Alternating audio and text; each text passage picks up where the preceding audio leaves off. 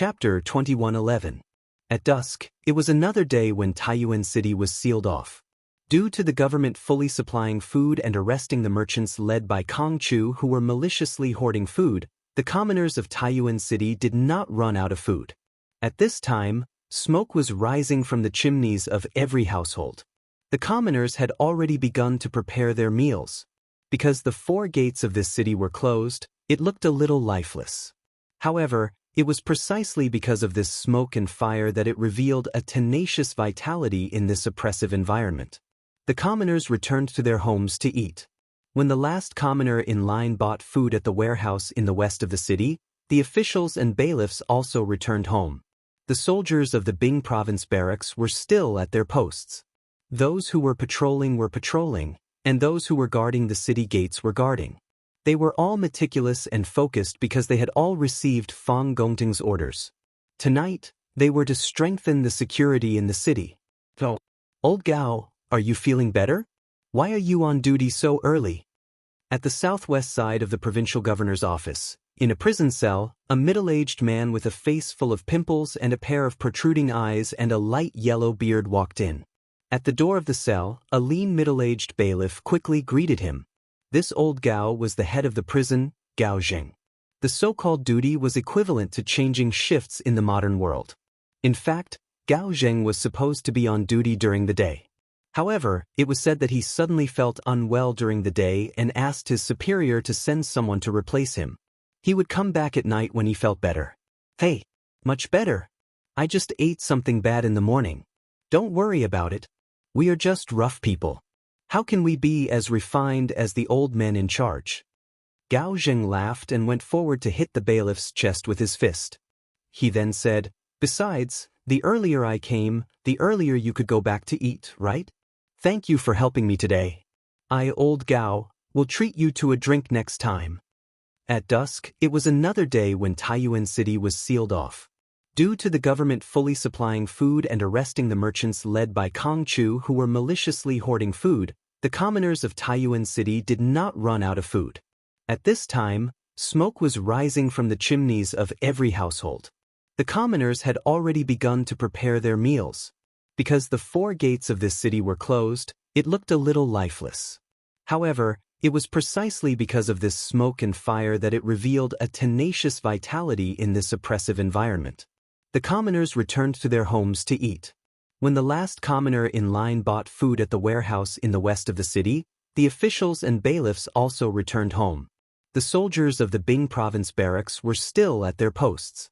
Those who were patrolling, and those who were guarding the city gates were guarding. They were all meticulous and focused because they had all received Fang Gongting's orders.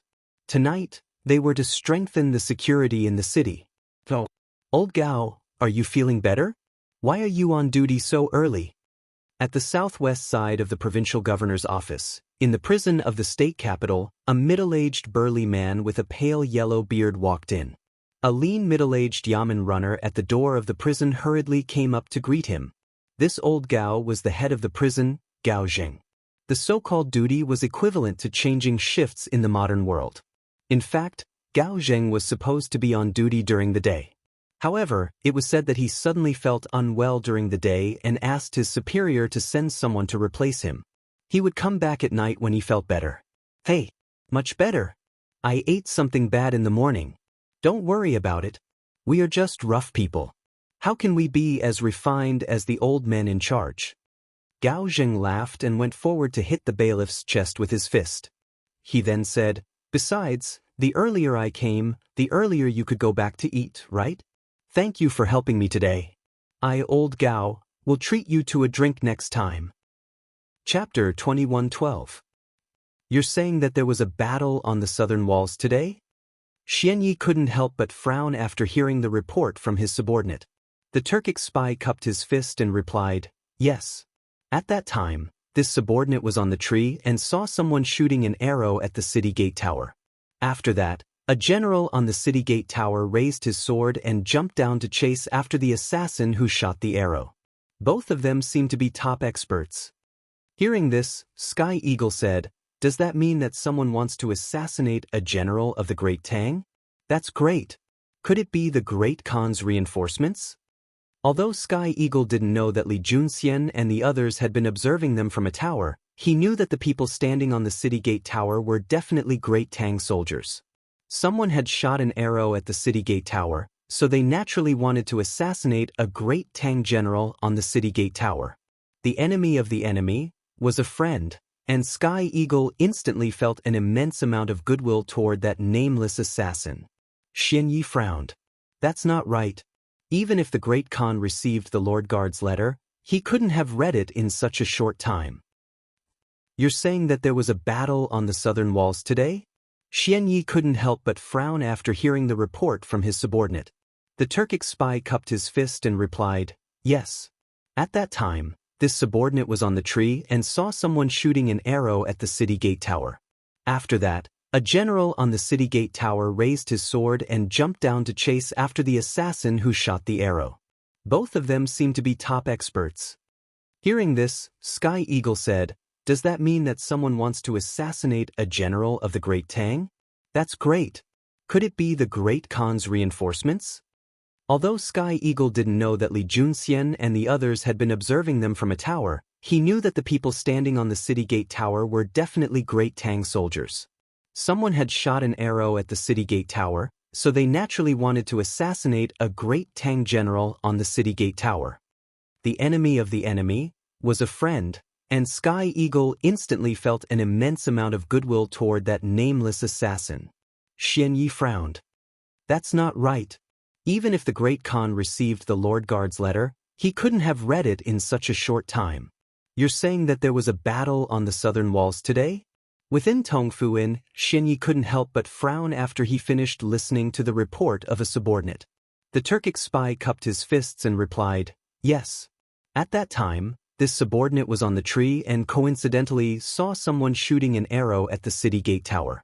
After that, a general on the city gate tower raised his sword and jumped down from the sky, chasing after the assassin who shot the arrow. Both of them seemed to be top experts. Sky Eagle said, does that mean that someone is trying to assassinate a general of the Great Tang? This is great. Could it be the Great Khan's reinforcements?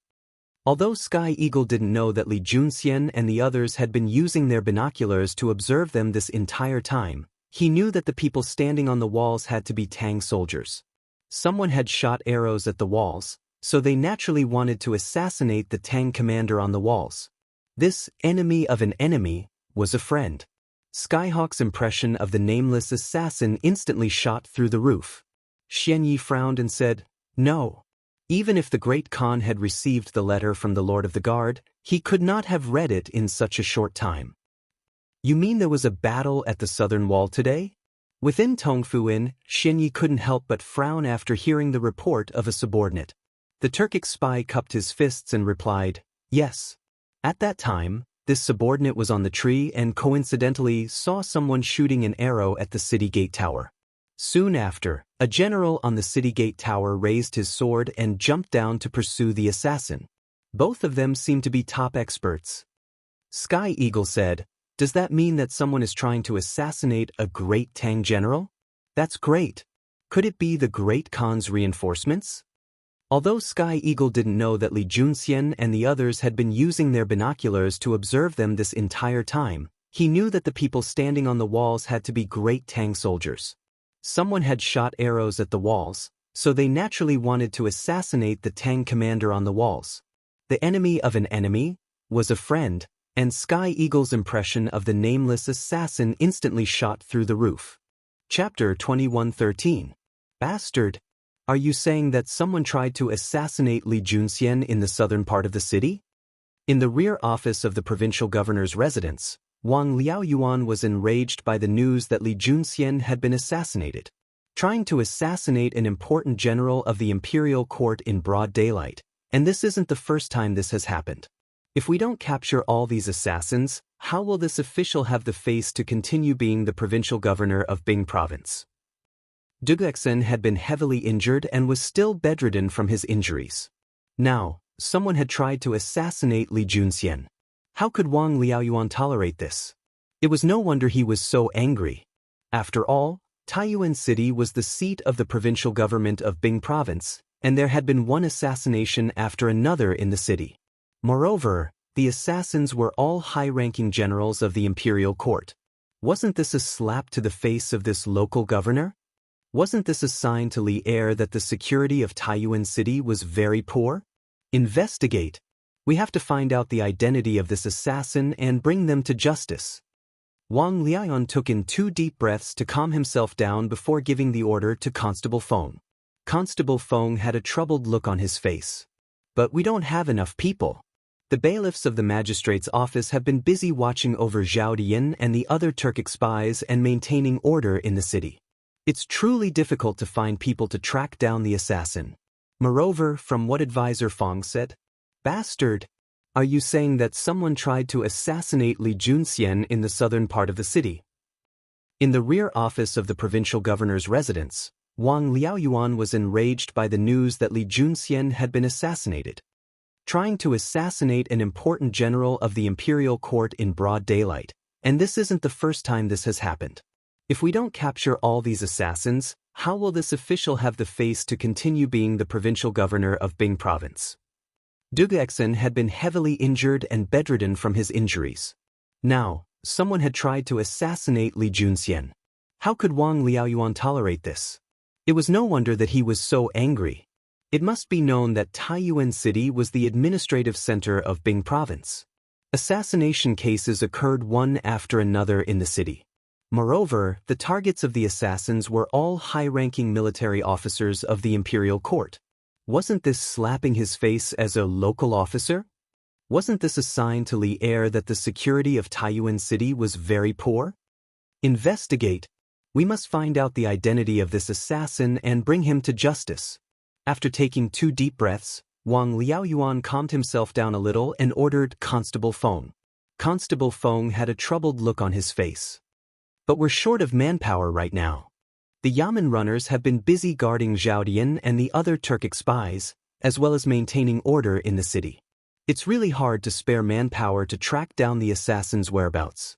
Moreover, according to Adjunct Feng, "Bastard, are you saying that someone tried to assassinate Li Junxian in the southern part of the city?" In the rear office of the provincial governor's residence, Wang Liaoyuan was enraged by the news that Li Junxian had been assassinated. Assassinating an important general of the imperial court in broad daylight, and this isn't the first time such a thing has happened recently. If we don't capture all of these assassins, how can this official continue to be the provincial governor of Bing province? Du Guixin had been heavily injured and bedridden from his injuries. Now, someone had tried to assassinate Li Junxian. How could Wang Liaoyuan tolerate this? It was no wonder that he was so angry. It must be known that Taiyuan City was the administrative center of Bing province. Assassination cases occurred one after another in the city. Moreover, the targets of the assassins were all high-ranking military officers of the imperial court. Wasn't this slapping his face as a local officer? Wasn't this a sign to Li Er that the security of Taiyuan City was very poor? Chapter 21:14. Boss Gao, the moon is out. What should we do now? After sending off Constable Feng, Gao Zheng returned to his cell. A prison guard approached him and asked carefully. Gao Zheng was troubled by this matter. He frowned and said unhappily, "What should we do? What else can we do? Follow the original plan. Now that things have come to this, we have no way out." According to the original plan, Gao Zhengben planned to secretly move Zhao Dian out of the cell under the cover of the night and have Bing province barracks commanders Wagongquan secretly send him away. But now that the moon was out and the moonlight was very bright, it undoubtedly added a lot of difficulty to their rescue plan. Although Shenzhan had bribed a portion of the prison guards and Bing province barrack soldiers, most of the guards around the cell were still loyal to the imperial court. If Gao Zheng wanted to save Zhao Dian, he had to find a way to hide it. But the prison guard wanted to say something, but Gao Zheng interrupted. "No buts? How about this? You go and prepare some." Gao Zheng suddenly thought of an idea. He gestured for the prison guard to come closer and whispered the plan. The prison guard nodded and said, "Yes, I'll do it now." "Brothers, you've worked hard guarding the cell. This is the supper that Boss Gao prepared for everyone. After eating, keep your spirits up and guard the prisoner well."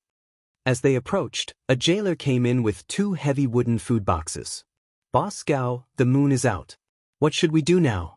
After sending off Constable Feng, Gao Zheng returned to his cell. A prison guard approached him and asked carefully. Gao Zheng was troubled by this matter. He frowned and said unhappily, "What should we do? What else can we do? Follow the original plan. Now that things have come to this, we have no way out." According to the original plan, Gao Zhengben planned to secretly move Zhao Dian out of the cell under the cover of the night and have Bing Province Barracks commanders Wagongquan secretly send him away. But now that the moon was out and the moonlight was very bright, it undoubtedly added a lot of difficulty to their rescue plan. Although Shenzhan had bribed a portion of the prison guards and Bing Province Barracks soldiers, most of the guards around the cell were still loyal to the imperial court. If Gao Zheng wanted to save Zhao Dian, he had to find a way to hide it. But, just as the prison guard was about to say something, Gao Zheng cut him off. "There are no buts. How about this? Prepare some." Gao Zheng suddenly thought of an idea. He motioned for the prison guard to come closer and whispered the plan to him. The prison guard nodded repeatedly and said, "Yes. I'll do it right away. Come. It's been hard on our brothers to guard the prison. This is the supper that Boss Gao prepared for everyone. After eating, keep your spirits up and guard the prisoner well." As they approached, a jailer came in with 2 heavy wooden food boxes. "Boss Gao, the moon is out. What should we do now?" After sending off Constable Feng, Gao Zheng returned to his cell. A prison guard approached him and asked cautiously. Gao Zheng was troubled by this matter. He frowned and said unhappily, "What should we do?" What else could he do? Stick to the original plan. Now that things have come to this, we have no way out. According to the original plan, Gao Zhengben planned to take advantage of the night to secretly transfer Zhao Dian out of the cell and...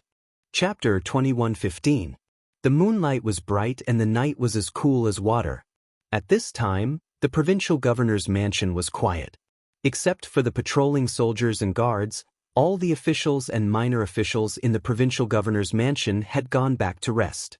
Gao Zheng brought the disguised Zhao Dian and his 2 subordinates to the back door of the provincial governor's mansion in a hurry.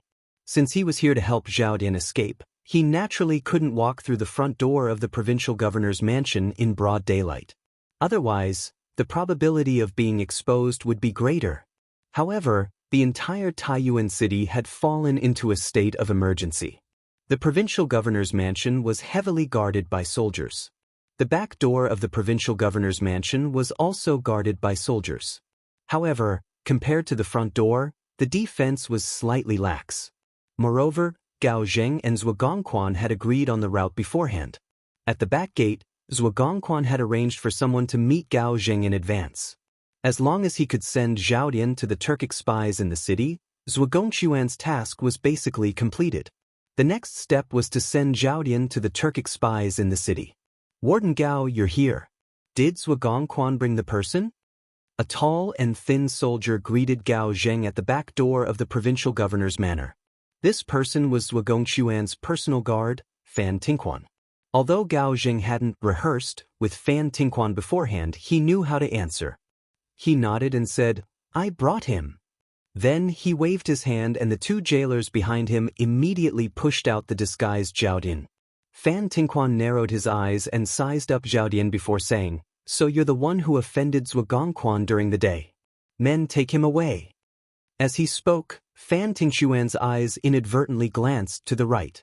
Gao Zheng followed Fan Tingquan's gaze and saw 4 bailiffs from the provincial governor's manor standing outside the back door. He couldn't help but understand that Fan Tingquan was putting on a show for the bailiffs of the provincial governor's manor.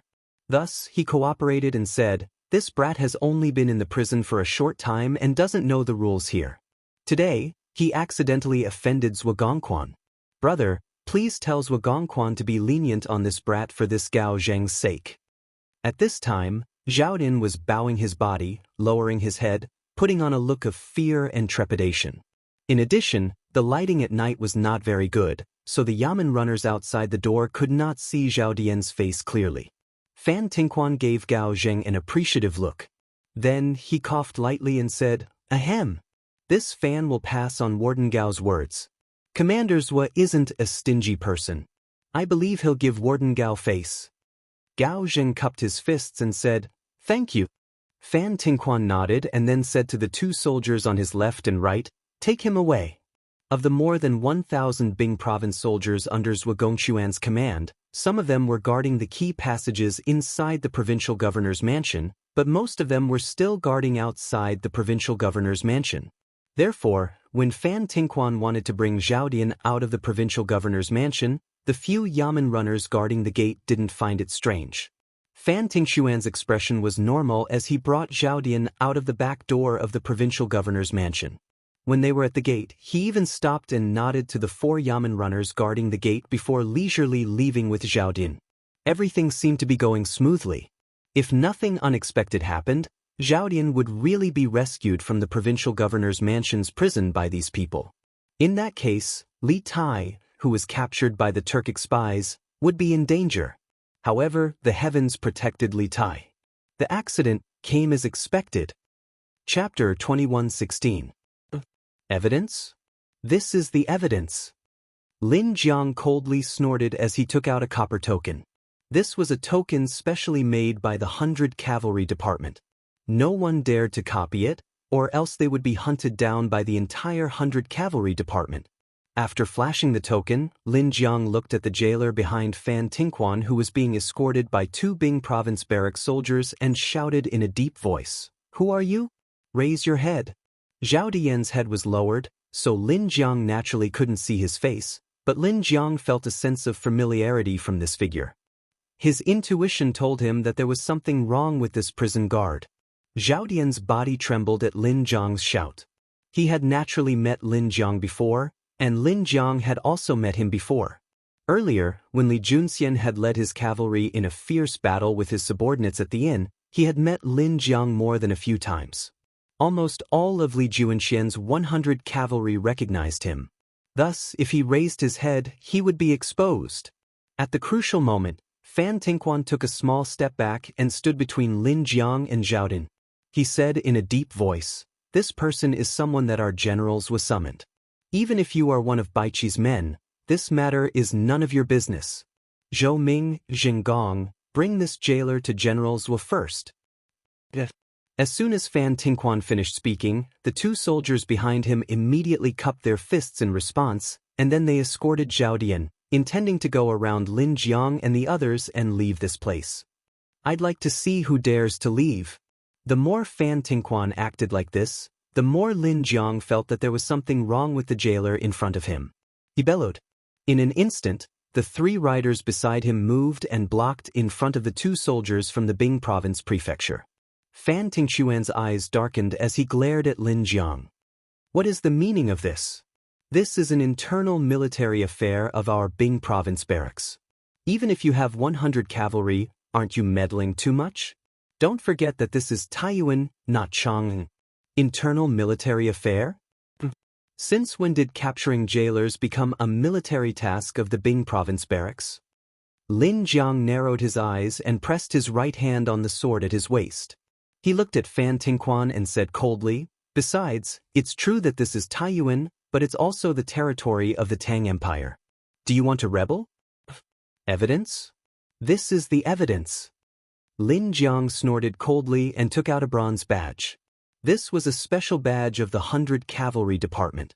No one dared to copy it, or else they would be hunted down by the entire 100 Cavalry Department. After flashing the token, Lin Jiang looked at the jailer behind Fan Tingquan who was being escorted by the 2 Bing province barracks soldiers. "Who are you? Raise your head." Zhao Dian's head was lowered, so Lin Jiang naturally couldn't see his face. But Lin Jiang felt a sense of familiarity from this figure. His intuition told him that there was something wrong with this jailer. Zhao Dian trembled at Lin Jiang's shout.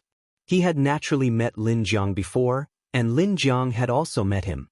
Earlier, when Li Junxian had led his cavalry to fight with his subordinates at the inn, he had met Lin Jiang several times. Almost all of Li Junxian's 100 cavalry recognized him. Thus, if he raised his head, he would be exposed. At the critical moment, Fan Tingquan took a small step back and stood between Lin Jiang and Zhao Dian. He said in a deep voice, This person was summoned by our General Zhua.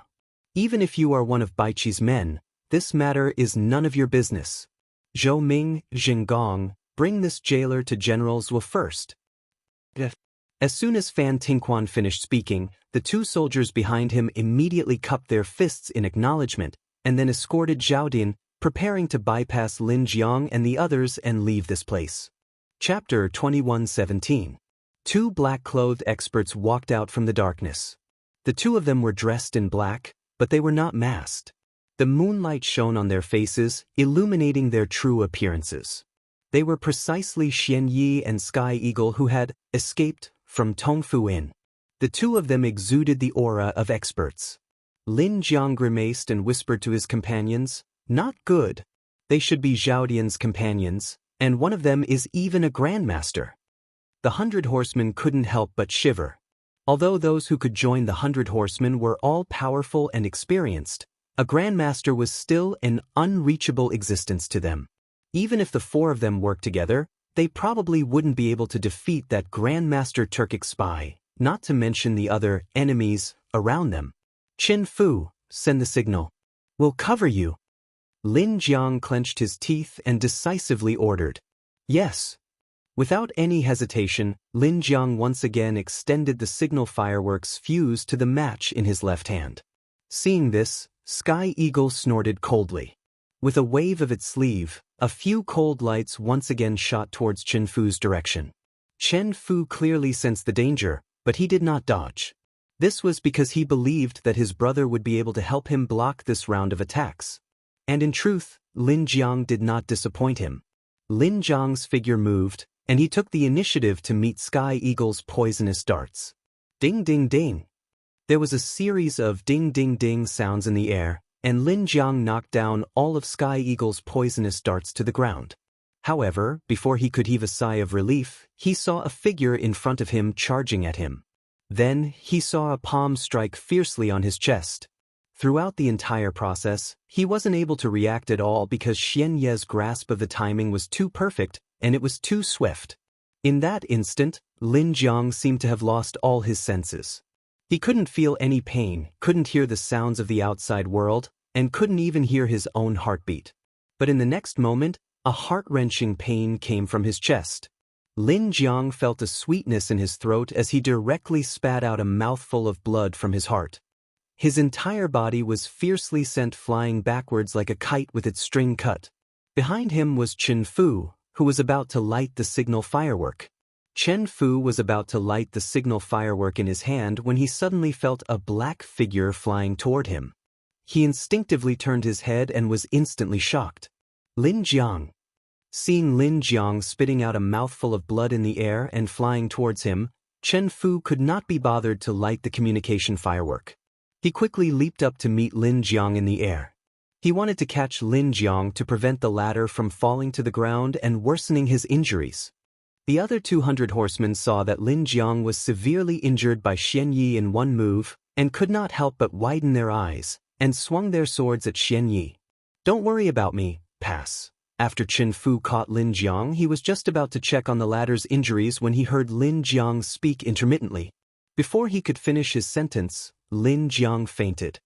Lin, wake up." Seeing that Lin Jiang's injuries were so serious, Qin Fu could not help but feel grief and anger. Although Lin Jiang did not finish his words, he understood that Lin Jiang wanted him to ignore him and send a message to Zhao Kong, who was guarding the provincial governor's mansion's main entrance. He looked up and saw that his other two comrades were fighting with Xian Yi and Skyhawk, and they were obviously at a disadvantage. Qin Fu knew that now was not the time to be sad. He put Lin Jiang down and picked up the signal firework and lighter from the ground. This time, he had to light the signal firework no matter what. On the other side, Xian Yi and Skyhawk noticed Qin Fu's actions and quickly increased the speed of their attacks. They wanted to cut the Gordian knot and quickly get rid of the 200 horsemen in front of them. However, the 200 horsemen in front of them did not seem to care about their lives at all. They were completely determined to hold them back even if they had to die. Even though they were injured in many places, they still stood firmly in front of Qin Fu. Bang, bang. In the end, the impatient Xianyi and Skyhawk used all their strength and slapped the 200 horsemen in the chest. The two of them instantly flew out like Lin Jiang. They were still in the air, but they still had one arm extended forward. This was because they wanted to grab the enemy's arm before they passed out from their injuries to buy more time for their comrades. However, Xianyi and Skyhawk were too ruthless. They flew out too quickly and did not have time to grab Xianyi and Skyhawk's arms. Sizzles. The two riders sacrificed their lives to buy some time for Chen Fu. Finally, Chen Fu was able to ignite the signal firework. At this moment, Chen Fu saw that his two remaining comrades had also fallen. Chen Fu's eyes widened in anger. Chong Sheng, Chu Chong, bam, bang, bam. Almost at the same time, the signal firework exploded in the air. The 200 horsemen, Chong Sheng and Chu Chong, also landed heavily on the ground. No one knew whether they were dead or alive. Damn it! Skyhawk's face was ashen when he saw the bright firework in the night sky. After cursing under his breath, he said to Xianyi, "We have to end this quickly. I'll go and kill this troublesome 100 horsemen. You take Captain Wei back to the inn. Otherwise, we won't be able to leave when the government army comes and surround us." With that, he did not care whether Xianyi agreed or not and dashed toward Chen Fu's direction. On the other hand, Zhao Dian had taken advantage of the time when Lin Zhang's group was fighting with Xianyi and Sky Eagle to quietly retreat towards Fan Tingxuan's side. It wasn't that he didn't want to go to Xianyi and Sky Eagle's side, but that he was too far away from them. If he really ran in that direction, Chen Fu and the rest would definitely notice. Meanwhile, Fan Tingquan and the rest were relatively closer to him now. "Brothers, go. Capture this fellow who impersonated the 100 horsemen." The battle just now had started too suddenly. Coupled with the fact that Xianyi and Skyhawk's identities were unknown, Fan Tingquan and the rest actually did not react for a while. Now that Fan Tingquan finally came back to his senses, he roared and led his men toward Chen Fu. Seeing that 3 of his comrades had been severely injured in the blink of an eye and their fates were unknown, the only thing Chen Fu wanted to do now was to fight Skyhawk and Xianyi with his sword and avenge his brothers. However, he knew that he could not do that because he had a more important mission now, and that was to stall for time and stop Xianyi and Skyhawk from rescuing Zhao Dian. Therefore, Chen Fu made a prompt decision. Instead of advancing, he retreated and caught up with Zhao Dian, who was trying to escape. He placed his sword on the latter's neck and shouted at Xianyi, Skyhawk, Fan Tingquan, and the rest. "Don't move. Whoever dares to take another step forward, I'll kill him." Taking hostages, stalling for time, and waiting for reinforcements to arrive. This was the only thing Chen Fu could do now. Chapter 21:18. The situation had suddenly changed. Xianyi and Tianning had the upper hand a moment ago, but Chen Fu had suddenly kidnapped Zhao Dian, who had yet to escape from the battle, causing Xianyi and Tianning to instantly fall into a dilemma. If they made a move, Chen Fu would attack Zhao Dian. Zhao Dian did not know any martial arts, so Chen Fu could do whatever he wanted to him. However, if they did not make a move, Chen Fu had already lit the signal flare. It would not be long before a large number of soldiers rushed over. At that time, not only would they not be able to save Zhao Dian, but they would also probably lose their lives. "Idiot! Don't listen to him. Just kill him. He doesn't dare to hurt me." The situation fell into a temporary stalemate. At this moment, Zhao Dian, who had been silent all this while, angrily rebuked Xianyi and Tianning. He naturally had confidence in his words. Although Xianyi and Tianning had rushed over to save him, Li Tai was still under the control of his subordinates. As a member of the 100 Cavalry, Chen Fu was naturally loyal to the Great Tang Imperial Court. In this way, Chen Fu could not really kill or injure him. Because once he died, Li Tai, who was kidnapped in Tongfuin, would also die. Chen Fu would definitely not dare to treat Li Tai's life as a joke. Xianyi and Tianning quickly understood when they heard this. The two of them looked at each other and prepared to attack Chen Fu. Chen Fu, who was exposed by Zhao Dian, could not help but panic in his heart at this moment. He indeed did not dare to really kill Zhao Dian. The reason he said this was only to scare Xianyi and Sky Eagle so that he could delay as much time as possible. Seeing the killing intent in Xianyi and Tianying's eyes, Chen Fu hurriedly pressed the sharp sword in his hand against Zhao Dian's neck and sternly said, "All of you stop. Do you really think that I don't dare to kill him? Then you can try taking another step forward." Chen Fu's eyes widened. His expression was agitated and almost deranged, as if he could really slit Zhao Dian's throat at any time. The cold touch and the pain from his neck caused Zhao Dian to panic, but he believed in his judgment. Thus, he roared at the hesitant Xianyi and Tiani. "Quick! Kill him quickly! He doesn't dare to hurt me! Shut up!" When he saw Zhao Dian inciting Xianyi and Heavenly Eagle to attack time and time again, Chen Fu could not help but be enraged. He smashed the hilt of his sword into Zhao Dian's back. The latter grunted and fainted. Actually, at this time, he and Zhao Dian were both betting. He was betting that Xianyi and Sky Eagle wouldn't dare to make a move because they were worried about Zhao Dian's safety, while Zhao Dian was betting that Chen Fu wouldn't dare to really hurt Li Tai because he was worried about his safety. What Chen Fu had to do right now was to pretend to be vicious and nonchalant so that Xianyi and Sky Eagle would be wary and not dare to attack. This way, even if Xianyi and Sky Eagle managed to escape in the end, Zhao Dian would not be able to escape. The situation between the authorities and the Turk spies would not change.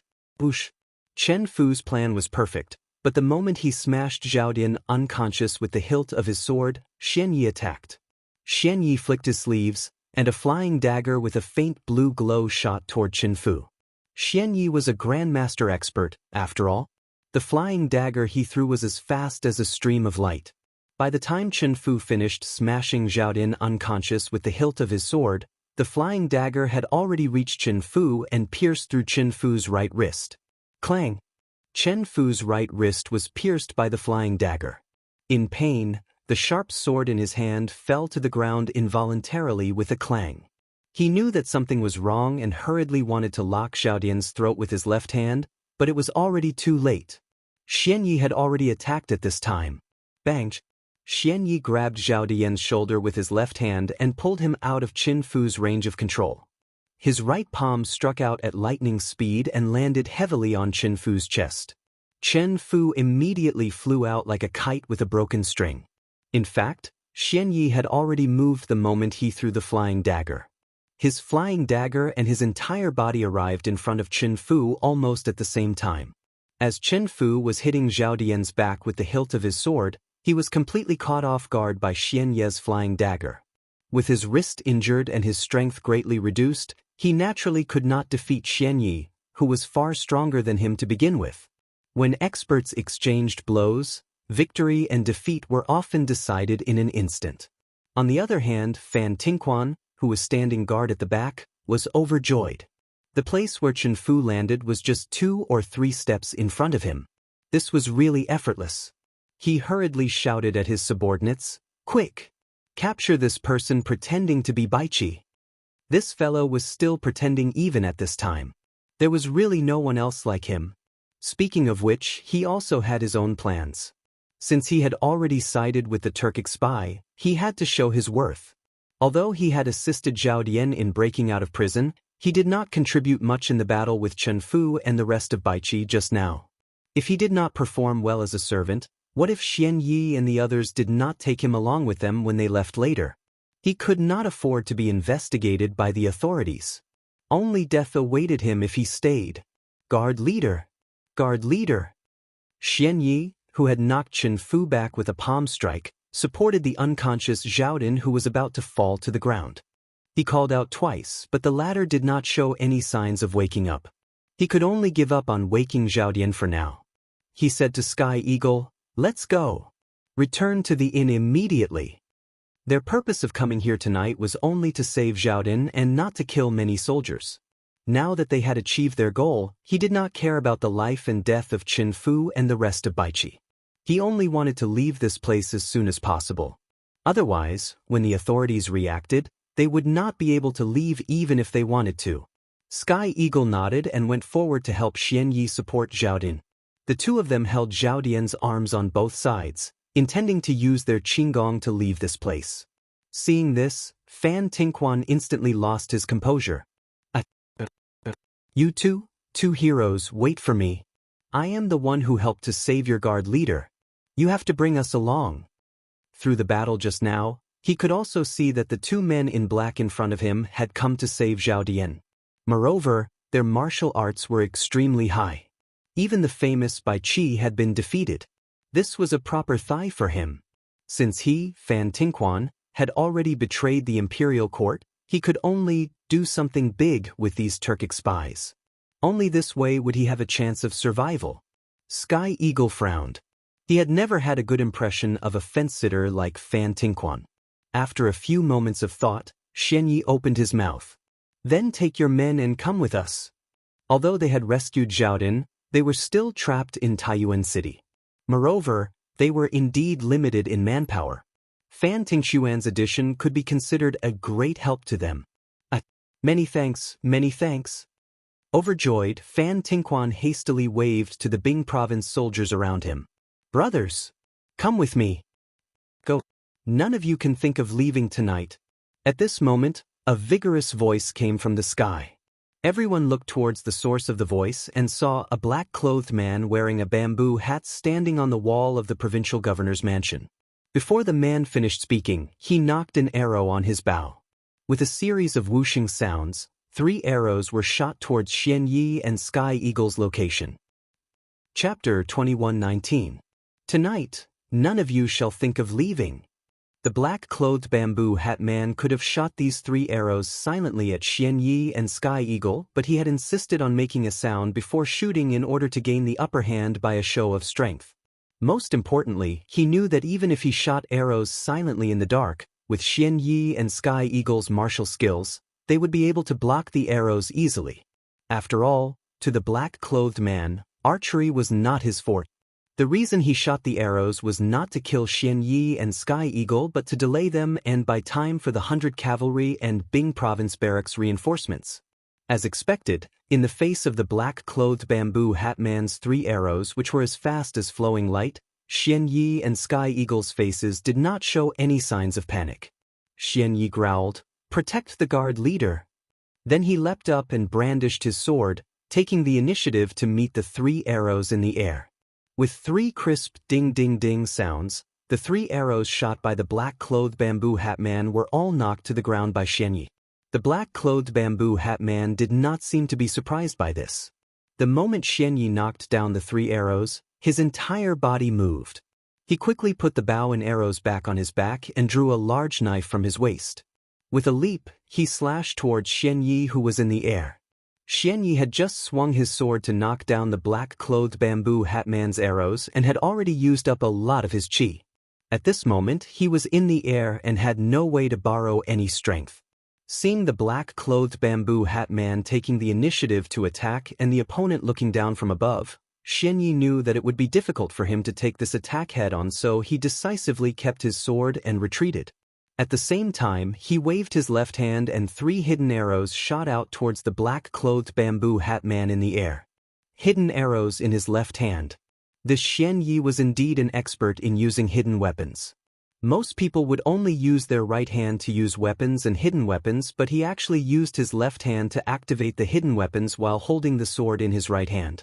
Moreover, the speed and accuracy of the hidden weapons activated by his left hand were exactly the same as the hidden weapons activated by his right hand. Hidden weapons? The black-clothed bamboo hat man saw Xianyi use the hidden arrows in his left hand and snorted coldly. He waved the steel knife in his hand twice and with a few ding-ding-ding sounds, the 3 hidden arrows were sent flying.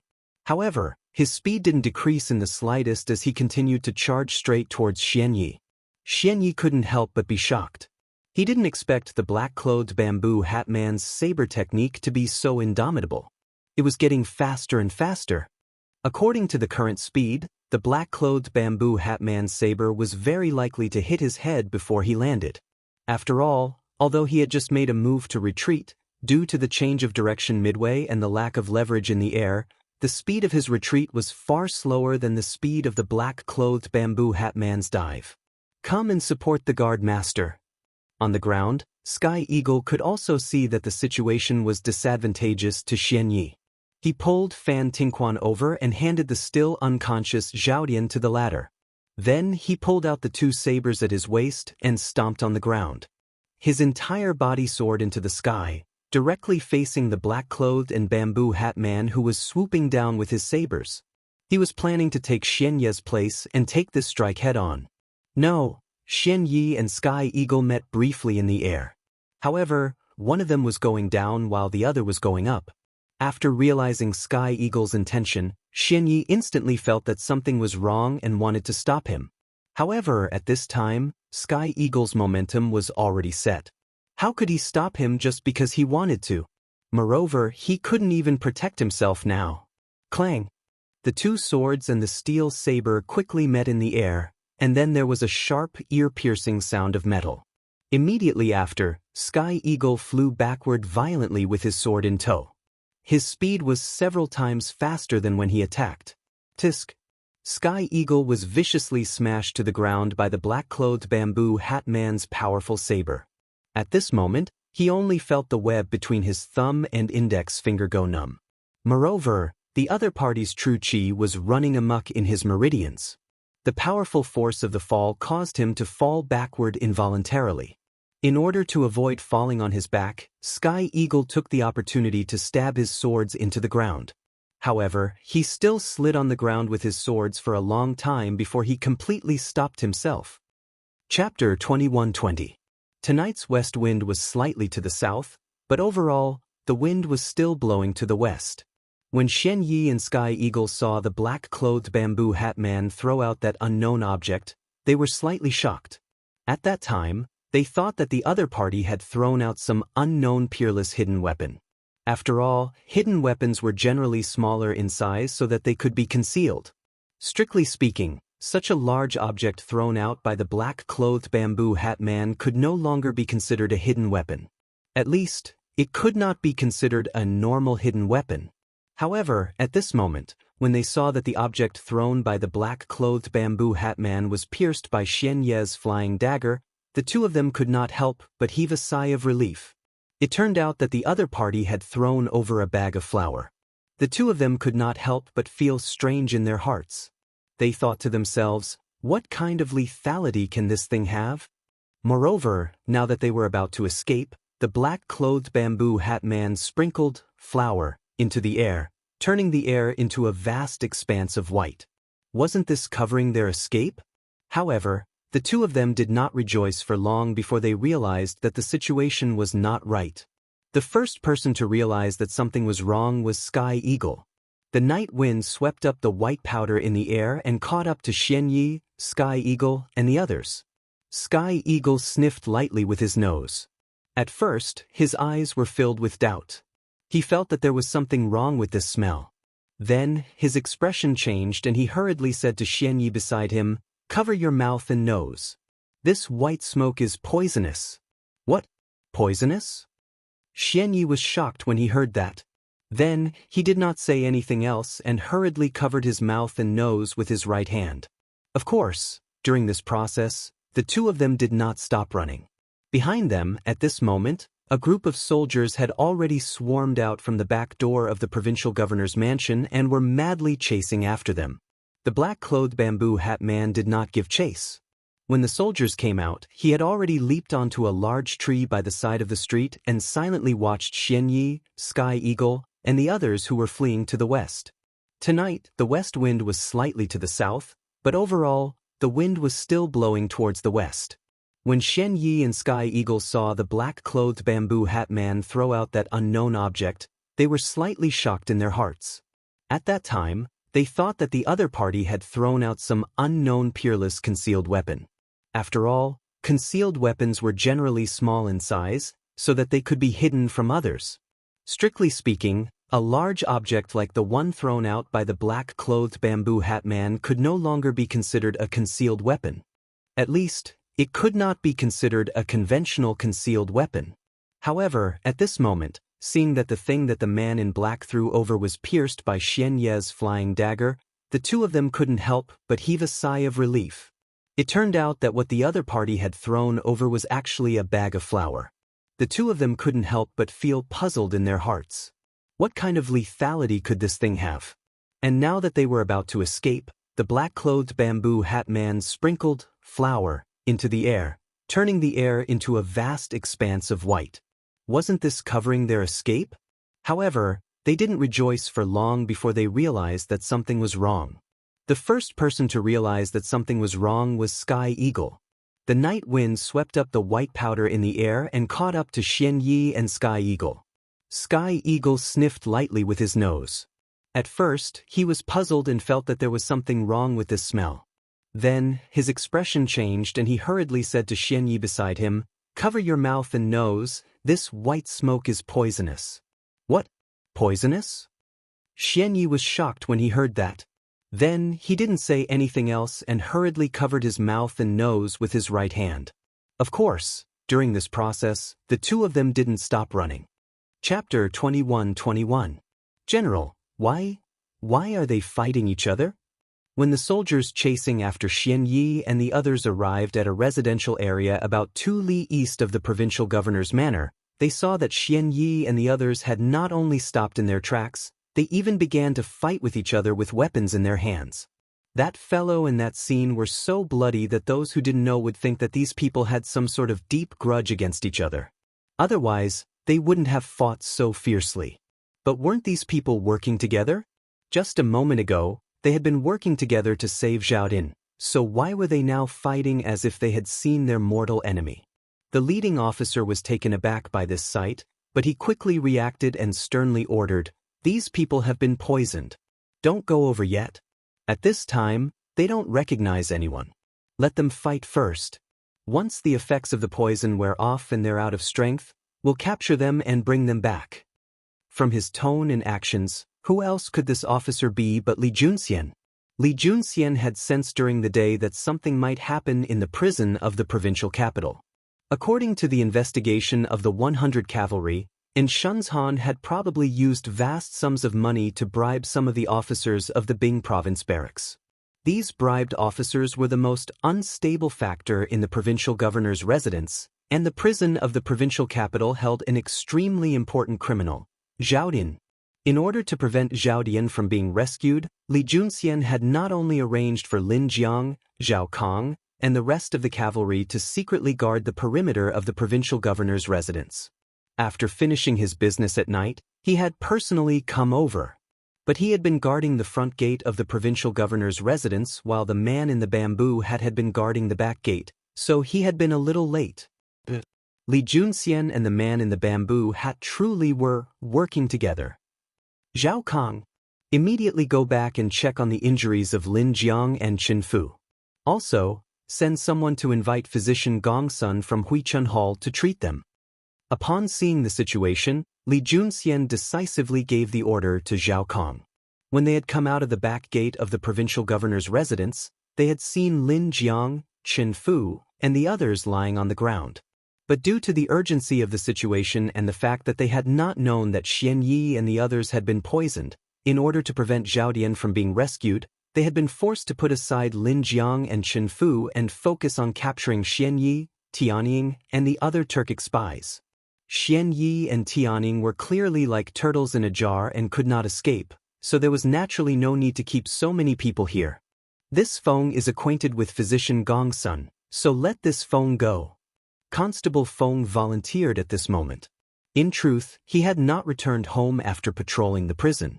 In order to prevent any accidents from occurring in the prison, Constable Feng had been staying in an unused room in the provincial governor's residence. About 7 minutes ago, Lin Jiang and the others had run into Fan Tingquan, Xianyi, and Tianying at the back gate of the provincial governor's residence.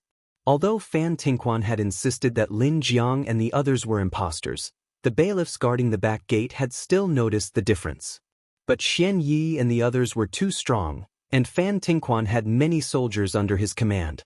It was clear that the enemy was strong and they were outnumbered, so the bailiffs had not dared to fight. Instead, they had snuck into the provincial governor's residence to report to Constable Feng. When Constable Feng heard the news, he immediately gathered all the bailiffs in the provincial governor's manor and rushed to the back door of the provincial governor's manor. Not long after they moved, they saw a bright firework rising in the sky above the back door. Constable Feng knew that the situation there must have reached an extremely urgent state. He hurriedly ordered all the bailiffs to speed up and rush there. Just as he was about to reach the back gate, Constable Feng heard a gust of wind behind him. Turning around, he saw several figures using lightness arts to rush over. Constable Feng thought that they were Turkic spies and was just about to draw his saber to stop them when he saw the face of their leader. It was none other than Li Junxian. Thus, the two groups had converged and rushed out of the back gate of the provincial governor's residence, resulting in this scene. Chapter 21-22. Li Junxian paid no attention to the confused Zhao Din. His eyes were fixed on Xianyi, Tianning, and Fan Tingquan, who were fighting with each other. The situation on the battlefield could not be said to be not tragic. Almost everyone in the circle of battle was injured. Not to mention Zhao Din, who did not know why Xianyi and the others were fighting. Even the 100 cavalry and provincial government bailiffs present did not understand. Everyone in the battle circle was like a lone wolf that had gone mad. They had no camp, no teammates, only enemies in their eyes. They killed and beat anyone they saw. Therefore, the scene was extremely chaotic and tragic. Although Li Junxian was a powerful martial artist and had many soldiers under his command, he did not dare to recklessly enter this chaotic battlefield, nor did he dare to let his soldiers take the risk. Xianyi, Tianning, and Fan Tingquan were clearly in a frenzy. If he recklessly entered, they might launch a group attack. This would only cause unnecessary losses to the soldiers. In Li Junxian's view, Xianyi and the others had been completely surrounded, and as time passed, more and more soldiers would arrive. Meanwhile, Xianyi and the others would be more and more exhausted from their fighting. By the time Xianyi and the others woke up, they would be turtles in a jar with nowhere to run. If any of these people were injured or killed in the battle, they could only blame their bad luck. In any case, the only person of true value to the government was Zhao Din.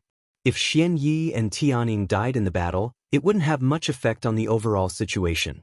As for Fan Tingquan and the other soldiers of the Bing province barracks who had helped Zhao Din escape, they were traitors and had committed unforgivable crimes. There was nothing to pity about if they died here. Thus, Li Junxian would rather sit on the mountain and watch the tigers fight than put his own men in danger. He would wait for the effects of the medicine to wear off before ordering his men to capture all the survivors. He did not have to wait for long. After about half a cup of tea's time, Xianyi, who was injured all over his body, finally woke up. Li Junxian paid no attention to the confused Zhao Din. His eyes were focused on the battle between Xianyi, Tianning, and Fan Tingquan. The situation on the battlefield could not be described as not tragic. Almost everyone in the circle of battle was injured. Not to mention Zhao Dian, who did not know why Xianyi and the others were fighting each other. The 100 cavalrymen and the provincial government bailiffs also did not understand. Everyone in the battle circle was like a lone wolf that had gone mad. They had no camp, no teammates, only enemies in their eyes. They killed and beat anyone they saw. Therefore, the scene was extremely chaotic and tragic. Li Junxian was a powerful martial artist and had many soldiers under his command, but he did not dare to recklessly enter this chaotic battlefield, nor did he dare to have his soldiers take the risk. Xianyi, Tianning, and Fan Tingquan were clearly in a frenzy. If he entered as a matter of course, they might not. That would only cause unnecessary losses to the soldiers. In Li Junxian's view, his men had already surrounded Xianyi and the others, and as time passed, more and more soldiers would arrive. Meanwhile, Xianyi and the others would be more and more exhausted. Once Xianyi and the others woke up, they would be turtles in a jar with nowhere to run. Chapter 21-23. He thought back to how smug he had been before coming to the provincial governor's residence. At the time, he had believed that with the prison guards and the soldiers of the Bing province barracks acting as spies, their plan to rescue Zhao Dian would be foolproof. But who would have thought that not only would they fail to save Zhao Dian, they would even end up losing their lives. This was truly a case of trying to steal a chicken and coming home shorn, losing the wife and the soldiers. How had this foolproof plan ended up in such a state? A figure emerged in Heavenly Eagle's mind, a man dressed in black and wearing a bamboo hat. It was that man who had ruined their plan. If not for that man, they would have already brought Zhao Dian back to the inn. How could they have ended up fighting amongst themselves and being surrounded? Heavenly Eagle couldn't help but gnash his teeth in hatred. At the same time, he began to search the crowd for that bamboo hat man, but he couldn't find him. He couldn't help but be confused. This man wasn't from the government? Then why had he stopped them at the back gate of the provincial governor's residence? You're the bailiffs of the provincial governor's residence, right? What are you standing around for? Don't you see that these Turkic spies want to break out of the prison? Why aren't you coming with us to capture the spies? In the midst of this silent standoff, one of the clowns suddenly shouted at Li Juanxian's group. Speaking of which, this guy was really lucky. Just now, this group of people had been fighting so fiercely that even Xian Yi, a grandmaster expert, had been stabbed several times. However, this guy, who had not even reached the Qi transformation realm, had actually survived such a fierce battle. It could be considered a miracle. As for the soldiers Fan Tingquan had brought with him, they had been cut down long ago, their fates unknown. As for who had cut them down, Fan Tingquan himself had no idea, but Li Junxian and the other spectators had seen everything clearly. Of course, these minor details were no longer important. To Fan Tingquan, the most important thing now was to find a way to wash off the suspicion on him. When he saw that the people around him were all bailiffs from the state capital, he knew that something bad had happened. At this moment, he rolled his eyes and immediately came up with a plan. Thus, this guy actually started acting on the spot. But this fellow was underestimating Li Juanxian's intelligence and ability to gather information if he thought he could get away with it with just a few words. But how could Li Junxian be so easily fooled? Men, take them all down. Anyone who resists will be killed without mercy. Li Junxian indifferently glanced at Fan Tingquan as if he were looking at a clown. He didn't even want to say a single word to Fan Tingquan as he gave orders to his 100 cavalry and yamen runners. Moreover, as the commander of 100 cavalry and the chief executive of Taiyuan City, Li Junxian had many sources of information. How could he possibly be fooled by Fan Tingquan's clumsy lie? Not only did he want to capture Fan Tingquan, but he also wanted to capture the person behind Fan Tingquan. Yes.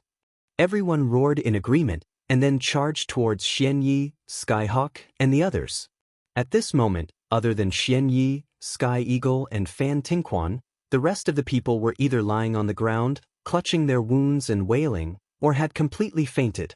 Facing so many soldiers, the heavily injured Xian Yi, Sky Eagle, and Fan Tingquan could not do anything at all. Moreover, there was a supreme expert like Li Junxian holding down the fort. What do you mean capture all of us? I'm a soldier under generals was command. Why are you capturing me? You're one of Constable Feng's subordinates, right? Have Constable Feng come over and see if he dares to touch me. If you capture me today, generals won't let you go. Fan Tingquan began to panic when he saw that Li Junxian had not recognized him as a comrade, and he began to yell. He had never seen Li Junxian before, and when he saw that Li Junxian was surrounded by soldiers from the provincial capital, he believed that Li Junxian was one of Constable Feng's little brothers, so he thought that he could get away with it. If he knew Li Junxian's true identity, he would not be so jumping. What's with all this nonsense? Behave yourself. Two soldiers held Fan Tingquan from the left and right, and one of them, upon seeing how noisy Fan Tingquan was, couldn't help but punch him. Fan Tingquan didn't know who Li Junxian was, but these two did. Let alone Zwagongquan, not even Fang Gongting of the Bing province barracks would dare to do anything to Li Junxian. Io! The bailiff's punch landed right on Fan Tingquan's wound. Fan Tingquan immediately screamed in pain and began to spit out, "Mother f***, you guys just wait and see. Once generals arrives, all of you will have to." The other soldier could no longer bear to listen and stuffed a coarse cloth he had picked up from somewhere into Fan Tingquan's mouth. The street finally fell silent. As for Xian Yi and Tianing, they saw that the soldiers were pressing down on them. The two of them took up their weapons, wariness on their faces. It appeared that they still wanted to put up a final resistance. But just when they were preparing to circulate their energy, they realized that they couldn't circulate their true energy. At the same time, their limbs felt powerless. Let alone attack. They found it difficult to even lift their swords. The two of them glanced at each other and guessed that this was probably the aftereffects of being poisoned. They knew that they were done for and could only sit and wait for death. Li Junxian had been paying attention to Xianyi and Tianning this entire time. He was worried that the two of them would try to counterattack, so he had been on guard this entire time. But when he saw that their sword-wielding hands were trembling, he sighed in relief. He knew that the two of them were probably exhausted and powerless to resist. He couldn't help but inwardly sigh. This enchanting powder truly was frightening. Not only could it temporarily cause one to lose their mind, it could also drain one's true energy and exhaust one's strength. It was truly a divine tool for dealing with supreme experts like Xianyi. If not for this thing, Li Junxian would have had to expend a great deal of effort to capture Xianyi and Tianning, and there was a high chance that he wouldn't have been able to capture them. While Li Junxian was sighing to himself, Yenge and He Jian had already captured Xianyi and Tianning. The two strongest Turkic spies had fallen into the hands of the authorities. The entire process had gone surprisingly smoothly. Yenge, take these people to the prison of the provincial governor's residence. Have the injured treated first. Keep a tight watch on everyone else. Seeing that the situation was settled, Li Junxian ordered Yenge. This general will go. Yenge clasped his fists. Li Junxian continued, everyone else, follow this general to capture Zhuangquan. In truth, Li Junxian had received news that Zhuangquan had defected around 2 hours before the incident, so he hadn't believed Fan Tingxuan's nonsense. Yes. Chapter 21-24. Why hasn't Fan Tingquan returned yet? Zhuangquan impatiently paced back and forth in a courtyard to the northwest of the provincial governor's residence, occasionally glancing outside as he softly muttered to himself. Fang Gongting had ordered a group of soldiers from the Bing province barracks to guard the provincial governor's residence and assist the Yamen runners in guarding the prison to prevent the Turkic spies from breaking into the prison. As the highest-ranking officer of this army, Zhuangquan naturally needed a place to handle official business and rest. This courtyard was not very large, but it was very close to the provincial governor's residence. It was the property of an official from the provincial governor's residence. With this emergency in Taiyuan City, this small courtyard had been given up to serve as Zhuangquan's temporary office near the provincial governor's residence. But the other soldiers of the Bing province barracks did not receive such a good treatment. They were still on night duty at the various intersections of the provincial governor's residence and around the prison cells.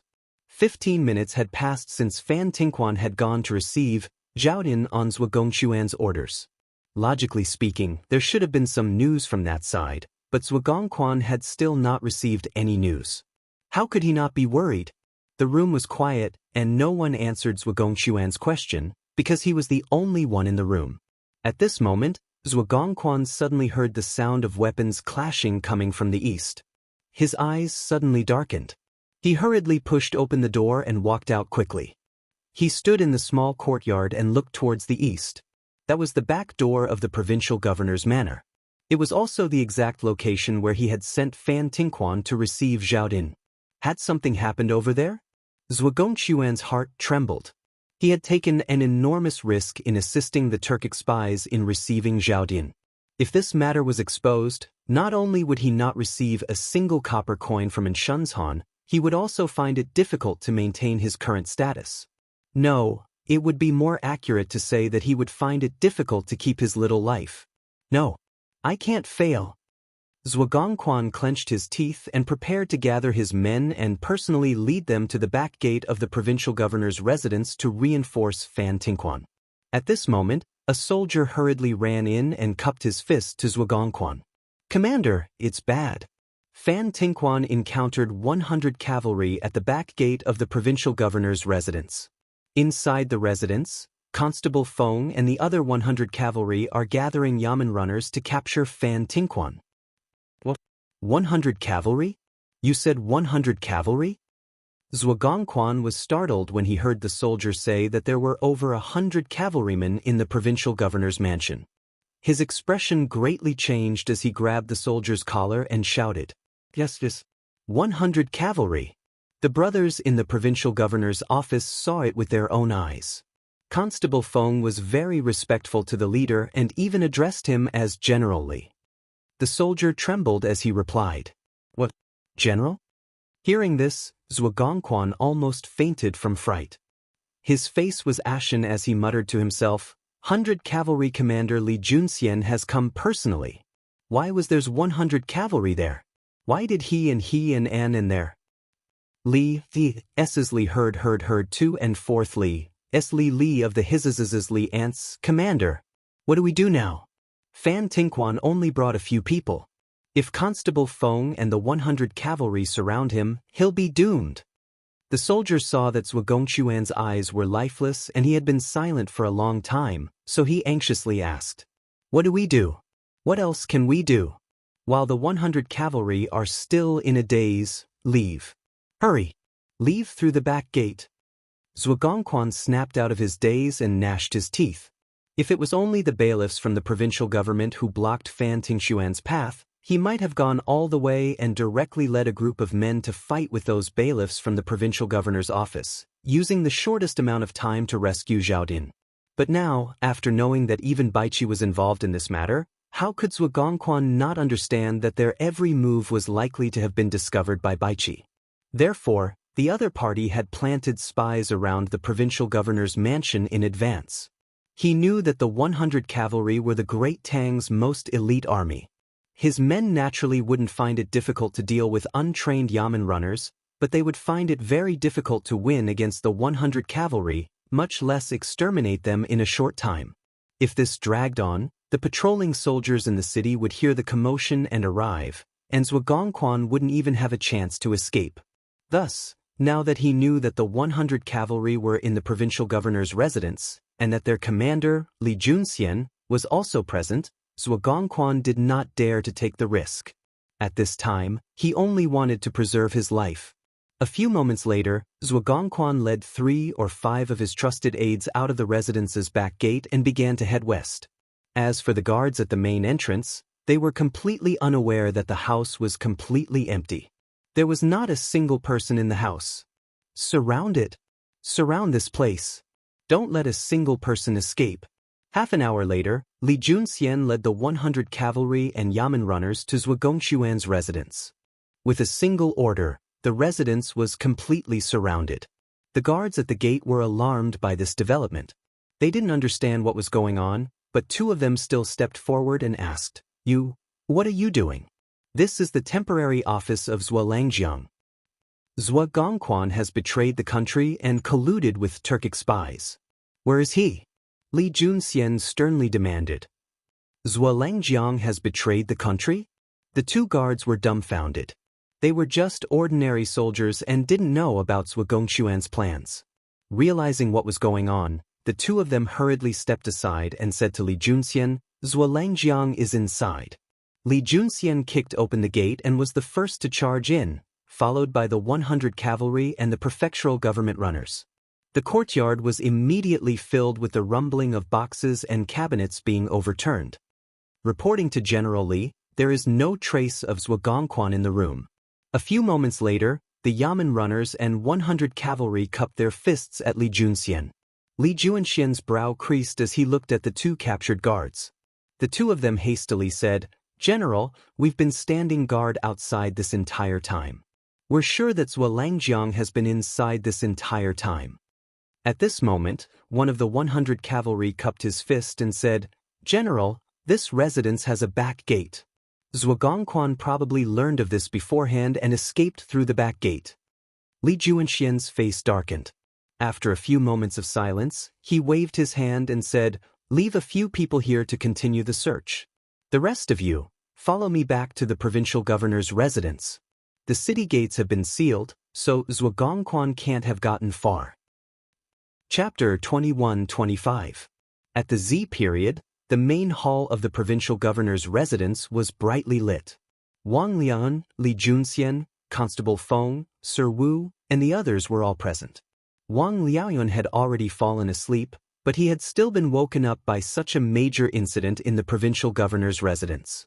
As for Iron Egg and Han Lijing, they had retreated from the southern gate tower to the relay station. There was some distance between the provincial governor's residence and the relay station. Although the commotion here had been great, the relay station might not have been able to hear it. Thus, Iron Egg and Han Lijing had not appeared in the main hall of the provincial governor's residence. Audacious! This Gao Zheng is truly audacious. He dared to collude with Turkic spies and help Xiaodin escape from prison. Where is he now? Bring him in. After Constable Feng gave Wang Liaoyuan a simple report of what had happened tonight, Wang Liaoyuan was instantly enraged and slapped the table. It was said that Xiaodin had been rescued from the prison of the provincial capital, and the person who had rescued him was the head of the prison. No matter how one looked at it, the provincial governor's residence should bear the primary responsibility. As the provincial governor of Bing province, Wang Liaoyuan naturally could not shirk his responsibility. If Xiaodian really managed to escape tonight, then his position as Bing province's provincial governor would probably come to an end. He might even lose his life because of this. Thus, how could Wang Liaoyuan not be furious? He even had the urge to skin Gao Zheng and the others alive. Replying to Milord, when this subordinate sent people to the prison, Gao Zheng's group had already disappeared. There were only several dozen jailers left, but they had already been drugged. Constable Feng clasped his fist and replied. In truth, Gao Zheng's group had escaped even earlier than Zhuangquan. After drugging the jailers and secretly releasing Xiaodian, Gao Zheng knew that he could no longer conceal this matter. In fact, the matter would be exposed before daybreak. Thus, after handing Xiaodian over to Fan Tingquan, he led his trusted subordinates over the walls of the provincial governor's residence and fled. At midnight, the main hall of the provincial governor's mansion was brightly lit. Wang Lin, Li Junxian, Constable Feng, Sir Wu, and the others were all in the hall. Wang Liaoyuan had been asleep some time ago, but he had still been woken up by such a major incident in the provincial governor's residence. As for Iron Egg and Han Lijing, they had retreated from the turret of the southern gate to the post house after nightfall. There was some distance between the provincial governor's residence and the post house, and while the commotion here was loud, the post house might not have been able to hear it. Thus, Iron Egg and Han Lijing had not appeared in the main hall of the provincial governor's residence. How dare you! This Gao Zheng was indeed extremely daring. Unexpectedly, he dared to collude with two Jua spies and assist Xiaodin in breaking out of prison. Where was this hut now? Bring him in. After Constable Feng gave Wang Liaoyuan a simple report of what had happened tonight, Wang Liaoyuan immediately flew into a rage and slammed the table. It was said that Xiaodin had been rescued from the prison of the provincial capital, and the person who had rescued him was the head of the prison. No matter how one looked at it, the provincial governor's residence should bear the primary responsibility. As the provincial governor of Bing province, Wang Liaoyuan naturally could not shirk his responsibility. If Xiaodian really managed to escape tonight, then his position as Bing province's provincial governor would probably come to an end. He might even lose his life because of this. Thus, how could Wang Liaoyuan not be enraged by this thought? He even had the urge to skin Gao Zheng and the others alive. Replying to Milord, when this subordinate sent people to the prison, Gao Zheng's group had already disappeared. There were only several dozen jailers left, but they had already been drugged. Constable Feng clasped his fist and replied. In truth, Gao Zheng's group had escaped even earlier than Zhuangquan. After drugging the jailers and secretly releasing Xiaodian, Gao Zheng knew that it would be impossible to conceal this matter, and that it would be exposed before daybreak. Thus, after handing Xiaodian over to Fan Tingquan, he led his trusted subordinates over the walls of the provincial governor's residence and fled. Chapter 21-26. Good. Very good. Just now, when I went to capture this hut, I found nothing. I didn't expect him to fall into Adjunct Feng's hands. As a result, all the spies who helped Xiaodian escape have been captured. As for those prison guards that escaped, they probably won't be able to cause much of a stir. Seeing that Fang Gongting had captured Zhuangquan's group, Li Junxian couldn't help but sigh in relief. In his view, compared to Gao Zheng and the other prison guards, Zhuangquan's subordinates from the Bing province barracks posed an even greater threat. The city gates were sealed and the headquarters of the Turkic spies, Tongfuin, was heavily guarded. Zhuangquan's group could neither escape the city nor meet up with the Turkic spies in Tongfuin, but this fellow was still a member of the army, and a middle-ranking officer at that. Given his influence in the army, there was no guarantee that he wouldn't be able to incite even more soldiers to defect. If this fellow managed to sneak into the inn and meet up with the Turkic spies would definitely become much stronger. Thus, Zhuangquan's escape had always been a major threat to the government. Li Junxian was naturally happy that Fang Gongting had been able to capture him in such a short time. I'm ashamed to say this, but this Fang didn't think that this fellow would side with the Turkic spies. In a little while, this general will interrogate him and capture all his accomplices in the army. It's about time that the discipline of the Bing province barracks was properly straightened out. Fang Gongting sternly glanced at Zhuangquan's group, and then he turned to Li Junxian and clasped his fist. What happened at the provincial governor's residence just now? This Fang saw someone light a messenger firework over here.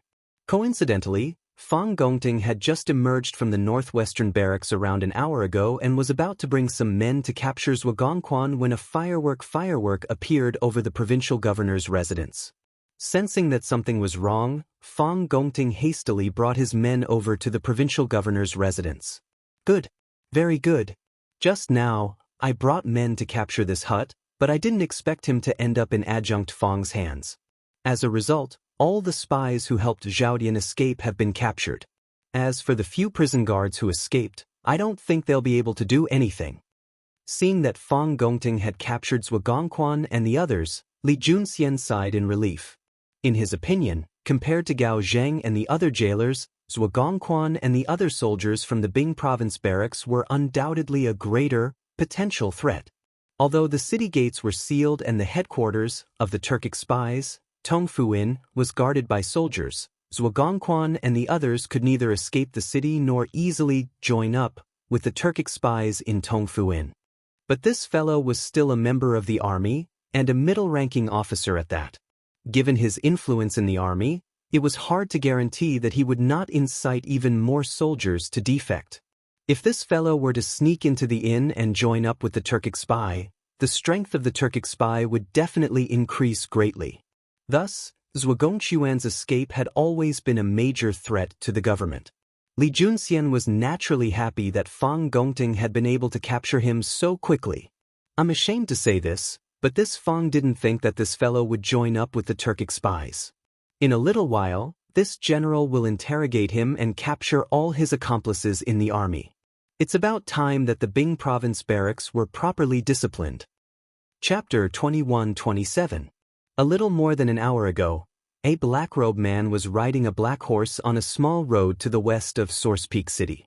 His speed was neither too fast nor too slow, and it seemed as if he trusted the reins of his horse. At this moment, in the dark night sky above Source Peak City, a bright flame suddenly bloomed. The black-robed man quickly reined in his horse and looked in the direction of Source Peak City. Fireworks? Did Zhao Dian move ahead of time? After looking to the east for a while, the black-robed man suddenly muttered to himself. His voice was extremely hoarse, like dry firewood, and it was extremely uncomfortable to listen to. Beneath the loose black robe was a face covered in terrifying scars. This was the Turkic state teacher who had fled the steppe and was heading south to the Central Plains. Wu Jie. No, it shouldn't be Zhao Dian. The imperial court soldiers have yet to arrive, and given his personality, he wouldn't act rashly. When he saw the flames rising from Source Peak City, Wu Jie subconsciously believed that Zhao Dian had taken action.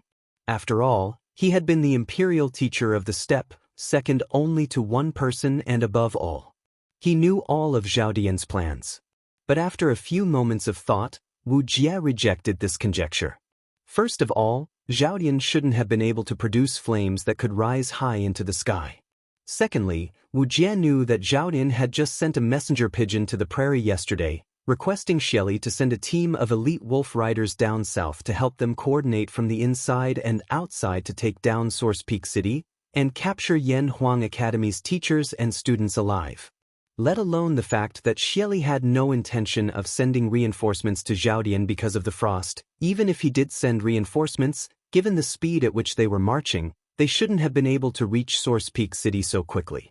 Thus, in this situation, Zhao Dian could not possibly mobilize such a large force. But Wu Jie had no idea that Zhao Dian had already become a prisoner of the Great Tang government, and that King Wei, Li Ku, had also fallen into the hands of the Turkic spies in the city. It wasn't that Wu Jie was too uninformed, but that the situation in Source Peak City was changing too quickly. Besides, the current him was no longer the Turkic state preceptor. In the land of the Great Tang, he was no different from a vagabond. Not only did he have no subordinates he could order around, he didn't even dare to stay in an inn at night.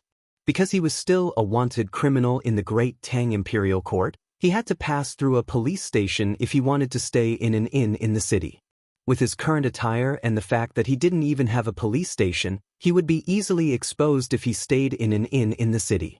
Therefore, Wu Jie had basically only taken small paths and rarely passed through towns or cities. As for how to solve the problem of food, this was not a problem for a great grandmaster expert like him. Casually catching a pheasant or wild rabbit would be enough for him to fill his stomach. Since it's not Zhao Dian's doing, then what's with the fireworks in Source Peak City? Could it be that the Taiyuan government is going to make a move tonight?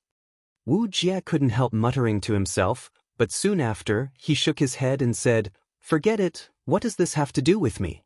Let's hurry along as quickly as possible." Wu Jie was well aware of his goal in fleeing the steppe and heading south to the Central Plains. He no longer cared about the struggle between the Turks and the Great Tang. He only wanted to find Li Yu and figure out his identity.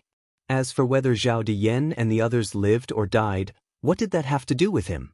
With this thought in mind, Wu Jie withdrew his gaze and kicked the belly of his horse, urging it to continue forward. Chapter 21-28. Your Majesty, Your Majesty, late at night, West Court, Lijing Palace, Empress Zhangxuan's bedroom.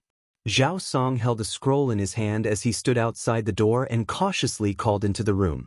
Although Li Er was a diligent emperor who loved his people, it was already the latter half of the night. No matter how diligent he was, he should have already gone to bed. Zhao Song was taking a huge risk by coming to disturb Li Er's sleep at this time. Fortunately, Li Er was not a cold-blooded and ruthless tyrant. After being awakened, he quickly calmed down after experiencing the initial anger. He sat up, looked at the door, and asked in a low voice, "What's the matter?" Li Er knew that Zhao Song must have something urgent to disturb him in the middle of the night. After all, Zhao Song had been by his side for so many years, he knew the severity of the situation. Of course, Empress Zhangxun was still asleep at this moment. Li Er did not want to disturb her, so he deliberately lowered his voice. Outside the room, Zhao Song also lowered his voice and replied, "Your Majesty, Yunzhou's 800 miles emergency?" Zhao Song did not continue because he knew that Li Er would definitely come out personally after hearing this.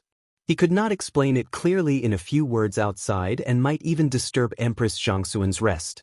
Sure enough, when Li Er heard the words, "Yunzhou's 800 miles emergency," his pupils shrank and he quickly got out of bed.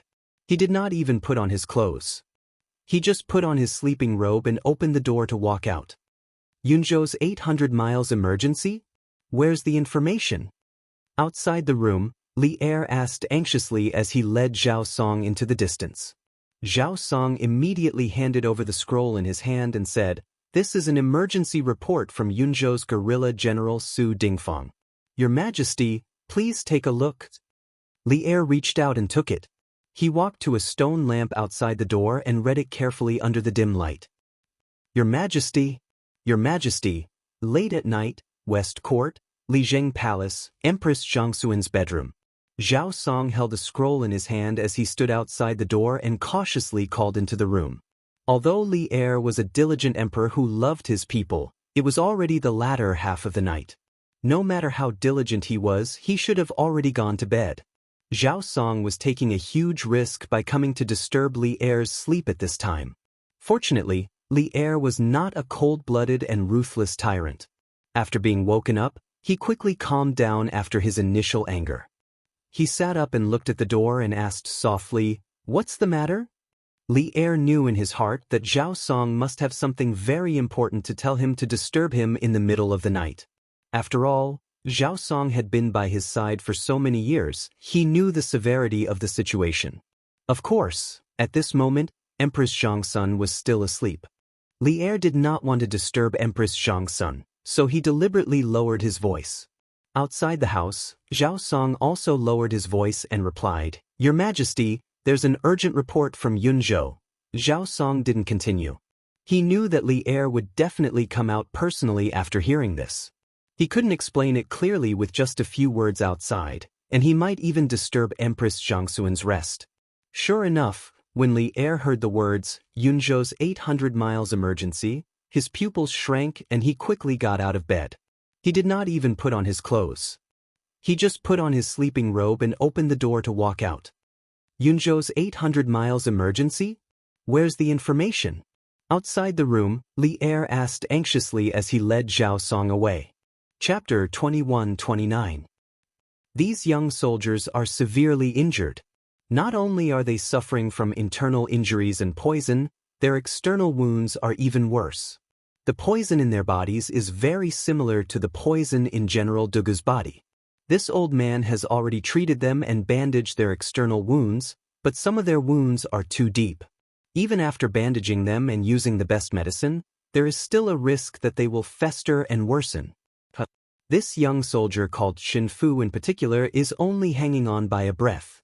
Even if he is saved, his right hand will be crippled.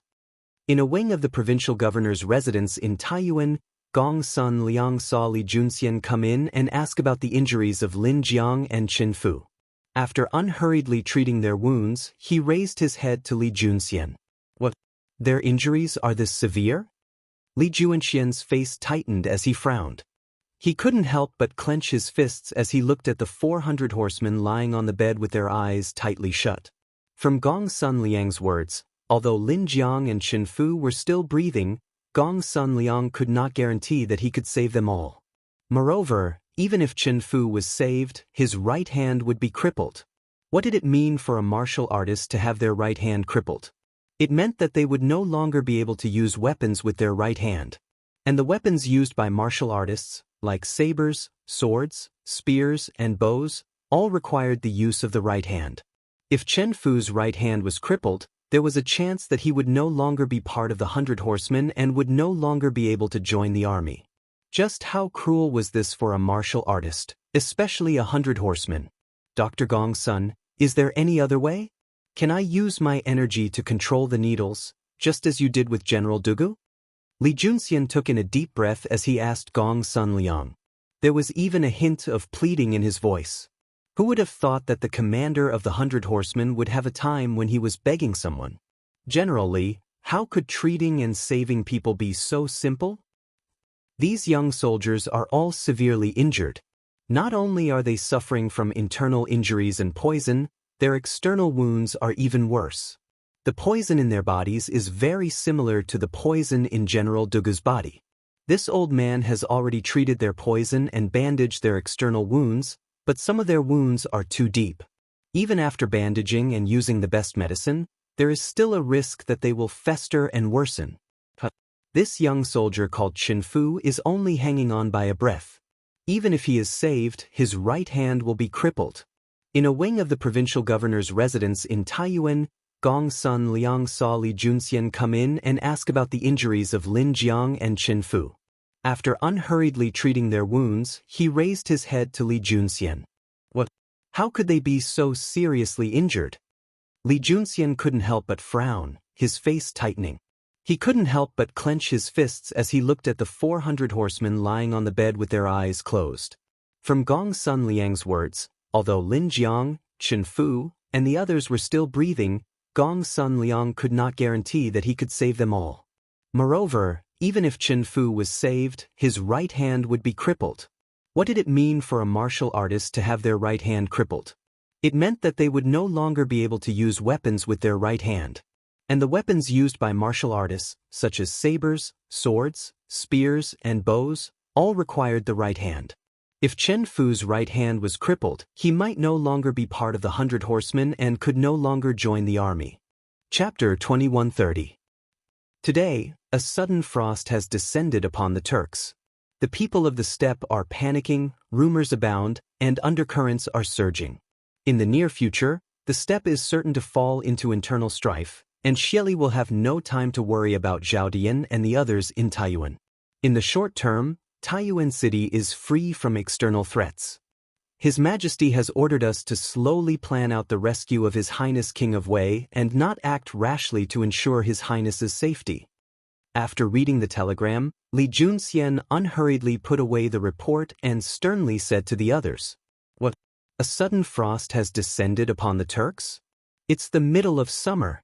How could this sort of weather appear?" Hearing this, everyone was subconsciously shocked. Wang Liaoyuan was the first to speak up. Although a frost in the middle of summer is not unprecedented, it is still extremely rare. For this sort of weather to appear in this season is truly abnormal. But Xieli has dominated the steppe for 10-some years, and the various tribes of the steppe have long since bowed their heads to him. A mere frost would probably not be able to shake his status in the steppe, would it? When Han Lijing was in the army in his early years, he had fought with the Turks many times, so he knew a little about the national conditions of the Turks. When he learned that the Turks had a cold frost today, after the initial surprise, he had a little doubt about the content of the telegram sent by Chang. He could not help but pinch his chin and ask. This was human nature. After all, given the current situation of the steppe, no one would believe that a minor frost could affect Xieli's rule over the steppe. This was simply illogical. Li Junxian firmly said, "It seems impossible, but since His Majesty has said this, he must be confident. We just need to believe." Today, a sudden frost has descended upon the Turks. The people of the steppe are panicking, rumors abound, and undercurrents are surging. In the near future, the steppe is certain to fall into internal strife, and Xieli will have no time to worry about Zhaodian and the others in Taiyuan. In the short term, Taiyuan City is free from external threats. His Majesty has ordered us to slowly plan out the rescue of His Highness King of Wei and not act rashly to ensure His Highness's safety. After reading the telegram, Li Junxian unhurriedly put away the report and sternly said to the others, "What? A sudden frost has descended upon the Turks? It's the middle of summer. How could this sort of weather appear?" Everyone was taken aback, and Wang Liaoyuan couldn't help but exclaim. A frost in the middle of summer is not unprecedented, but it is still extremely rare. For this sort of weather to appear in this season.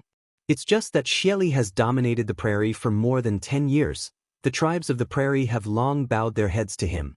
I'm afraid it's very difficult for a mere frost to shake his position on the prairie, right? When Han Lijing was in the army in his early years, he had fought with the Turks many times, so he knew a little about the national conditions of the Turks. After learning that the Turks had a cold frost today, after the initial surprise, he had a little doubt about the content of the telegram sent by Chang. He could not help but pinch his chin and ask. This was also human nature. After all, given the current situation of the grasslands, no one would believe that a small frost could affect Xieli's ruling position on the grasslands. This was completely illogical. Li Junxian firmly said, "It seems impossible, but since His Majesty has said so, he must be confident. We just need to believe." Chapter 2131. It's already so late. Why haven't Commander Xian Yi and Commander Tianning returned yet? Could it be that something really happened to them? On a roof near the northwest of Tongfu Inn, two men in martial arts attire stood facing the northwest wind. One of them spoke worriedly. In fact, 2 hours ago, the two of them had seen the firework rising from the back door of the provincial governor's mansion. At that time, the two of them had begun to worry about Xian Yi and Tianning's situation. The two of them had even debated whether they should go to the provincial governor's mansion to investigate.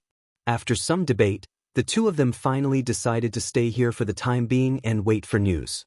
After all, the soldiers surrounding Tongfu Inn were not to be trifled with. They did not have Xian Yi and Tianning's extraordinary martial strength to be able to sneak out under the heavy encirclement of the soldiers. Just like that, the two of them waited on the roof for nearly 2 hours. However, Xian Yi and Tianning did not return with Zhaodian. Their patience was slowly running out.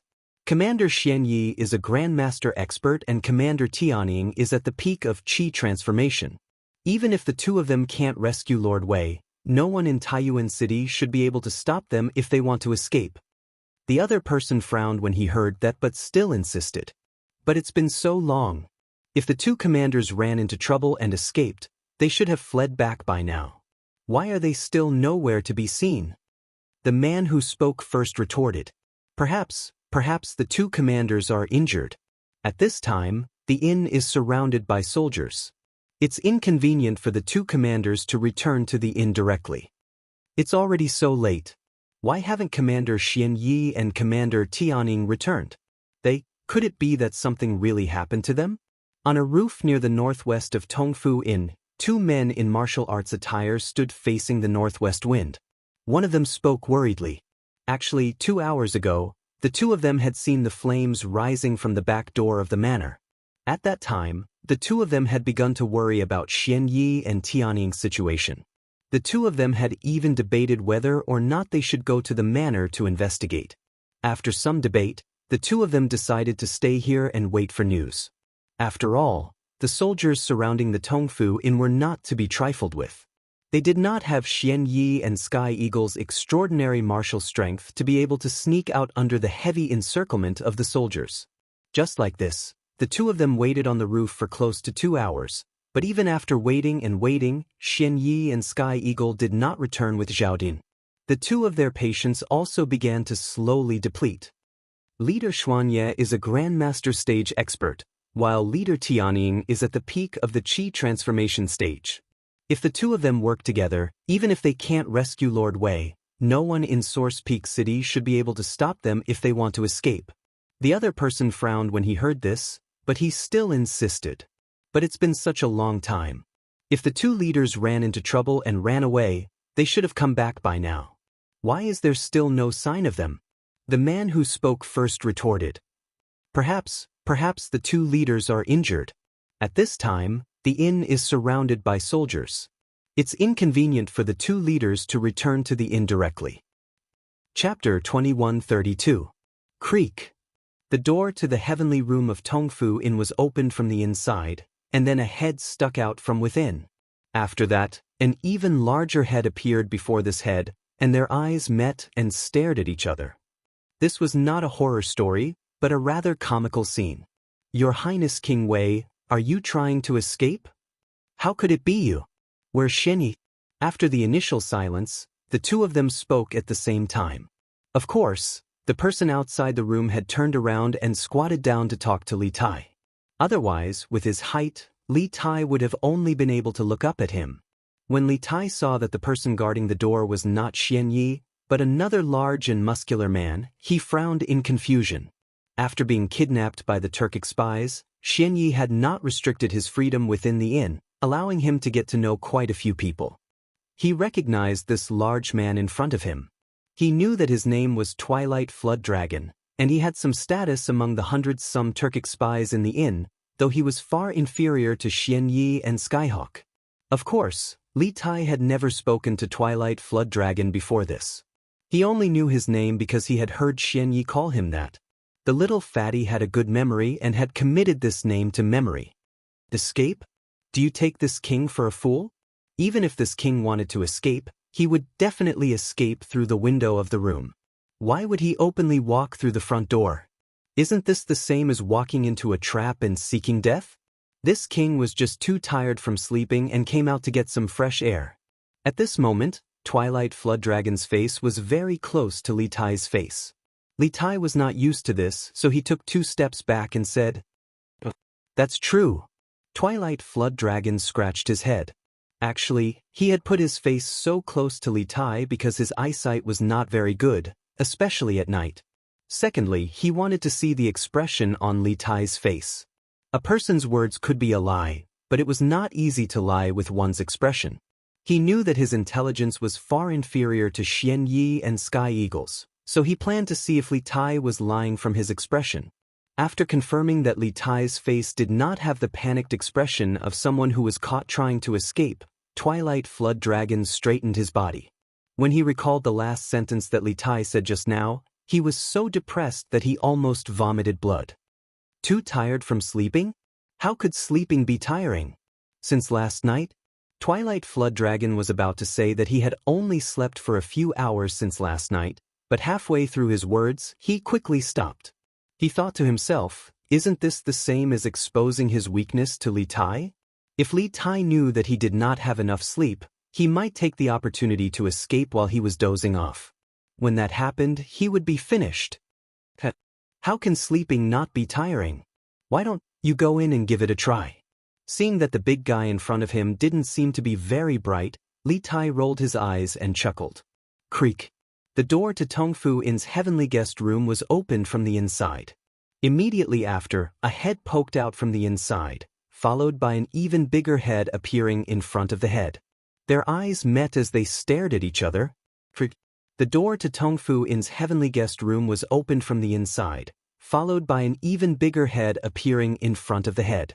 Their eyes met as they stared at each other. Chapter 2133.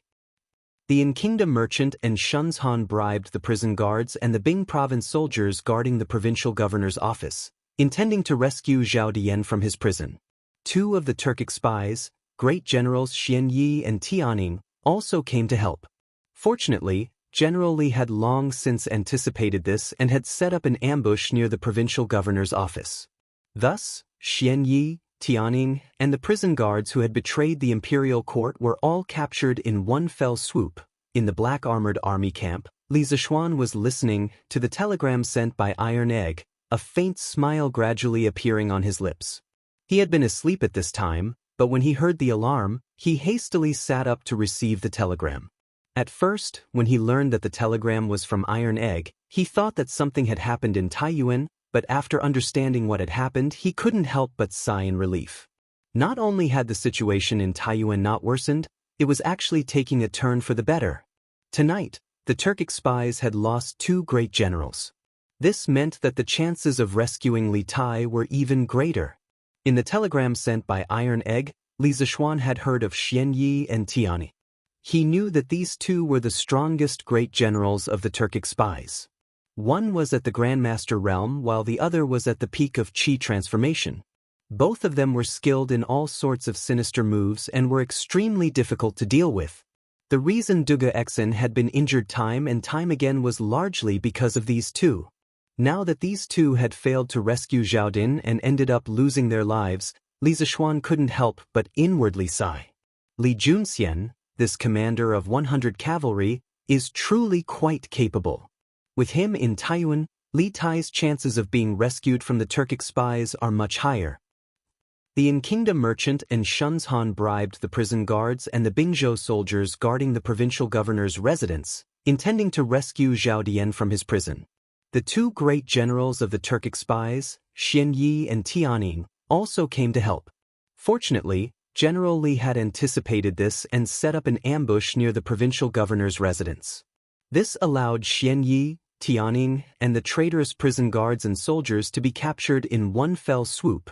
In the black armored army camp, Li Zishuan was listening to the telegram sent by Iron Egg, a faint smile gradually appearing on his lips. He had been asleep at this time, but when he heard the alarm, he hastily sat up to receive the telegram. When he had first learned that the telegram was from Iron Egg, he had believed that something had happened in Taiyuan. But when he learned to understand the situation, he couldn't help but heave a sigh of relief. Not only did the situation stoozes, but it was also Tonight, the Turkic spies had lost two great generals. If this was the case, the chances of rescuing Li Tai were even greater. In the telegram sent by Iron Egg, Li Zishuan had heard of Xianyi and Tianning. He knew that these two were the strongest great generals of the Turkic spies. One was at the Grandmaster realm while the other was at the peak of Qi transformation. Both of them were skilled in all sorts of sinister moves and were extremely difficult to deal with. The reason Duga Exen had been injured time and time again was largely due to these two. Now that these two had not only failed to rescue Zhao Din, they had even lost their lives, Li Zishuan couldn't help but inwardly sigh. Li Junxian, this commander of 100 cavalry, is rather capable. With him in Taiyuan. Chapter 2134. Inside the tent, Li Zishuan put away the telegraph and lay back on the bed to rest. Today, it should be yesterday. Yesterday, due to some accident, the 2nd Battalion had suffered a setback in the military combat competition. At the same time, the 5th Battalion had also achieved rather good results. After this battle, he could be considered to have gained a firm foothold in the Black Armored Army, and had also killed the arrogance of that old man, Qiu Xingong. Of course, the situation in Taiyuan City in recent days had been on his mind all the time. Now that he heard that the situation in Taiyuan City had improved, he could finally breathe a sigh of relief. Next, he could put more effort into preparing for the battle between the 2nd Battalion and the 5th Battalion in 2 days. In his initial judgment, the key to saving Li Tai was not the number of soldiers, but time. As long as the situation in Taiyuan City could be stabilized, he could buy time to save Li Tai. The person he sent would have a chance to save Li Tai. He believed in that person's ability. In fact, if it were not for the fact that the Black Armored Army was tied up, Li Zishuan would have rushed to Taiyuan as soon as he heard about the crisis in Taiyuan. Not only because Li Tai was a prince of the Tang Empire, but also because the elites of Yanhuang College were still in Taiyuan. Those people were the seeds of engineering and the treasures of the college. Merchants of the Yin Kingdom, the 9 families of Zhaowu. I didn't want to provoke you, but since you've provoked me, don't blame me for being ruthless. In the darkness, Li Zishuan thought about the iron egg telegram that Shenzhan had bribed the prison guards and government soldiers, as well as the merchants of the Kong Kingdom to hoard food and create chaos in the city. His eyes flashed with a cold light as he muttered to himself. If this had happened when he had just transmigrated, he would not have had the strength to fight against the 9 families of Zhaowu. But now, he was not only the Marquis of the Tang Empire, but also the actual controller of the largest chamber of commerce in the Tang Empire. Not only did he have power, but he was also very rich. He alone could fight against all the merchants of the Tang Empire, not to mention the many powerful members of the Chamber of Commerce under his command. At this time, those 9 surnamed merchants had provoked him. It could only be said that they had found the wrong opponent. Li Zishuan had no qualms about chasing all the 9 surnamed out of the Central Plains and replacing them with members of the Yanhuang Chamber of Commerce. Of course, this was all for later. He still had more important things to do right now.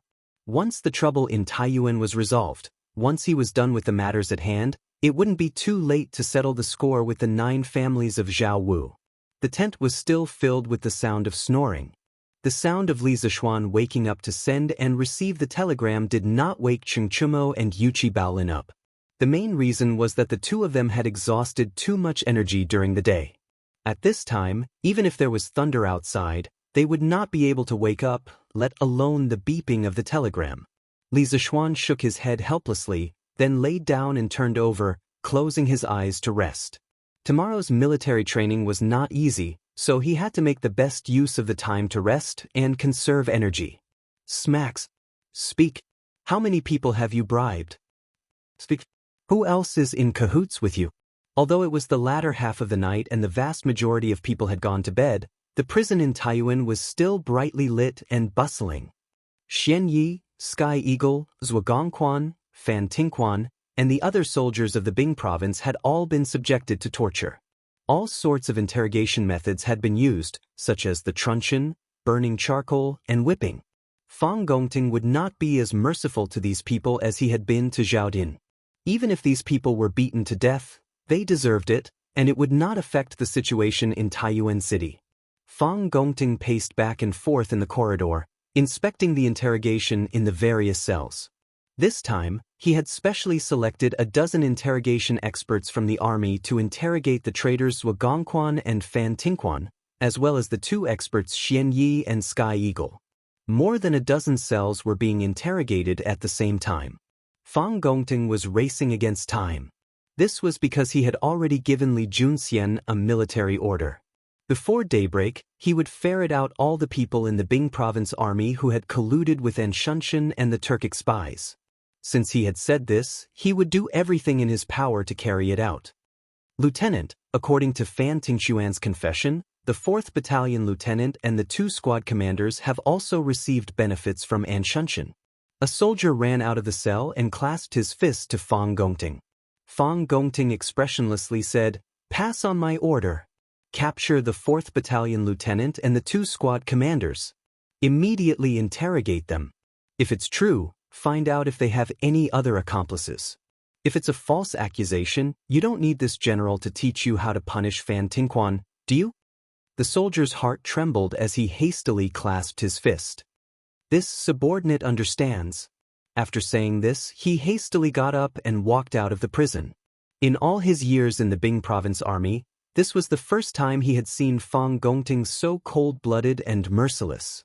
But speaking of which, before this, Fang Gongting had not been the commanding general of the Bing Province Army, only a minor lieutenant. Above him were the commandant and governor. Even if he wanted to show off his power, he wouldn't have had the chance. Lieutenant Zhuo Gongquan has confessed, and General Huang has also received benefits from Xianxia. Xianxia was worried that the provincial governor's residence would be temporarily replaced, so he made 2 preparations. Another soldier ran out and clasped his fist to Fang Gongting. Fang Gongting's face darkened even more as he coldly ordered, "Capture him! Immediately capture him! This general will personally interrogate him." Fang Gongting had practically gnashed his teeth as he spoke these words. Zhuo Gongquan and Huang Wu were considered old men in the Bing Province Army. When Su Tingda, the Bing Province Army's commandant, was still here, these 2 men could be said to be Su Tingda's right-hand men. In terms of qualifications, these 2 men were not inferior to Fang Gongting at all. But now, under the temptation of a huge sum of money from Xianxia, these 2 old generals of the Bing Province Army had chosen to defect to the enemy without hesitation. How could Fang Gongting not be heartbroken? After all, when he was ordered to temporarily take over the Bing Province Army, he had planned to rely heavily on these 2 old generals. Otherwise, he wouldn't have handed over the heavy responsibility of guarding the provincial governor's residence to Zhuo Gongquan. Yes. The soldier bowed and accepted the order, then turned and left. Fang Gongting's face was as gloomy as water. He looked at Zhuo Gongquan and the others who were being tortured in the prison next to him, and then looked at the back of the soldier who had left. He couldn't help but ask himself in his heart, this world has not been peaceful for long, so why is the Bing Province Army in such a state? It seemed that Li Er had asked him to temporarily take over the military affairs of the Bing Province Army. This was because the Bing Province Army had become a mess. Chapter 2135. Of course, Fang Gongting had considered the possibility that the prisoners would indiscriminately accuse innocent people. Therefore, whenever the prisoners confessed, he would first capture them, interrogate them, and investigate them. Then he would convict them or punish them according to the situation. If the person was found to be innocent after the investigation, the informant would receive a more severe punishment and would be beaten half to death. Fang Gongting wanted to use this method to warn Zhuo Gongquan, Fan Tingquan, and the others to consider the consequences before they indiscriminately accuse others. Let me go. Damn it, did you bastards eat a bear's heart and leopard's guts? You even dared to capture me? Do you believe that I won't let people chop you up and feed you to the dogs? Fang Gongting didn't have to wait for long before a burst of cursing came from outside the cell. Fang Gongting looked towards the source of the sound and saw several soldiers carrying a burly middle-aged man over. As the middle-aged man walked forward, he cursed and twisted his body in an attempt to resist. Fortunately, there were many people escorting him, otherwise, looking at his posture, it was very likely that he would have broken free and escaped. Fang Gongting's eyes narrowed. Who else could that man be other than the right general of the Bing Province barracks, Huang Wu? Huang Wu was wearing a white shirt and no military armor. He must have been captured by these soldiers in his sleep. Otherwise, he wouldn't have had time to put on his coat. Join the army. General Huang has been brought here. When the crowd arrived in front of Fang Gongting, a soldier stepped forward and cupped his fists. Adjunct Fang. Seeing Fang Gongting, Huang Wu was stunned at first. Then his face showed displeasure. He snorted and said, Adjunct Fang, why did you ask people to bring me here in the middle of the night? Fang Gongting didn't answer Huang Wu's question. Instead, he pointed to the cell on his right and ordered the soldiers, bring Huang Wu in. This cell was the one where Zhuo Gongquan was imprisoned and interrogated. Yes. The soldiers immediately accepted the order and carried Huang Wu towards the prison cell. What do you mean, Adjunct Fong? I didn't violate military discipline or the laws of the Tang Empire. What right do you have to? When Huang Wu saw this, he could not help but become furious. He resisted the control of the surrounding soldiers while loudly protesting to Fong Gongting. However, before he could finish his sentence, he stopped abruptly. This was because he saw Zhuo Gongquan tied to the rack in the prison cell. Say, why aren't you continuing? Fong Gongting walked into the cell with his hands behind his back and said coldly to Huang Wu, who was still in a daze. Huang Wu came back to his senses and pursed his lips. He pretended to be calm and said, "What do you mean, Adjutant Fong? If you have something to ask me, you can send someone to inform me. Why did you bring me to the prison? This is Governor Wang's territory." At first, Fong Gongting wasn't sure if Huang Wu had received any benefits from Shenzhen. However, when Huang Wu saw Zhuo Gongquan just now, he was clearly stunned and a hint of fear flashed across his eyes. At this moment, Fong Gongting was 80% sure that Huang Wu had received benefits from Shenzhen. Thus, his expression gradually turned cold. He didn't give Huang Wu any face and went straight to the point. "Don't worry about whose territory this is for now. First, tell me how much benefits Shenzhen has given you to make you betray the imperial court and work for them." Whoosh! The moment Fong Gongting finished speaking, Huang Wu's face instantly paled. His eyes flickered for a moment before he looked at Fong Gongting and said, "What are you talking about, Adjutant Fong? Who is Shenzhen? I don't even know him, much less receive benefits from him." "Is that so?" Fong Gongting's eyes flashed and he immediately sneered. He looked at Zhuo Gongquan, who was tied to the rack. The latter had already been tortured beyond recognition, otherwise, he wouldn't have confessed earlier. Feeling Fong Gongting's gaze, Zhuo Gongquan quivered. He knew the consequences of carelessly biting someone. Previously, several people in the cell next to him had already fainted because of carelessly biting someone. Thus, he hurriedly glared at Huang Wu and said sternly, "Bullshit. Back then, Shenzhen clearly promised the two of us 10,000 strings of cash each. He first gave us 4,000 strings of cash as a deposit and promised us another 6,000 strings of cash after the deed was done. Huang Wu, don't even think about denying it. Zhuo Gongquan, you King bullshit." No matter how stupid Huang Wu was, he understood what had happened at this moment. It was obvious that their plan had been exposed and Zhuo Gongquan had been captured. Huang Wu's expression changed and he angrily broke free from the soldiers who were holding him down. He strode forward and grabbed Zhuo Gongquan's collar and roared angrily, "When did I receive benefits of 10,000 strings of cash from others? It's fine if you received it yourself, but don't slander me." As he spoke, Huang Wu became more and more agitated. Not only did he spit on Zhuo Gongquan's face, but his two hands also grabbed Zhuo Gongquan's neck, making it difficult for Zhuo Gongquan to breathe and his face turned red. Seeing this, Fong Gongting hurriedly rushed forward and pulled Huang Wu away. He ordered the soldiers next to him, "Tie his hands and feet." By now, Fong Gongting had already believed 80% of Huang Wu's betrayal. Now, all he needed was substantial evidence. "Tie me up? You with the surname Fong, you have no evidence. What right do you have to tie me up? Don't think that just because His Majesty let you temporarily take charge of the Bing Province barracks, you can act like a tyrant. If you go overboard, you'll see if the brothers in the barracks will agree."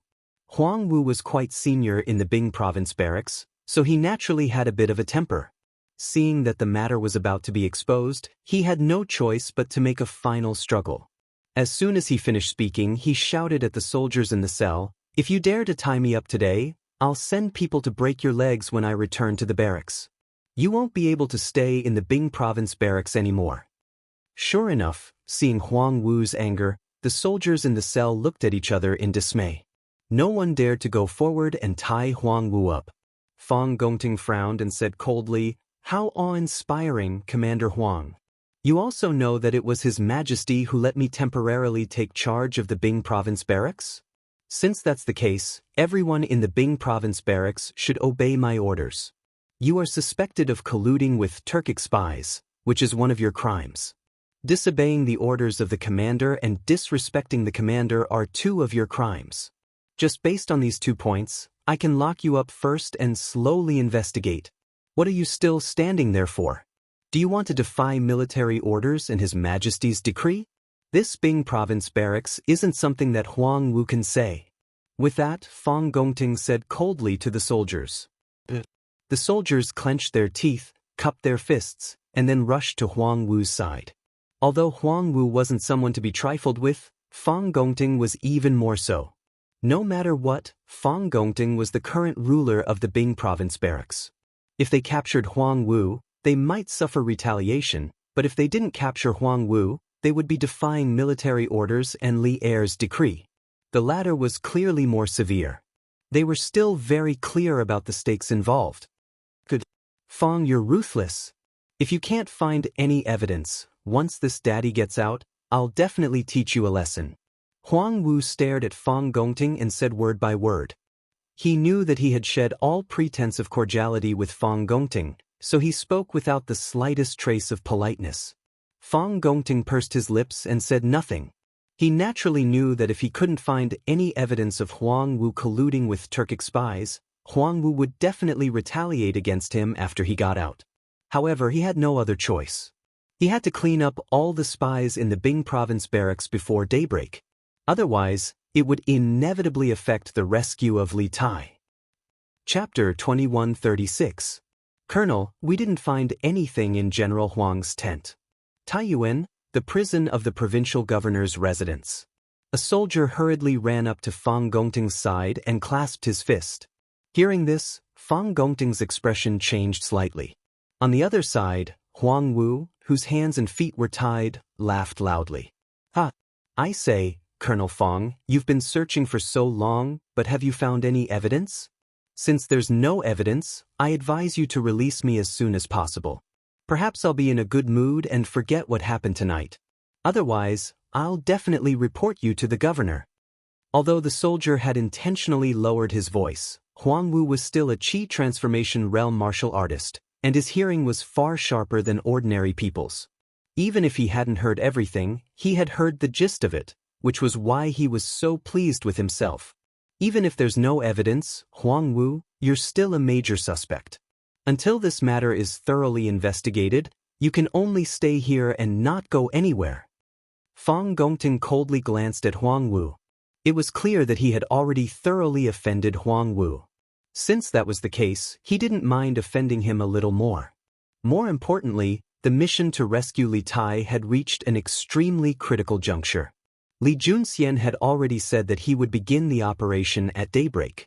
At this critical juncture, he would not let Huang Wu go until he had completely eliminated all suspicions. If he ruined Li Junxian's plan to rescue Li Tai, he would have to die 10,000 deaths. And if Huang Wu really was released without any crime, Fang Gongting wasn't afraid that this fellow would hold a grudge against him. Putting aside the fact that he was Huang Wu's superior, even if the imperial court or the governor of the Bing province subjugation residence blamed him for this, he would not regret his actions today. Because he knew what was important. Saving Li Tai was more important than his own future. If he couldn't save Li Tai, not only would he lose his future, many people in the Bing province army would suffer as well. Are you sure you searched every corner of the tent? Fang Gongting asked the soldier, glancing at Huang Wu. Right now, Huang Wu was only a suspect, but there was no direct evidence to prove that he had colluded with the Turks. Thus, Fang Gongting could only find evidence from other sources before convicting him and interrogating him. According to Zhuangquan, Huang Wu had received a deposit of 4,000 strings of coins from Shenzhen. 4,000 strings of coins was not a small sum. Fang Gongting thought that if he could find the stolen money on Huang Wu's body or in his tent, then he could basically convict Huang Wu. Reporting to the army, this subordinate has searched through all of General Huang's tents, but did not find any money. The soldier cupped his fists and said. Fang Gongting frowned and fell into deep thought. The soldier in front of him was his trusted aide, so he naturally didn't suspect that the other party would lie. However, he had already ordered people to search Huang Wu's body and didn't find anything valuable on him. He subconsciously thought that Huang Wu had hidden the 4,000 strings of coins in the barracks. However, there wasn't any stolen money in Huang Wu's tent either. For a moment, Fang Gongting really couldn't think of where Huang Wu would hide the money. On the side, Huang Wu saw Fang Gongting's frown and couldn't help but feel even more pleased. At this moment, the soldier was somewhat hesitant. "Sir," this subordinate heard from the people in the camp that, "What did you hear?" Fang Gongting's eyes lit up as he hurriedly asked. Chapter 2137. Huang Wu, what else do you have to say now? Inside the cell, Fang Gongting opened the package on the table, revealing the 100-coin notes in front of everyone. He raised his head and looked at Huang Wu coldly. "Don't tell me you've saved all this money yourself over the years." It was fortunate that he had something like the Tang Yuan that could replace copper coins. Otherwise, if the 4,000 strings of cash were all copper coins, it would probably fill the entire cell. Huang Wu was stunned. The arrogance on his face had long disappeared and was replaced by a trace of fear. What else could he say in the face of such irrefutable evidence? He couldn't really say that he had earned all this money himself, right? Even he wouldn't believe it if he said it. After all, he was just a small general. Even if he worked for a lifetime, he probably wouldn't be able to earn 4,000 strings of cash. This isn't true. You're framing him. The money can't be in my house. After being stunned for a moment, Huang Wu came back to his senses and shook his head fiercely. At this moment, Luo Lei, who was in front of Fang Gongting, turned around and said, "General Huang, the bailiffs from the provincial governor's manor followed this general to your manor. The 4,000 strings of coins that were found in your manor were obvious to all. Moreover, your wife has already admitted that you brought the money home yesterday." Huang Wu's face turned ugly when he heard this. That stupid woman.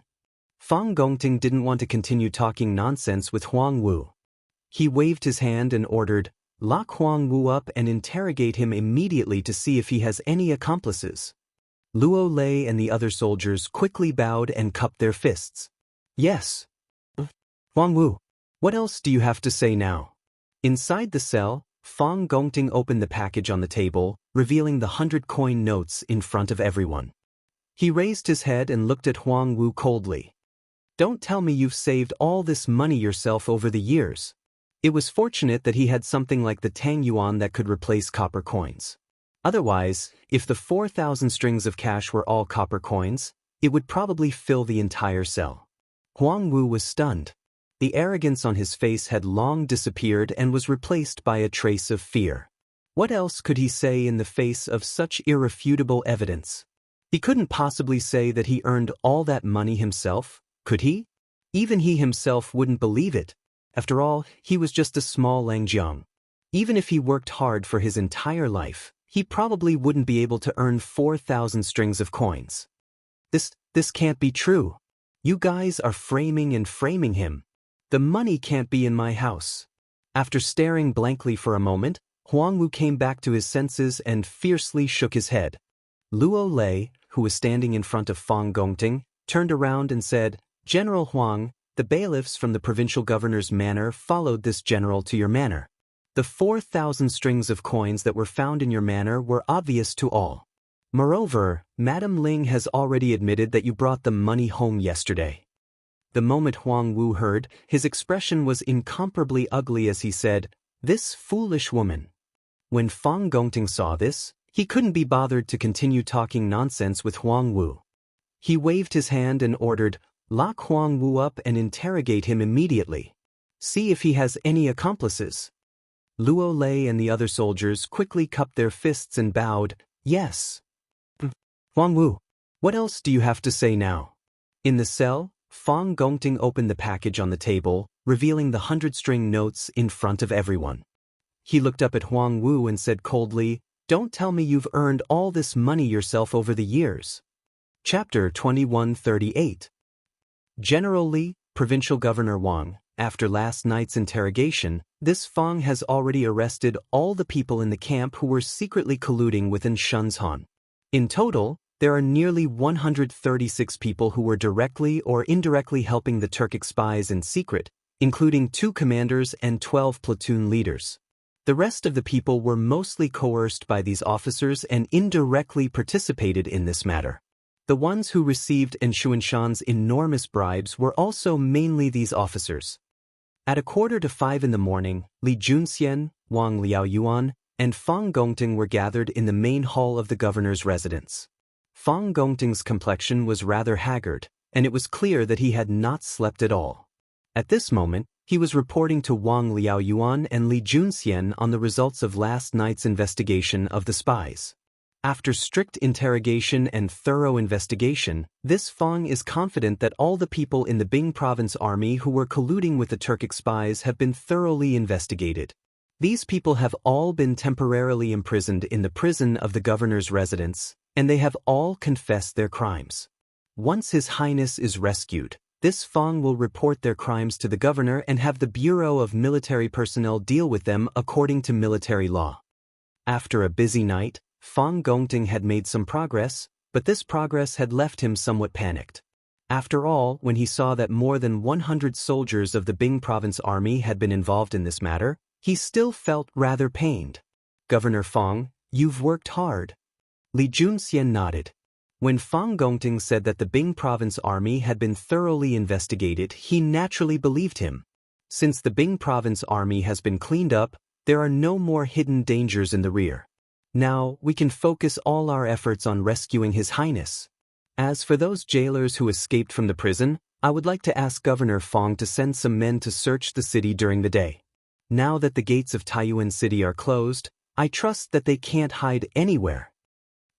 General Li, Provincial Governor Wang, after last night's interrogation, this Fang has arrested all the people in the camp who were secretly colluding with Shun's Han. In total, there are nearly 136 people who were directly or indirectly helping the Turkic spies in the dark. Among them are 2 commanders and 12 platoon leaders. The rest of the people were mostly coerced by these officers and indirectly participated in this matter. The ones who received Xianxia's enormous bribe were mainly these officers. At 4:45 in the morning, at the first glimmer of light, Li Junxian, Wang Liaoyuan, and Fang Gongting were gathered in the main hall of the governor's residence. Fang Gongting had a rather haggard complexion, a clear sign that he had not slept. At this moment, he was cupping his fist and reporting to Wang Liaoyuan and Li Junxian on the results of last night's investigation. After rigorous interrogation and thorough investigation, this Fang is confident that all the people in the Bing province army who were colluding with the Turkic spies have been thoroughly investigated. These people have all been temporarily imprisoned in the prison of the governor's residence, and they have all confessed their crimes. Once His Highness is rescued, this Fang will report their crimes to the governor and have the Bureau of Military Personnel deal with them according to military law. After a busy night, Fang Gongting had made some progress, but this progress had left him somewhat panicked. After all, when he saw that more than 100 soldiers of the Bing province army had been involved in this operation, he still felt rather pained. "Governor Fang, you've worked hard." Li Junxian nodded.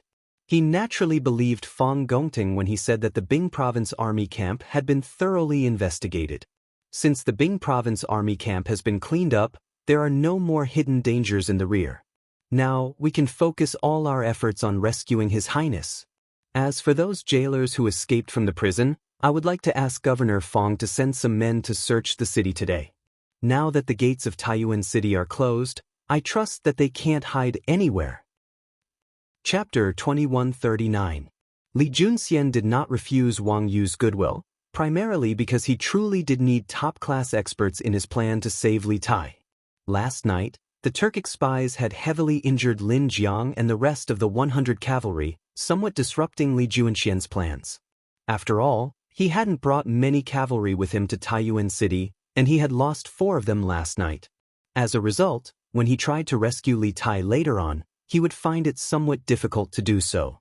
Although the Bing province barracks had 80,000 soldiers, if they wanted to save Li Tai, they didn't need to rely on numbers. Instead, they needed top-notch experts to catch Li Tai off guard and win by surprise. But even if the Bing province army camp had top-class experts that Li Junxian needed, Li Junxian would not dare to use them if he didn't know their background. After all, after what had happened last night, he had no choice but to be cautious. But the Wang clan was different. Be it in public or private, Wang Yu's goal was definitely the same as his. They both wanted to save Li Tai and capture all of the Turkic spies in the city. Although he didn't understand the Wang clan's shadow guards, Wang Yu did. One could never underestimate the patriarch of a great clan. Li Junxian was confident that as long as he made a request, Wang Yu would be able to select a top-class expert from the Wang clan's shadow guards. This was the power of a 1,000-year-old clan. Of course, more importantly, Wang Chengwu was a martial artist of the Grandmaster realm, possessing extraordinary strength. If Wang Chengwu joined, Li Junxian's plan to save Li Tai would have a much higher chance of success. This was one of the reasons Li Junxian had so readily accepted the Wang clan's goodwill. Generally, be at ease.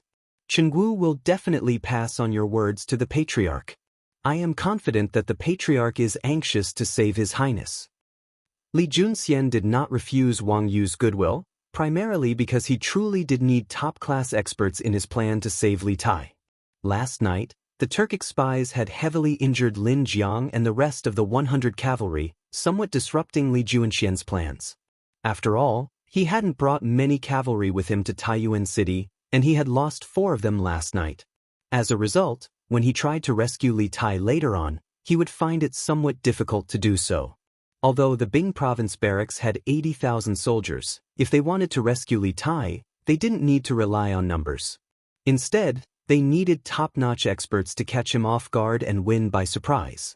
But speaking of which, even if the Bing province barracks had top-class experts that Li Junxian needed, Li Junxian wouldn't dare to use them without knowing their background. After all, after what had happened last night, he had no choice but to be cautious. But the Wang clan was different. Be it in public or private, Wang Yu's goal was definitely the same as his. They both wanted to save Li Tai and capture all of the Turkic spies in the city. Although he didn't understand the Wang clan's shadow guards, Wang Yu did. One could never underestimate the patriarch of a great clan. Li Junxian was confident that as long as he made a request, Wang Yu would be able to select a top-class expert from the Wang clan's shadow guards. This was the power of a 1,000-year-old clan. Of course, more importantly, Wang Chengwu was a martial artist of the Grandmaster realm, possessing incredible strength. If Wang Chengwu joined, Li Junxian's plan to rescue Li Tai would have a much higher chance of success. This was one of the reasons Li Junxian had so readily accepted the Wang clan's goodwill. Generally, be at ease. Chengwu will definitely pass on your words to the patriarch. I am confident that the patriarch is anxious to save His Highness. Chapter 2140. Father, why are you up so early? In the Taiyuan courier station, Taidan didn't see Han Lijing in his room after he woke up, so he went out to look for him in the courtyard. He saw Han Lijing practicing his saber in the courtyard. That heavy mo saber was as light as a feather in Han Lijing's hand. He swung it with vigor and vigor. Taidan waited for Han Lijing to finish a round of saber techniques before he walked over and shouted, "Hey! It's not early anymore. If we were in the army, we would have started practicing already. But why are you up so early?" Seeing his son coming over, Han Lijing put away his mo saber, wiped the sweat on his forehead, and smiled. In fact, he slept very lightly these 2 nights, mainly because he was afraid that Iron Egg would do something stupid while he was asleep, such as going to rescue Li Tai alone. He knew his son well, and knew that although this brat was sometimes silly, there was a pride in his bones. He didn't like to owe others a favor, let alone a big favor like saving his life. In order to prevent Iron Egg from fooling around, Han Lijing followed Iron Egg closely these 2 days. Even when Iron Egg went to the provincial governor's mansion to deliver a message last night, he also followed him. Of course, there was another reason why he followed him. He was worried that Iron Egg would be in danger if he went out alone in the middle of the night. However, Han Lijing always hid these thoughts in his heart and never mentioned a word to Iron Egg. It was said that a father's love was as heavy as a mountain, and Han Lijing just happened to be the proof of it. "I can't sleep." Iron Egg shook his head and said, "Qingke fell into the hands of thieves to save me. When I close my eyes, I think of the situation that night. If I don't save Qingke, I can't sleep well." Hearing this, Han Lijing reached out and patted Iron Egg's shoulder. He wanted to comfort him, but in the end, he didn't say anything because he was not good at comforting people. "Father, last night, I heard from General Li that the cavalry would take action today. I think General Li must have thought of a good way to save Qing Quebec. Today, I want to go with General Li to save Qing Ke. After a moment of silence, Iron Egg raised his head and solemnly looked at Han Lijing. Father, why are you up so early? In the Taiyuan post house, after Iron Egg got up, he didn't see Han Lijing in the room, so he went out to look for him in the yard. He saw Han Lijing practicing his saber in the yard at this time. The heavy Mo saber was as light as a feather in Han Lijing's hand, and it was being wielded vigorously. After Han Lijing finished practicing his saber skills, Iron Egg walked forward and shouted.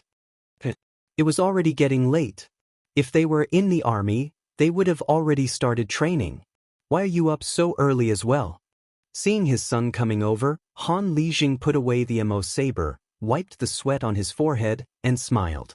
In fact, he had been sleeping very lightly these 2 nights, mainly because he was afraid that Iron Egg would do something stupid while he was asleep, such as going to rescue Li Tai alone. He knew his son and knew that although this brat was sometimes silly, he had a pride in his bones. He didn't like to owe others a favor, let alone a big favor like saving his life.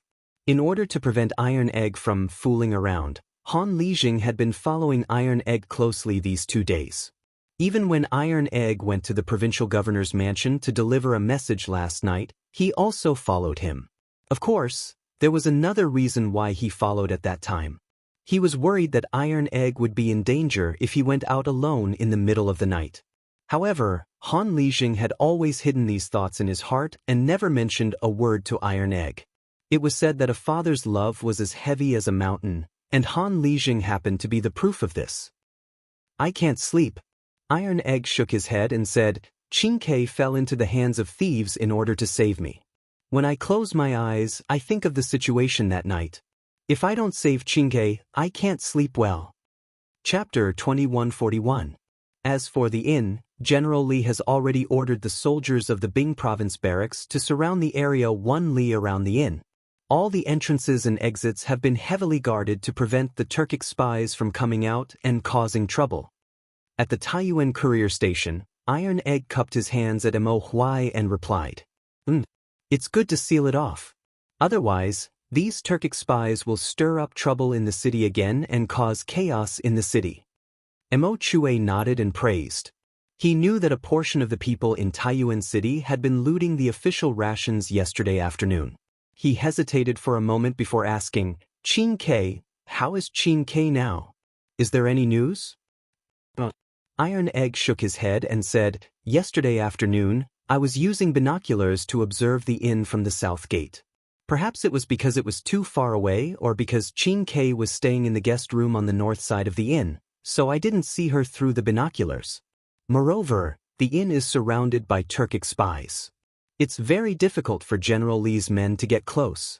We can only act according to circumstances. Mo Chue's face became worried. Privately, Li Tai was one of the most outstanding students in Yanhuang College. As a teacher, he naturally didn't want anything to happen to him. Publicly, Li Tai was the great Tang's King Wei and one of Li Tai's most beloved princes. He naturally didn't dare to let anything happen to Li Tai. After a moment of silence, Mo Chue sighed and said, It's good that there's no news now. As long as the leader of the Turkic spies is still in the hands of the officials, Qing Ke will be safe. We can only slowly wait for an opportunity. But this way, we don't know how long Taiyuan City will have to seal the city gates. Also, we don't know if the rations in the city can last until we rescue Qing Ke. Sir, you don't have to worry about the rations. Iron Egg cupped his hands and said, According to what the student knows, the rations in the city's official storehouse are still sufficient. When the rations are running low, we can use the telegraph to ask the Flaming Yellow Chamber of Commerce to help mobilize rations from the nearby counties to reinforce the city. Iron Egg, you're right.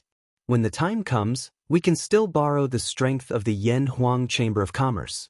Hearing this, Ing Chue recalled that they still had the telegraph to send news to the outside world, and they also had the huge resources of the Yanhuang Chamber of Commerce to make use of. In addition, General Li also caught 2 Turkic spies who tried to break into the prison last night. These 2 were the leaders of the Turkic spies. One was in the Guru realm, and the other was at the peak of the Qi refining stage. Now, the strength of the Turkic spies in the inn has been greatly reduced. Seeing Mo Chue heave a sigh of relief, Iron Egg told Mo Chue another piece of good news. Hearing this, Mo Chue was overjoyed. What? Last night, General Li even captured 2 leaders of the Turkic spies? Wait, are you saying that someone broke into the prison last night? After the pleasant surprise came the horror. Mo Chue did not expect that someone would attempt to break out of the prison last night. He knew that Zhao Dian was imprisoned in the state capital's prison. Just think about it, if Zhao Dian was taken away, then wouldn't Li Tai's little life be in danger? Thinking of this, a layer of cold sweat appeared on Mo Chue's back. Iron Egg smiled and said, Mr. Mo Chue, there's no need to be nervous. The other party failed to break out of the prison and even lost themselves. You'd better ask my father about the details. It's getting late, I have to go to the provincial governor's residence. Iron Egg caught a glimpse of the redness in the eastern sky. Only then did he remember that he was going to find Li Junxian. He hurriedly excused himself from Mo Chue and rushed out of the courtyard. Tongfu Inn, heavenly guest room. Li Tai had also woken up early. Most importantly, he had gone to bed early at night, so his sleepiness had long disappeared. If this was the academy, the little fatty would definitely still be snoring away. There was no other way. The academy had the evening self-study, and the dormitory was crowded and lively. The students generally slept relatively late, and Li Tai was no exception. That fellow still hasn't returned? After getting out of bed, Li Tai subconsciously went to the outer room to search, but he didn't see Xianyi. His heart thumped, and he couldn't help but mutter, "That's right, I didn't see Xianyi or Tianning last night. Did the 2 of them not return last night?" Li Tai's face was covered in pleasant surprise.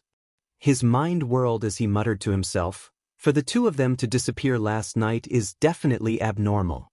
They can't be up to anything good. But since the 2 of them still haven't returned, there's an 80% chance that they've been trapped or captured by the soldiers.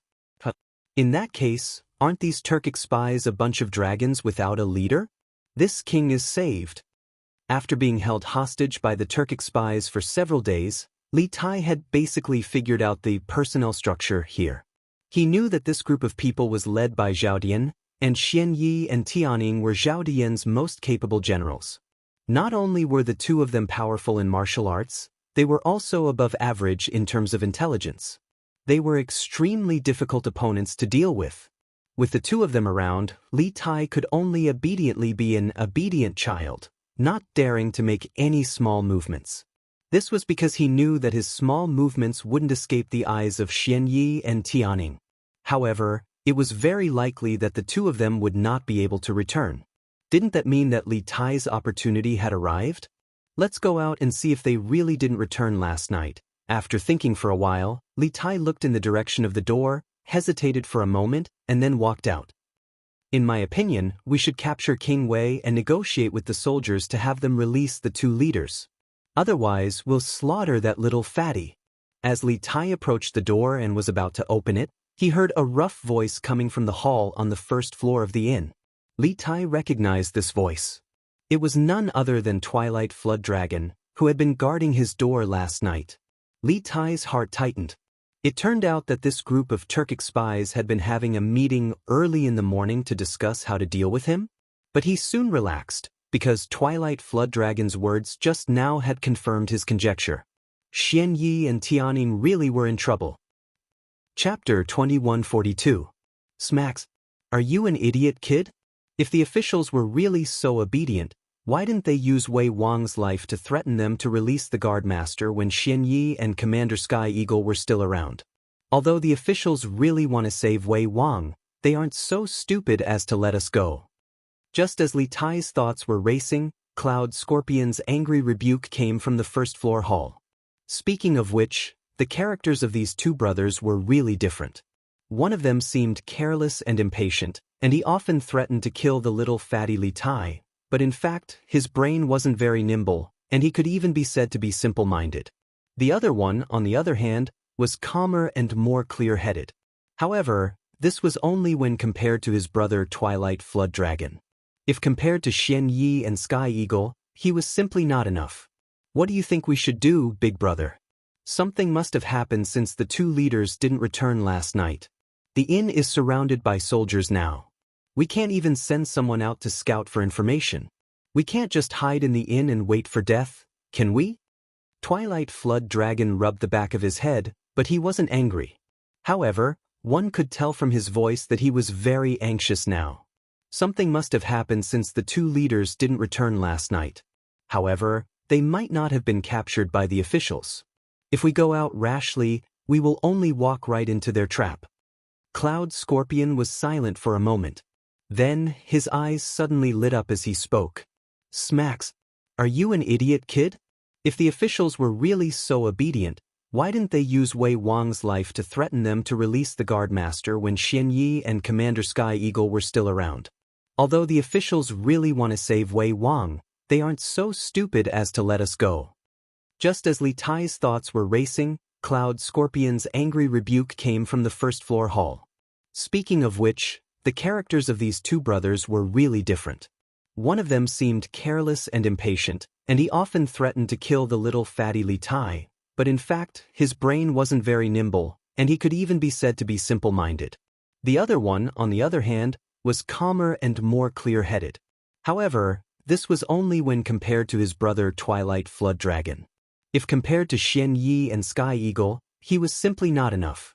Big brother, what do you think we should do? Something must have happened since the two leaders hadn't returned for an entire night. Now that the inn is surrounded by soldiers, we can't even send someone out to scout for information. We can't just hide in the inn and wait for death, can we? Mu Jiao rubbed the back of his head. He did not get angry. However, from his voice, one could tell that he was very anxious. Something must have happened since the two leaders didn't return last night, but it's not necessarily because they were caught by the authorities. If we go out rashly, we'll only be walking right into their trap. Cloud Scorpion was silent for a moment, and then his eyes lit up. Smack! Brat, are you stupid? If the officials were really so obedient, why didn't they use King Wei's life to threaten the officials to release Lord Wei when Xianyi and Sky Eagle Commander were still here? Although the authorities want to save King Wei, they are not stupid enough to let us go. Just as Li Tai's mind was racing, Cloud Scorpion's angry rebuke came from the hall on the first floor. Speaking of which, the characters of these two brothers were really different. One of them seemed careless and impatient, and he often threatened to kill the little fatty Li Tai, but in fact, his brain wasn't very nimble, and he could even be said to be simple-minded. The other one, on the other hand, was slightly calmer and more clear-headed. However, this was only when compared to his brother Twilight Flood Dragon. If compared to Xianyi and Sky Eagle, he was simply not enough. What do you think we should do, big brother? Something must have happened since the two leaders didn't return last night. Now that the inn is surrounded by soldiers, we can't even send someone out to scout for information. We can't just hide in the inn and wait for death, can we? Chapter 2143. And Xianxia, you old bastard. You're a two-faced person, yet you dare to slander this prince. How dare you? In the corridor on the second floor of Tongfu Inn, Li Tai leaned against the railing as he cursed at An Xianxia, who was in the hall on the first floor. And Xianxia had just been ruthlessly humiliated by Li Tai yesterday afternoon, so he was already harboring a grudge. Therefore, in a moment of desperation, he had pushed the blame to Li Tai to preserve his life. Now that he had been scolded so badly by Li Tai, how could An Xianxia maintain his composure? New and old grudges surged in his heart as the old man pointed at Li Tai and said to everyone, "Leader Cloud Scorpion, did you see that? That punk was hiding in the shadows and eavesdropping on our conversation. Who knows, when I was discussing matters with the two leaders, Xianyi and Skyhawk, this punk might have been hiding in the shadows to eavesdrop. Then, he secretly informed the authorities of the news, which resulted in Lord Xianyi and Lord Skyhawk being ambushed by the authorities." The old man's move could be considered a quick-witted move. He wanted to use this opportunity to beat Li Tai to death. Indeed, upon hearing that, Cloud Scorpion narrowed his eyes slightly.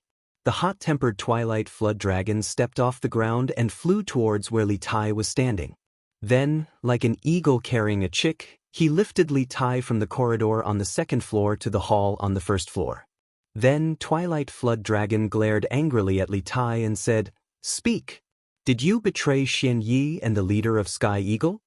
Li Tai was a pampered prince to begin with. When had he ever been lifted down from the second floor like that? Fatty was immediately enraged as he pointed at Twilight Flood Dragon's nose and cursed, "Do you have any king brains? Do you have to follow whatever that guy says? Why don't you try touching this king again? At most, this king will bite his tongue and commit suicide. I'll make all of you, including your Lord Guard, accompany this king to the grave." Twilight Flood Dragon was also a person accustomed to being tyrannical. After being scolded by Li Tai while pointing at his nose, the anger in his heart could not help but surge. He went forward and pinched Li Tai's nose. "And Shenzhan, you old bastard. You're a two-faced person, yet you dare to slander this prince. How dare you?"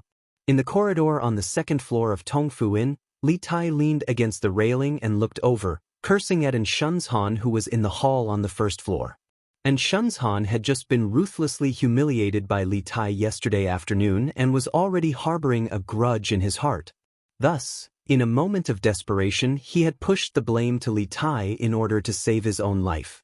Now that he had been scolded by Li Tai, how could Shenzhan maintain his face? The old man pointed at Li Tai and said to the crowd, "Don't worry. Cloud Scorpion Leader, do you see that? This brat was hiding in the dark and eavesdropping on our conversation again. Who knows, when I was discussing matters with the two leaders, Xian Yi and Skyhawk, this brat might have been hiding in the dark and eavesdropping. Then he secretly informed the authorities of the news, which resulted in Lord Xian Yi and Lord Skyhawk being ambushed by the authorities." The old man's move could be considered a quick-witted move. He wanted to use this opportunity to beat Li Tai to death. Indeed, upon hearing this, Cloud Scorpion narrowed his eyes slightly. The hot-tempered Twilight Flood Dragon stepped off the ground and flew towards where Li Tai was standing. Then, like an eagle carrying a chick, he lifted Li Tai from the second floor's corridor to the hall on the first floor. Then Twilight Flood Dragon glared angrily at Li Tai and said, "Speak. Did you betray Xian Yi and the leader of Sky Eagle?" Li Tai was a pampered prince to begin with. When had he ever been lifted down from the second floor like this? Fatty was immediately enraged as he pointed at Twilight Flood Dragon's nose and scolded, "Do you have any king brains? Do you have to follow whatever that guy says? Why don't you try touching this king again? At most, this king will bite off his tongue and commit suicide. I'll make all of you, including your Lord Guard, accompany this king in death." Chapter 2144. You mean that the government noticed our plan and set up an ambush in the provincial governor's residence, leading to the capture of commanders Xian Yi and Tianyin? In the hall on the first floor of Tongfuin, Yunxia looked at Li Tai with a gloomy gaze and asked in a deep voice. Before Li Tai could answer, Shenzhan hastily interjected, "Impossible. Impossible." When Nissen bribed the officers and jailers of the provincial governor's residence, Nissen was extremely cautious, and all of the people he chose were greedy individuals. Nissen only gave them 40% as a deposit. If they want the remaining 60%, they must help this and save the guard lord. Thus, these people can't possibly sell me out. Dusk Flood Dragon and Cloud Scorpion found Shenzhan's words reasonable and nodded. Li Tai looked at Shenzhan like he was an idiot, and then he said in a mocking tone, "Although it's not very likely that these greedy individuals would sell you out, there's no such thing as an impenetrable wall in the world. Do you think that your little tricks could escape the eyes of the 100 Horsemen? Don't forget that besides the 80,000 soldiers of the Bing province, Taiyuan City also has the 100 Horsemen under Li Junxian. The 100 Horsemen are extremely skilled at investigating, and the provincial governor's residence is where Zhao Diyan is imprisoned. Do you think that the 100 Horsemen wouldn't have planted spies in the provincial governor's residence?" The 100 Horsemen. Cloud Scorpion and Dusk Flood Dragon couldn't help but cry out in alarm. The two of them glanced at each other, and Cloud Scorpion couldn't help but say, "This means that the 100 Horsemen might have noticed that Shenzhan bribed the officers and jailers." You mean that the government noticed our plan and set up an ambush in the provincial governor's residence, leading to the capture of commanders Xianyi and Tianying? In the hall on the first floor of Tongfu Inn, Yunxia looked at Li Tai with a gloomy gaze and asked in a deep voice. Before Li Tai could answer, and Shenzhan hastily interjected, "Impossible. Impossible. When I bribed the generals and guards of the provincial governor's manor, I was extremely cautious. Furthermore, the people I chose were all greedy people. I only gave them 40% as a deposit. If they want the remaining 60%, they have to help me save Lord Guard. Therefore, it is impossible for these people to betray me."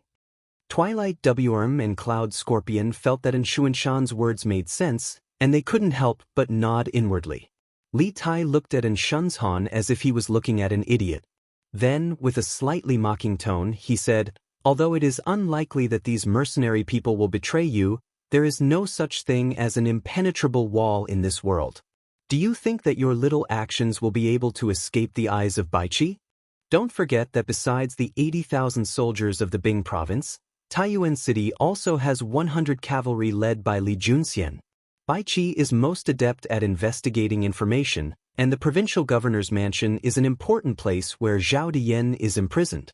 Do you think Baichi will not place spies in the provincial governor's mansion?" "Baichi!" Cloud Scorpion and Twilight Worm couldn't help but cry out in alarm. The two of them glanced at each other, and Cloud Scorpion couldn't help but say, "If this is the case, Baichi might have already noticed that Shenzhan bribed the generals and guards of the provincial governor's mansion." "You mean to say that the government noticed our plan and set up an ambush in the provincial governor's mansion, leading to the capture of commanders Xianyi and Tianying?" In the first-floor hall of Tongfu Inn, Cloud Scorpion gloomily stared at Li Tai as he sternly asked. Before Li Tai could answer, and Shenzhan hastily interjected, "Impossible. Impossible. When I bribed the generals and guards of the provincial governor's mansion, I was extremely cautious.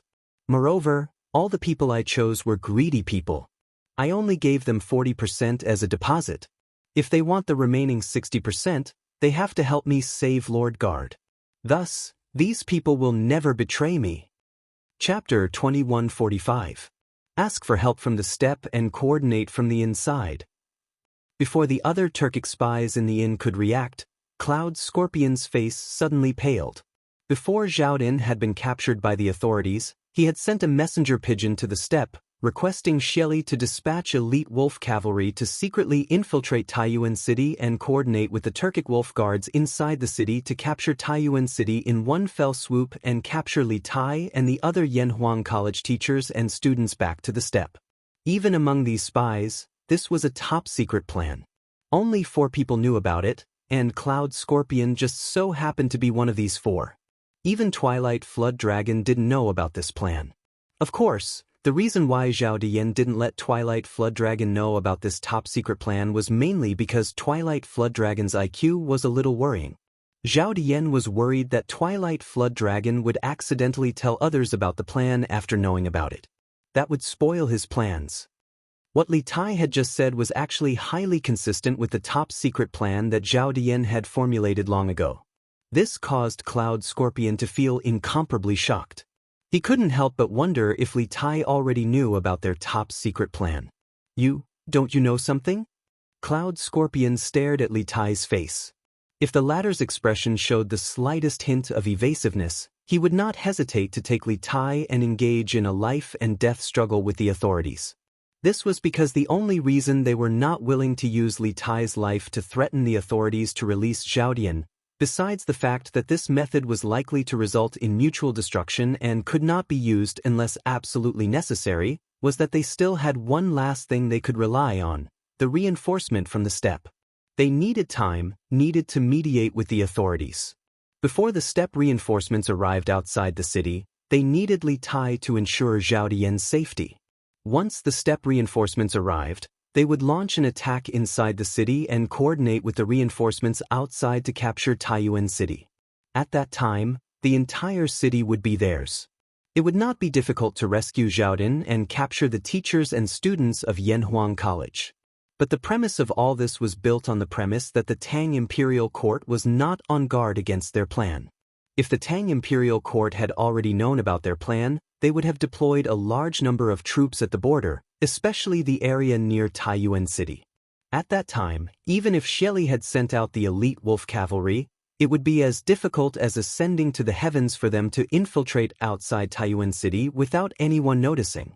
If that was the case, there would be no need for them to continue negotiating with the government. Since they couldn't escape death, they might as well drag Li Tai along with them and fight with the government. Perhaps they might be able to find a way out. Therefore, it was fine if Li Tai's words were unintentional, but if they were, then as the leader of the wolf guards in the inn, he would have to change his plan and take a risk. What do you know? What do you want this prince to know? Li Tai's eyes were clear. Facing Cloud Scorpion's aggressive gaze, his eyes did not evade at all. He said, "This plan is the only feasible plan that this prince came up with after racking his brains and putting himself in your shoes. How about it? Are you impressed by this prince's extraordinary wisdom?" With that said, Li Tai proudly raised his chin at Cloud Scorpion. He had a narcissistic look on his face, as though he did not realize the danger and even killing intent in Cloud Scorpion's words.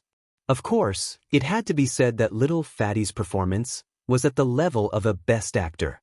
It was as though he really did not know of Zhao Dian's top-secret plan. Be it his expression, gaze, or words, there were no flaws. Cloud Scorpion, who wanted to find clues from Li Tai's expression, ultimately failed to see any clues. Perhaps this little fatty was really a blind cat that came up with this plan by chance? Cloud Scorpion could not help but mutter to himself when he saw Li Tai's clear eyes, and his expression did not seem to be fake. With this in mind, the killing intent in Cloud Scorpion's heart could not help but dissipate. As long as the government did not know of their top-secret plan, there was still hope for them to escape Source Peak City. They did not need to engage in a life-and-death struggle with the government. When he saw Cloud Scorpion's gaze ease up, Li Tai couldn't help but heave a sigh of relief in his heart. Actually, before he spoke those words just now, he'd already expected Cloud Scorpion's next reaction, and he'd made sufficient mental preparations. That was why his performance was so flawless and flawless. What sort of good plan is this? Although he had relaxed his guard against Li Tai, Cloud Scorpion did not plan on being merciful with his words. He snorted coldly and said, "Now that Lord Guard, Xianyi, and Skyhawk have fallen into the hands of the government, they will definitely press on and attempt to rescue you. It's too late for us to seek help from the grasslands now. It's too late to seek help now. We could have sought help 2 days ago." Cloud Scorpion silently added in his mind. At the same time, he could not help but feel immense admiration and joy for Zhao Dian's move. Based on the time, not only had the grasslands received their request for help, the wolf cavalry Xieli had dispatched had probably already infiltrated the Great Tang. As long as they could hold on for a few more days, they would definitely be able to receive reinforcements. With this thought in mind, Cloud Scorpion's gaze turned resolute. The only thing he could do now was lead the people of the inn to guard Li Tai and wait for reinforcements to arrive. What's there to not be in time for? With this king in your hands, the government won't dare to make any moves. All you need to do is guard the inn and completely pin down the government until reinforcements arrive. Li Tai chuckled as he spoke. Big brother, what he says seems to make sense. Why don't we just do as he says? On the side, Twilight Flood Dragon could not help but be tempted. In truth, he did not know about Zhao Dian's top-secret plan, but after hearing Li Tai's description, he also felt that this was their only feasible plan, which was why he was so tempted.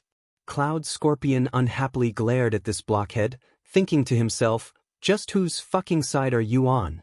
Cloud Scorpion then turned to Li Tai and sternly said, "You're probably looking forward to being rescued by the government, right? Why would you be so kind as to help us come up with a plan? Just what are you planning?" Twilight Flood Dragon immediately came to his senses. He glared at Li Tai with a fiendish expression and gruffly said, "Big brother is right. You're on the same side as the government, so why are you helping us come up with a plan? There must be some shameful scheme." Chapter 2146. The intelligence of you two brothers is far inferior to Xianyi and Skyhawk. It's no wonder the two of you can't be the boss. Faced with Cloud Scorpion and Twilight Flood Dragon's questioning, Li Tai shook his head and mocked them in an eccentric manner. The duo's expression changed, and just as they were about to flare up, they heard Li Tai continue. Who said that this king is wholeheartedly helping you? In fact, this king is also helping himself. Cloud Scorpion's gaze froze as he asked in a deep voice, King Wei, what do you mean by that? What do I mean? I mean it literally. Li Tai threw up his hands and lampooned helplessly. If this king didn't come up with a perfect plan for you, wouldn't you be grabbing this king and taking him to the authorities? If any random swords or arrows were to injure this king, who would this king seek justice from? Although this king isn't afraid of death, this king doesn't wish to die in such a cowardly manner. Therefore, to a certain extent, we are now in the same boat. In the same boat? Twilight Flood Dragon scratched his head in puzzlement. Although he could not find any loopholes in Li Tai's words, he had a nagging feeling that something was amiss. Li Tai was clearly a hostage they had taken, so how did he end up in the same boat as them? This turn of events was too sudden, so Twilight Flood Dragon was momentarily unable to wrap his head around it. Cloud Scorpion's eyes flashed. Li Tai's words had made him suddenly think of something. He seemed to realize something as he thought to himself. So that's how it is. This punk is pretending to be smart to stall for time. One has to know that sending a messenger pigeon from Source Peak City to the grasslands to request for reinforcements would take a few days in addition to the time needed to send the message and dispatch the troops. This punk wants to use these few days to make a comeback? Dream on. Little does he know that our reinforcements have already set off. They might even be approaching Source Peak City by now. They will arrive outside Source Peak City by tomorrow. I want to see how you can make a comeback in a short day. If Li Tai had fabricated some other reason, Cloud Scorpion might have continued to be wary of Li Tai because he felt that Li Tai had other motives. However, not only did Li Tai admit that he had done so partly for himself, the reason he gave was reasonable. Cloud Scorpion, who believed that he had seen through Li Tai's scheme, once again lowered his guard against Li Tai. He felt that everything was within his grasp. The reinforcements that would arrive outside Source Peak City in a few days were his greatest support. Speaking of which, when he learned that Xianyi and Celestial Eagle had been captured by the government, Cloud Scorpion had been somewhat flustered. He had even almost forgotten about his greatest support, Zhao Dian's secret plan. If not for the fact that Li Tai had just reminded him of this plan, he would probably have been egged on by Twilight Flood Dragon's group to take Li Tai out and fight to the death with the soldiers. Since Your Highness King of Wei doesn't want to die, then please cooperate with us for the next few days. Don't cause any trouble. Once the Turkic reinforcements arrive, we will take you out of Source Peak City and ensure your safety. Otherwise, Cloud Scorpion faintly smiled as he warned Li Tai. There's no need for you to teach this king how to do things. Li Tai coldly snorted, and then he arrogantly waved his sleeve and walked up the stairs with his hands behind his back. He knew that he had fooled Cloud Scorpion and Twilight Flood Dragon. There were many times when a perfect and flawless lie was more likely to arouse the wariness of others, especially at the juncture of life and death. Thus, he had intentionally given Cloud Scorpion a flaw, so that he would believe that he had seen through his plan. This way, not only could his plan be carried out smoothly, he could also lower his foe's wariness of him. Ever since Li Tai had been dragged down the stairs by Twilight Flood Dragon, this confrontation had begun to brew in his mind. On the surface, it seemed like Li Tai had lost, but in reality he had completely defeated Cloud Scorpion. The Imperial Court was now on guard, and the garrisons of the border provinces had been ordered to be on high alert. The steppe reinforcements would not arrive as quickly as Cloud Scorpion had predicted. This gap in time was the chance that Li Tai had bought for himself to be rescued. Chapter 2147. Iron Egg, you also want to participate in the plan to rescue King Wei? In the main hall of the provincial governor's residence, Li Junxian gave Wang Liaoyuan and Fang Gongting a few more instructions on stabilizing the city. Just when he was about to leave, Iron Egg suddenly arrived. Upon learning of Iron Egg's intentions, Li Junxian asked in surprise. In his plan, all the participants had to be top-class experts, because each of them would have to deal with several even 10 some Turkic spies. Without sufficient skill, let alone completing the mission, they wouldn't even be able to protect themselves. Thus, he had made an exception and allowed Wang Chengwu to lead several top-class experts from the Wang clan's shadow guards into this plan. But compared to Wang Chengwu, Iron Egg's martial arts were lacking. Even though Iron Egg was the disciple of Li Zishuan and had an above-average talent amongst the younger generation, he was still young. Qingke was kidnapped because of me. I must save her. Iron Egg firmly nodded. Li Junxian could naturally sense Iron Egg's resolve, but after a few moments of hesitation he shook his head. No. My plan is too dangerous for you. Moreover, I've already gathered enough strength and am very confident that I can rescue His Highness. There's no need for you to participate. Li Junxian had refused partly because he did not want Iron Egg's participation to affect his plan, and partly because he wanted to protect Iron Egg. After all, Iron Egg was Li Zishuan's disciple. If something happened to him, Li Junxian wouldn't be able to answer to Li Zishuan. General Li, although Iron Egg, you also want to participate in the plan to rescue King Wei? In the main hall of the provincial governor's residence, Li Junxian gave Wang Liaoyuan and Fang Gongting a few more instructions on stabilizing the city. Just when he was about to leave, Iron Egg suddenly arrived. Upon learning of Iron Egg's intentions, Li Junxian asked in surprise. In his plan, all the participants had to be top-class experts, because each of them would have to deal with several, even 10 some Turkic spies. Without sufficient skill, let alone completing the mission, they wouldn't even be able to protect themselves. Thus, he had made an exception and allowed Wang Chengwu and several other top-class experts of the Wang clan's shadow guards to participate in his plan. But compared to Wang Chengwu, Iron Egg's martial arts were somewhat lacking. Even though Iron Egg was a student of the younger generation, and Iron Egg's talent was above average among the younger generation, he was still young. Qingke was kidnapped because of me. I have to save her. Iron Egg firmly nodded. Li Junxian could naturally sense Iron Egg's resolve, but after a few moments of hesitation he shook his head. No. My plan is too dangerous for you. Moreover, I've already gathered enough strength and am very confident that I can rescue His Highness. There's no need for you to participate. Li Junxian had refused partly because he did not want Iron Egg's participation in his plan to be affected, and partly because he wanted to protect Iron Egg. After all, Iron Egg was Li Zishuan's disciple. If something happened to him, Li Junxian wouldn't be able to answer to Li Zishuan. General Li, although Iron Egg, you also want to participate in the plan to rescue King Wei? Chapter 2148. Li Junxian agreed?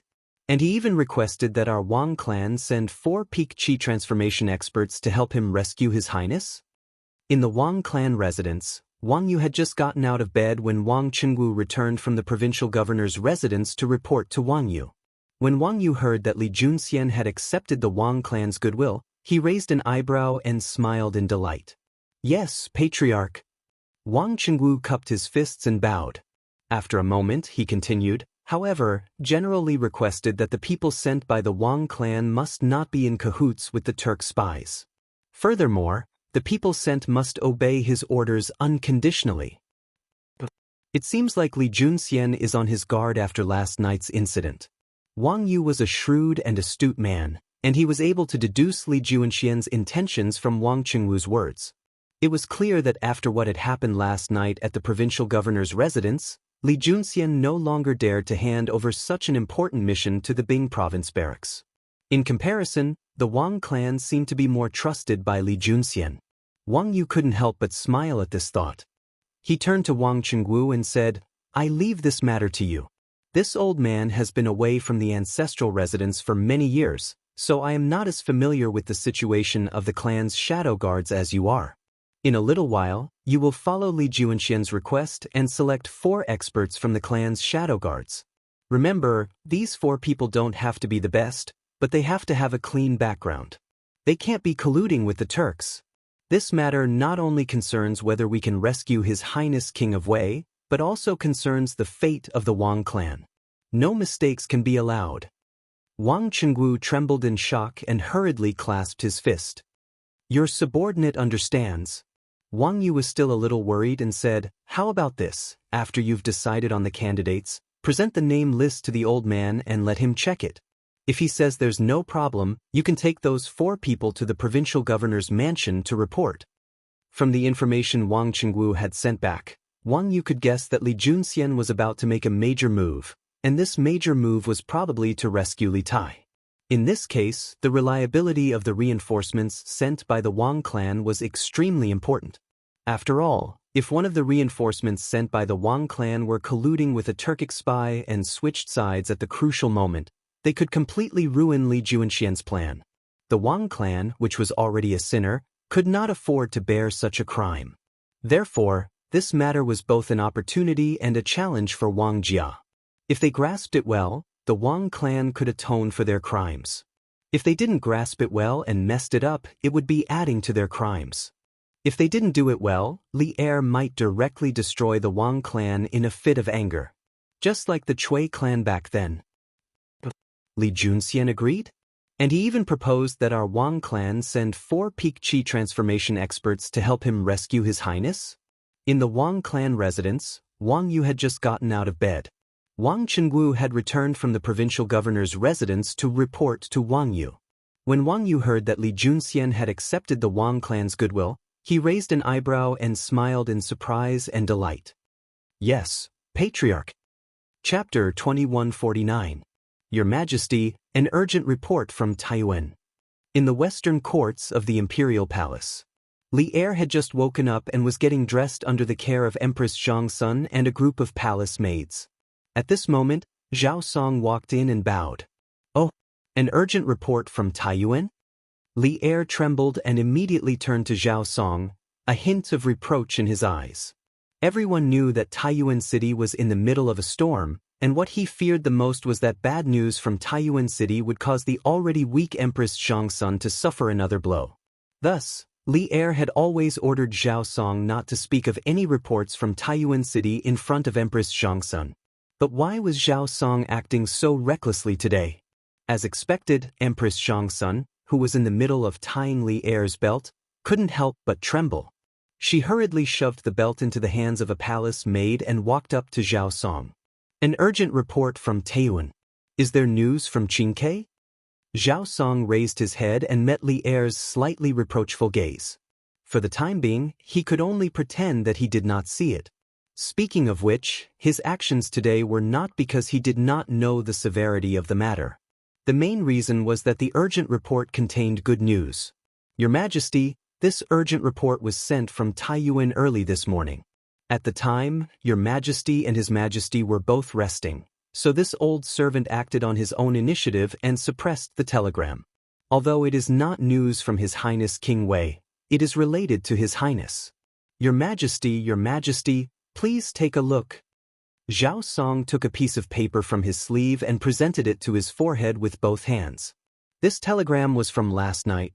No, in the early hours of this morning, when Li Junxian had captured Xianyi. "Your Majesty, an urgent report from Taiyuan." In the western courts of the Imperial Palace, Li Er had just gotten out of bed and was getting dressed under the care of Empress Xianxia and a group of palace maids. At this moment, Zhao Song walked in and bowed. "An urgent report from Taiyuan?" Li Er's body trembled. He immediately turned his head to look at Zhao Song with a hint of blame in his eyes. Everyone knew that Taiyuan City was in the midst of a storm. Furthermore, he was most afraid that bad news from Taiyuan City would cause Empress Xianxia, who was already in poor health, to suffer another blow. Therefore, Li Er had specially instructed Zhao Song not to speak of any information regarding Taiyuan City in front of Empress Xianxia. Sure enough, when Empress Xianxia, who was tying Li Er's belt, heard this, her hands could not help but tremble. She hurriedly stuffed the belt in her hands into the hands of a palace maid beside her, then quickly walked in front of Zhao Song and asked anxiously, "Taiyuan emergency report, is there news about Qingke?" Zhao Song raised his head and met Li Er's slightly reproachful gaze. For the time being, he could only pretend that he did not see it. Speaking of which, his actions today were not because he did not know the severity of the matter. The main reason was that the urgent report contained good news. Replying to your highness, it was an urgent report from Taiyuan early this morning. At the time, you and his majesty had already gone to bed, so this old servant acted on my own initiative and suppressed the telegram.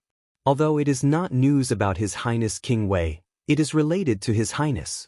Your Majesty, Your Highness, please take a look. Zhao Song took a piece of paper from his sleeve and presented it to his forehead with both hands.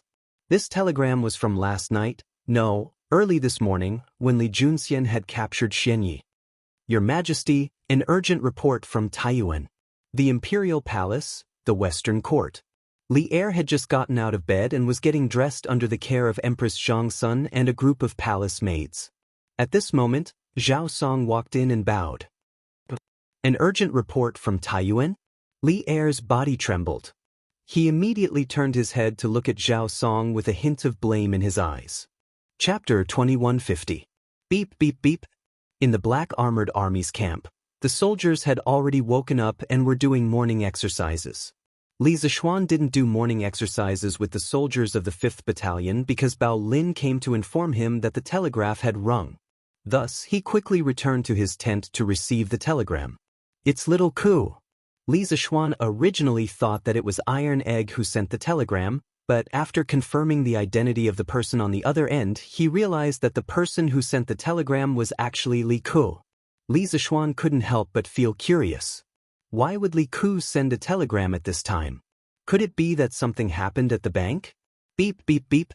Forcefully suppressing his curiosity, Li Zishuan calmed himself down and focused on the code sent by Li Ku. Speaking of which, he didn't need to take notes when receiving telegrams. He completely listened with his ears and translated it in his mind.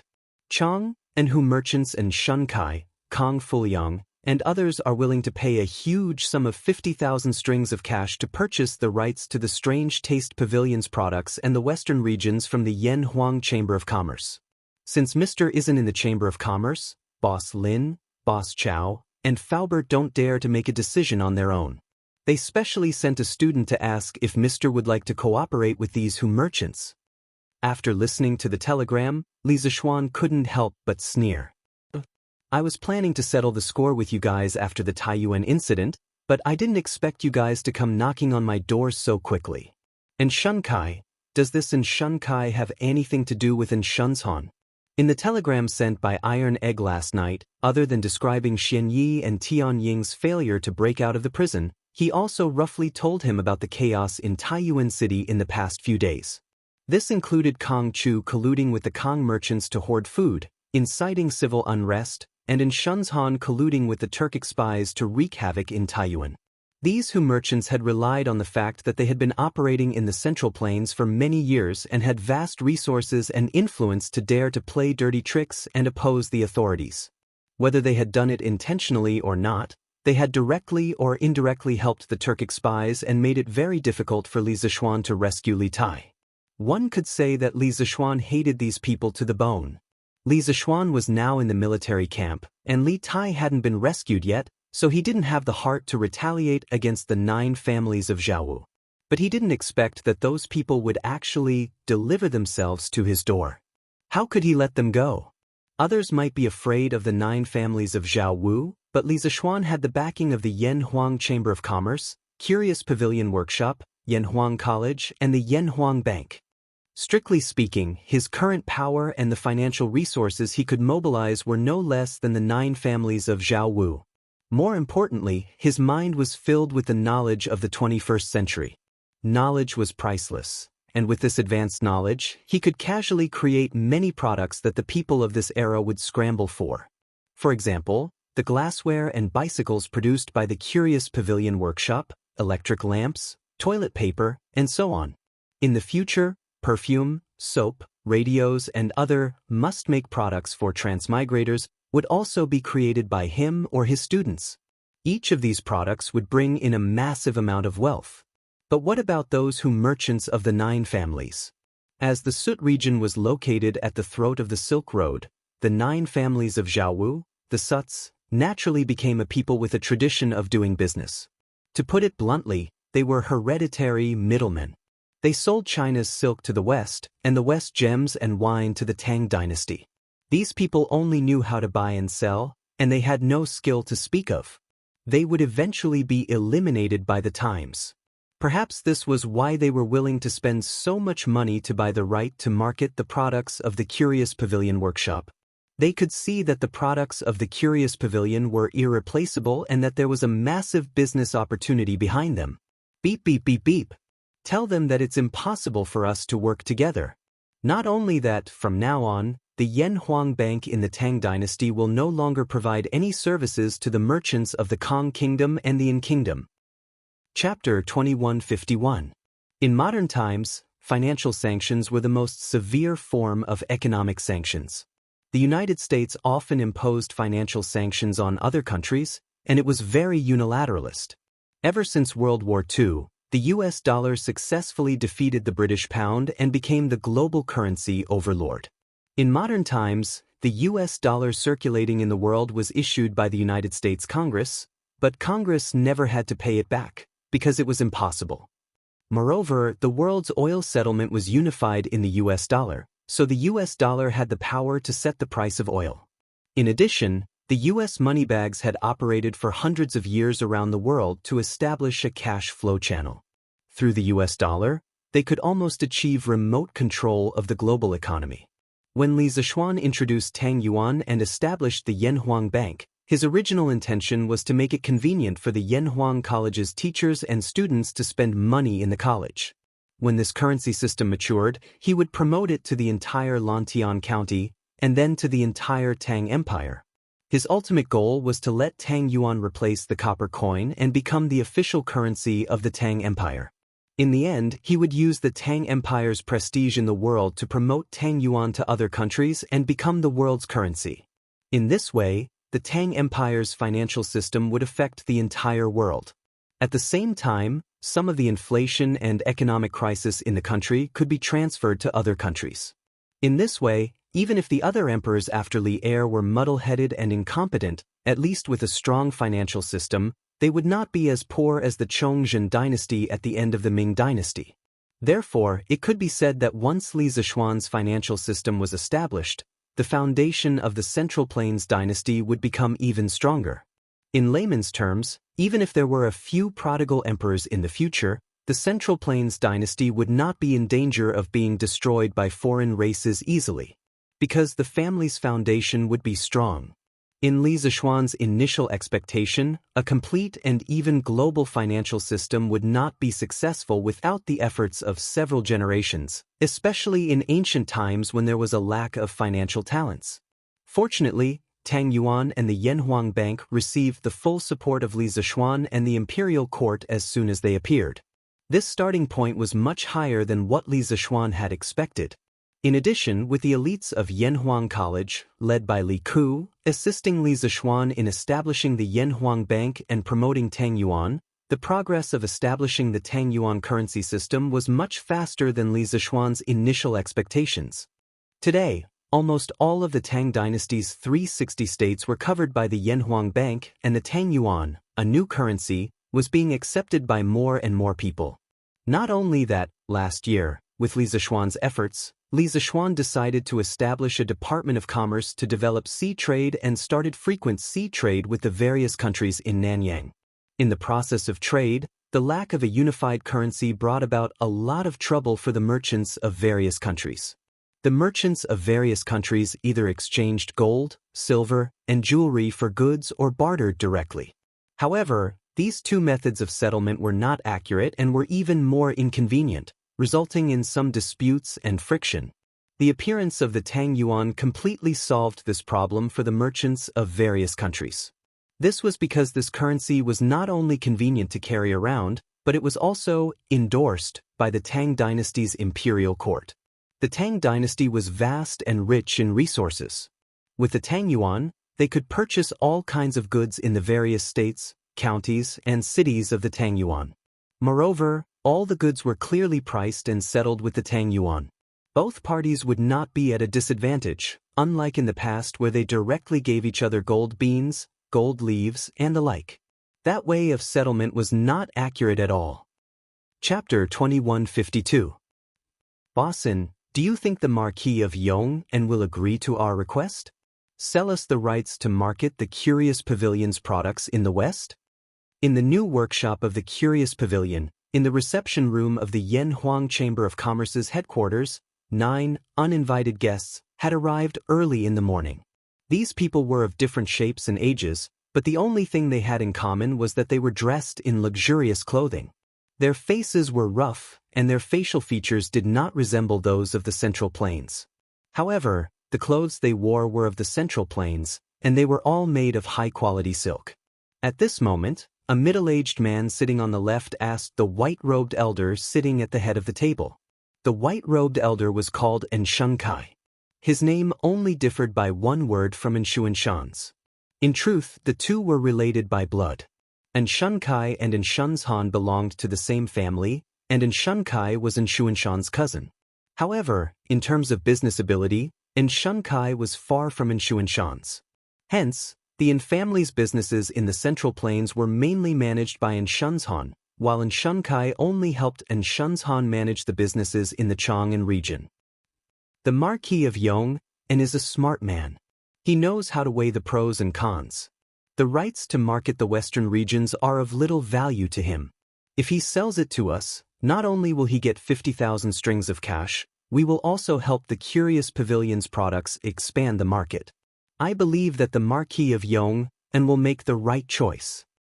Hearing Kong Fuyang's question and seeing the gazes of the other people in the room on him, Shun stroked the small beard on his chin and analyzed for everyone with a face full of confidence. Furthermore, before this, I have already sent people to investigate. In this year, the Marquis of Yong has established the academy, repaired the roads, expanded the city, and built some sort of power station. Each of these projects cost a huge sum of money. Even if the Curious Pavilion under him earns a lot of money every day, it will definitely not be able to withstand his expenditure. Hence, I speculate that the Marquis of Yong should be very short on money. Otherwise, the Yen Huang Chamber of Commerce would not have held a donation gathering in Lantian County to raise military funds for the imperial court. Now, we are willing to offer 50,000 strings of cash for the rights to market the Western regions.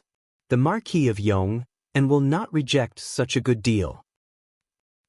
Bossin, do you think the Marquis of Yong will agree to our request? Are you going to sell us the rights to sell your products in the West? In the new workshop of the Strange Interest Pavilion, in the reception room of the Yen Huang Chamber of Commerce's headquarters building, 9 uninvited guests had arrived early in the morning. These people were of different shapes and ages, but the only thing they had in common was that they were all dressed very luxuriously. Their faces were rough, and their facial features did not resemble those of the Central Plains. However, the clothes they wore were of the Central Plains, and they were all made of high-quality silk. At this moment, a middle-aged man sitting on the left cupped his hands and asked the white-robed elder sitting at the head of the table. The white-robed elder's name was Xianxia, and his name only differed by one word from Xianxia's. In reality, the two of them were related by blood. Xianxia and Xianxia belonged to the same family, and Xianxia was Xianxia's cousin. However, in terms of business talent, Xianxia was far from Xianxia's. Hence, the Yin family's businesses in the Central Plains were mainly managed by Xianxia, while Xianxia only helped Xianxia manage the businesses in the Chang'an region.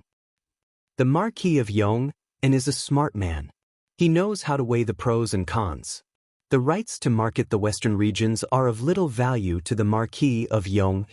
If he sells it to us, not only will he get 50,000 strings of cash in one go, we will also help the Strange Interest Pavilion's products expand the market.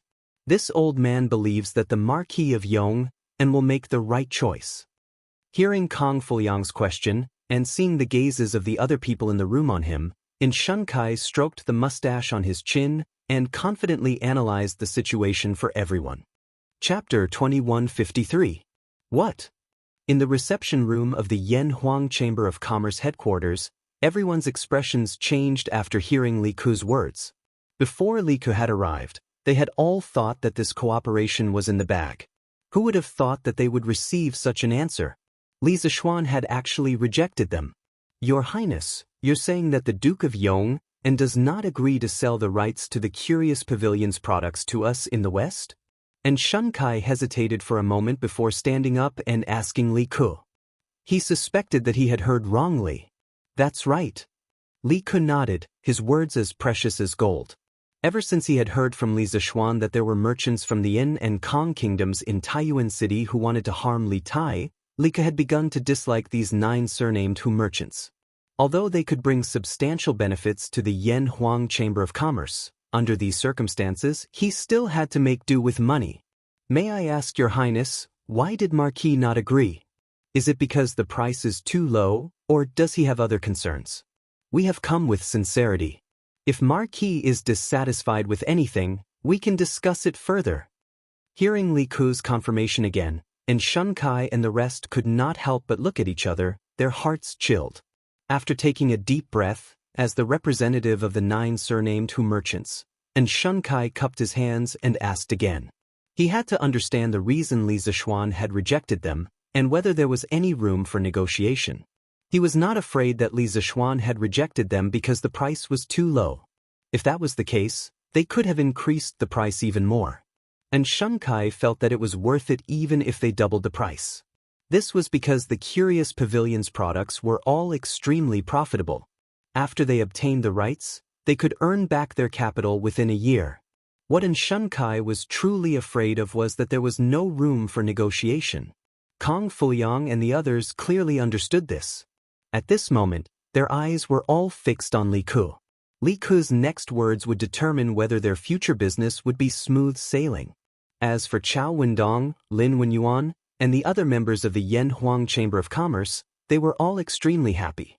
This was because if Li Zishuan did not work with these Hu merchants, then the Yan Huang Chamber of Commerce members would not be able to reduce their share of the goods from the Curious Pavilion.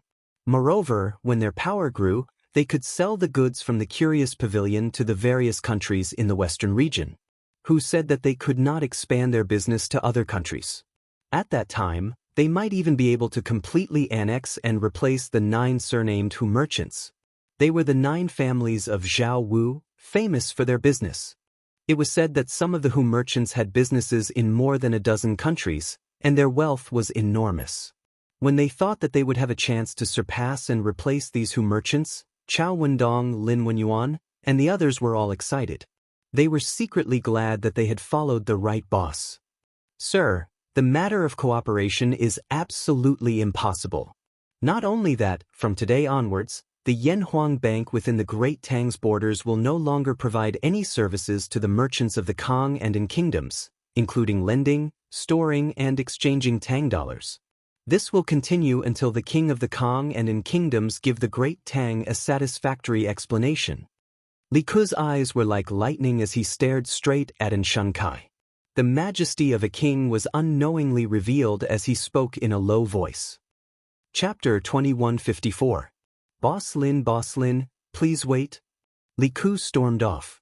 Chao Wendong, Feng Zhihua, Lin Wenyuan, and the other members of the Flaming Yellow Chamber of Commerce followed closely behind.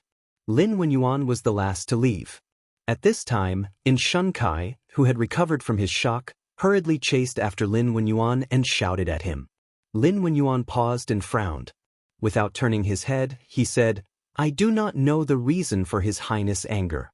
It is useless for you to ask this old man. The matters of the Chamber of Commerce and the bank are all decided by Marquis. Since you have offended Marquis and His Highness, no one can save you." After saying this, Lin Wenyuan did not linger and hurriedly left. He did not want to have anything to do with these sinners, not to mention that there was a competitive relationship between them. He had already done his best to say this. Besides, even if he wanted to help in this matter, he could not.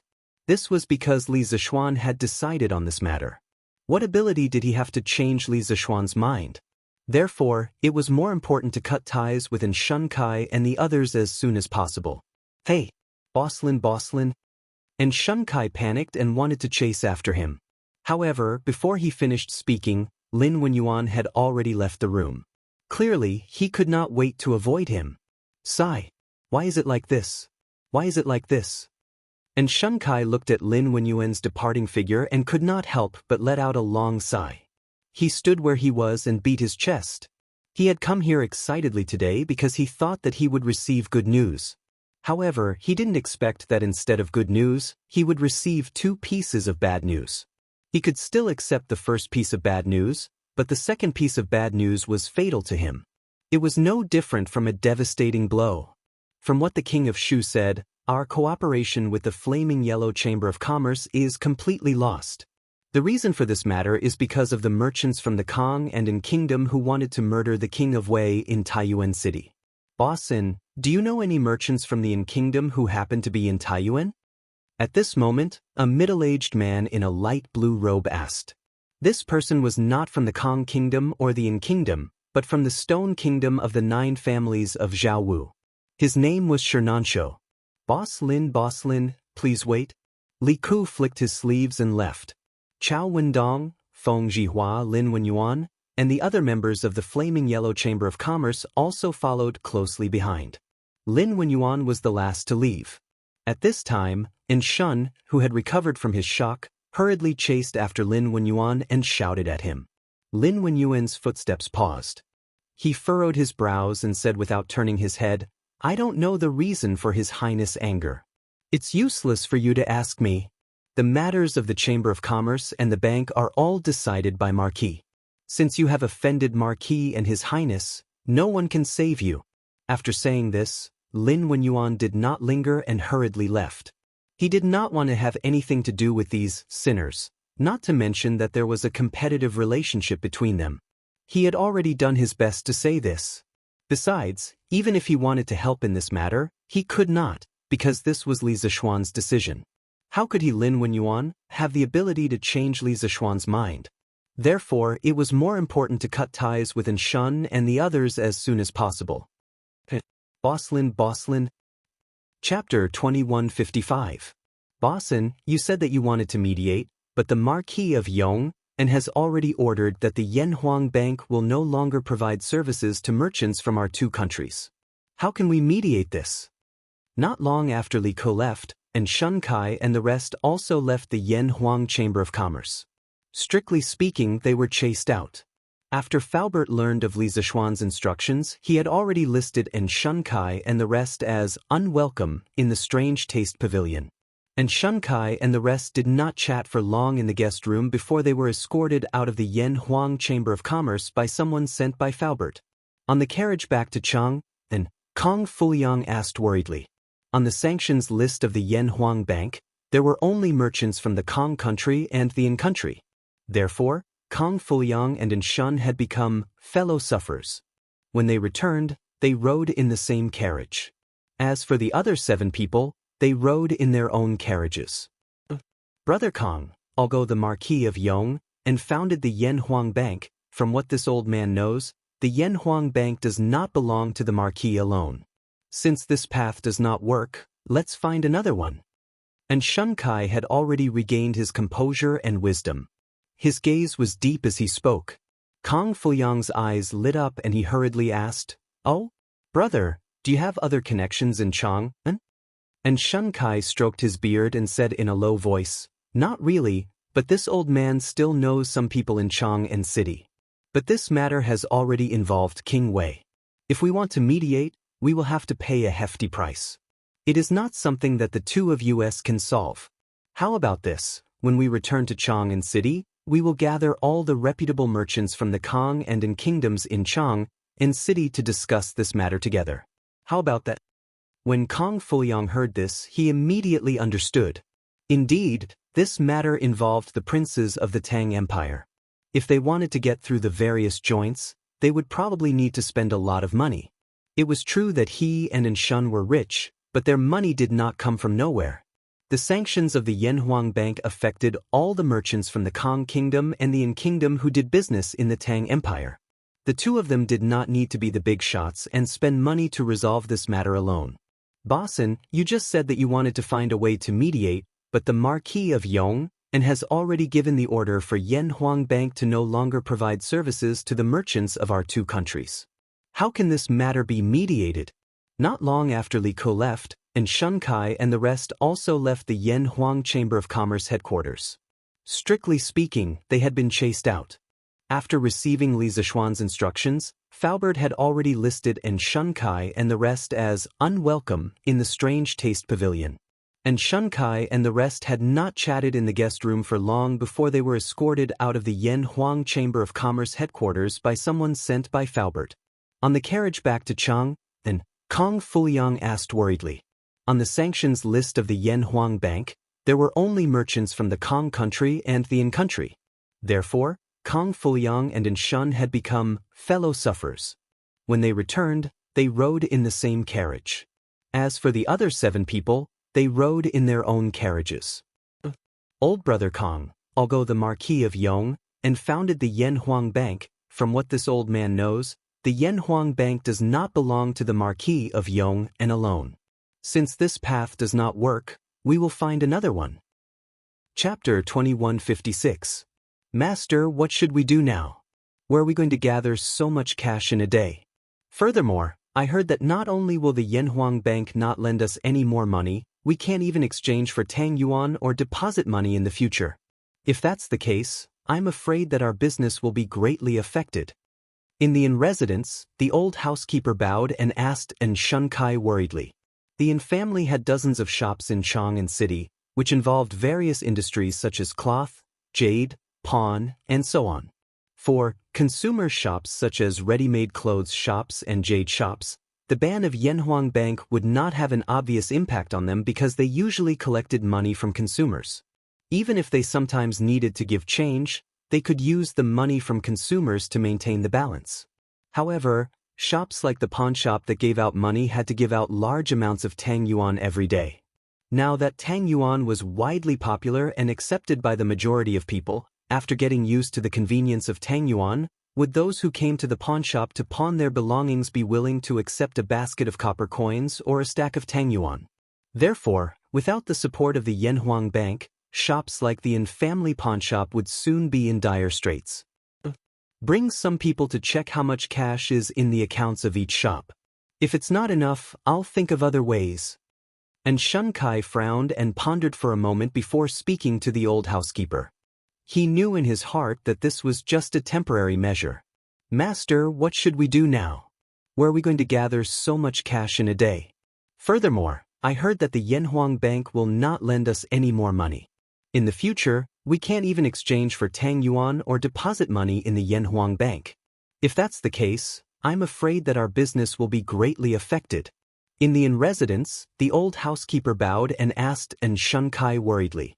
The Yin family had dozens of shops in Chang'an City, which involved various industries such as cloth, jade, pawn, and so on.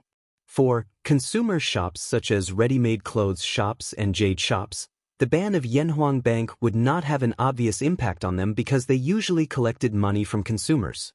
Even if they sometimes needed to give change, they could use the money from consumers to maintain the balance. However, shops like pawn shops that gave out money had to give out large amounts of Tang Yuan every day. Tang Yuan was now widely popular and was accepted by the majority of people. After getting used to the convenience of Tang Yuan, would people who came to pawn their belongings be willing to accept a basket of copper coins or a stack of Tang Yuan? Therefore, without the support of Yan Huang Bank, shops like the In family pawn shop would soon be in dire straits. Take some men with you and check how much cash is in each shop's account. If it's not enough, this old man will think of another way. And Xianxia frowned and muttered to himself for a moment before he spoke to the old butler. He knew in his heart that this was only a temporary measure. Master, what should we do now? Where are we going to get so much cash in one day? Furthermore, this old servant has also heard that not only will Yan Huang Bank not lend us any more money, we won't even be able to go to Yan Huang Bank to exchange for Tang Yuan or deposit money. If that's the case, I'm afraid our business will be greatly affected. Inside the inn manor, the old steward bowed and asked and Xianxia worriedly. Chapter 2157. Your subjects congratulate your majesty. Seeing Qin Xiong take the lead, the officials did not want to dampen Li Er's spirits. They all stopped their private discussions and cupped their hands to Li Er. Among them, Qing Yaojin was the one who shouted the loudest. Li Zixuan was the junior he valued the most. Now that the Turks were experiencing frost in midsummer, Li Zixuan's wondrous plan was more than half successful. This was a crucial factor that could decide the outcome of the war between the two countries. In this way, Li Zishuan could be said to have performed another meritorious service for the Great Tang. As a senior, he naturally shared in the glory. This old fellow's voice had always been loud, and now that he could raise his voice, it caused the entire Taiji palace to hum. The generals standing beside him almost suffered internal injuries from old Cheng's voice. However, there was no lack of old foxes in the imperial court, such as Zhang Sun Wuji and Fang Xianling. Although they did not know of the plan that Li Zishuan had proposed to divide the Turks, they could tell that Li Er's words seemed to be concealing something and had not told the entire truth. This was because this method of using worldly phenomena to spread rumors and bewitch the hearts of the people required the right time and place. Yesterday, frost had descended on the steppe, and Li Er had only just sent someone to inform Tang Jian to use rumors to incite the tribes of the steppe. It was probably already too late. They believed that as an emperor who had been born on horseback, Li Er would not make such a low-level mistake. But since Li Er was so certain that the Turks would fall into internal strife, this meant that Li Er definitely had some tricks up his sleeve that they did not know of. Mao Gong. Li Er nodded at this moment, looked at one of the generals, and said in a deep voice, "This old subject is here." A slightly plump middle-aged general walked out and cupped his hands to Li Er. "Your subjects congratulate your majesty." Seeing Qin Xiong take the lead, the officials did not want to dampen Li Er's spirits. They all stopped their private discussions and cupped their hands to congratulate Li Er. Li Zishuan was the junior he valued the most, and now that the Turkic Khaganate was in the middle of summer, Li Zishuan's wondrous plan had mostly succeeded. This was a crucial factor that could decide the outcome of the war between the two countries. In this way, Li Zishuan could be said to have performed another service for the Great Tang, and as his senior, he naturally shared in the glory. This old fellow's voice had always been loud, and now that he could raise his voice, it caused the entire Taiji palace to hum. The generals standing beside him almost suffered internal injuries from old Cheng's voice. But there was no lack of old foxes in the imperial court, such as Zhang Sun Wuji and Fang Xianling. Although they did not know of the plan that Li Zishuan had proposed to divide the Turks, they could tell that Li Er was concealing something and had not told the entire truth. This was because this method of using worldly phenomena to spread rumors and bewitch the hearts of the people required the right time and geographical location. Yesterday, the plains had fallen in the middle of summer, and Li Er had only just sent someone to inform Tang Jian to use rumors to incite the tribes of the plains. It was probably already too late. They believed that as an emperor who had been born on horseback, Li Er would not make such a low-level mistake. But since Li Er was so certain that the Turks would fall into internal strife, it meant that Li Er definitely had some tricks up his sleeve that they did not know of. Mao Gong. Li Er nodded at this time, looked at one of the generals, and said in a deep voice, "This old subject is here." A plump middle-aged general walked out and cupped his hands to Li Er. Chapter 2158. Being a nameless hero, Li Zishuan did not suffer a loss. This was something that only he knew in his heart. Although Qing Yaojin was unwilling, he could only be anxious. This was because he was also very clear that if this matter was made public, many halos would be added to Li Zishuan's body. Li Zishuan's edge was too bright, and it was bound to attract a lot of unnecessary trouble. The tallest tree in the forest would be the first to be destroyed by the wind. This saying was not without reason. There are 3 open sentries at the northwest corner of the inn, and 1 hidden sentries at the 3rd and 5th trees to the west. There are 6 open sentries at the back gate of the inn, 2 hidden sentries at the tea house across the street, and 1 hidden sentries at the first tree to the east and west of the tea house. There are 4 open sentries at the northeast corner of the inn, 1 hidden sentries at the firewood pile to the west of Fenghe Street, and 1 hidden sentries at the butcher shop to the east. There are 4 open sentries at the east side of the inn, and 1 hidden sentries at the 1st, 3rd, and 5th trees to the north. On a roof 1 li away from Tongfu in Taiyuan City, Iron Egg was using his binoculars to carefully scan the surroundings of Tongfu for any suspicious characters. Whenever he saw someone with a sword or saber standing in one place for a long period of time, he would put down his binoculars and record that person's position on a map. Of course, This map of Tongfu Inn's surroundings had also been drawn by Iron Egg, and it was so detailed that it even detailed every blade of grass and tree. It was far more detailed than the maps of the government. Iron Egg also did not stay in one place. Whenever he could not find any useful information at one location, he would switch locations. This was truly a case of changing locations with every shot. This was primarily because there were no particularly tall buildings around Tongfu Inn. Even if Iron Egg stood on the roof of someone else's house, there would still be many blind spots. Ever since he had received the order from Li Junxian in the early morning, Iron Egg had already switched 7 or 8 observation points. His movements were very careful, and no matter where he observed, he would always be 1 li away from Tongfu Inn. This way, he could ensure that he would not be exposed. We have to change locations again. Iron Egg carefully searched the field of vision with the binoculars. After finding nothing, the Iron Egg put away the binoculars and planned to go to the next observation point. He first looked around, and when he found that there was no one around, he lightly jumped down from the roof, and then walked south along the street as if nothing had happened. The mission Li Junxian had given him was to spend the morning cleaning up Tongfu Inn. As a nameless hero, Li Zishuan was the only one who knew whether he had suffered a loss or not. Although Cheng Yaojin was unwilling to accept this, he could only be anxious. He knew very well that if this matter were to be made public, Li Zishuan would be given a lot of glory. Li Zishuan would be too outstanding and would inevitably attract a lot of unnecessary trouble. The tallest tree in the forest would be destroyed by the wind. This saying was not without reason. There are 3 open sentries at the northwest corner of the inn, and 1 hidden sentries at the 3rd and 5th trees to the west. There are 6 open sentries at the back gate of the inn, 2 hidden sentries at the tea house across the street, and 1 hidden sentries at the first tree to the east and west of the tea house. Chapter 2159. What? You want to investigate the area around the inn? When Li Junxian heard that Iron Egg wanted to personally investigate the area around the inn, he couldn't help but be alarmed. Without much hesitation, he hastily refused. No, this is too dangerous. His Highness is still in their hands, so even though the soldiers have surrounded the area around Tongfu Inn, they have not dared to do anything excessive. They fear that the Turkic spies in the inn will act out of desperation. If you go alone and they discover you, they will first capture you, and second, they might try to harm His Highness. This is too risky. I don't agree. Just as Li Junxian had said, although the provincial army had surrounded the area 1 li around Tongfu Inn to prevent the Turkic spies from going out and causing trouble, they only dared to surround the inn and not attack. This was because if they did anything excessive, the Turkic spies in the inn might try to harm Li Tai.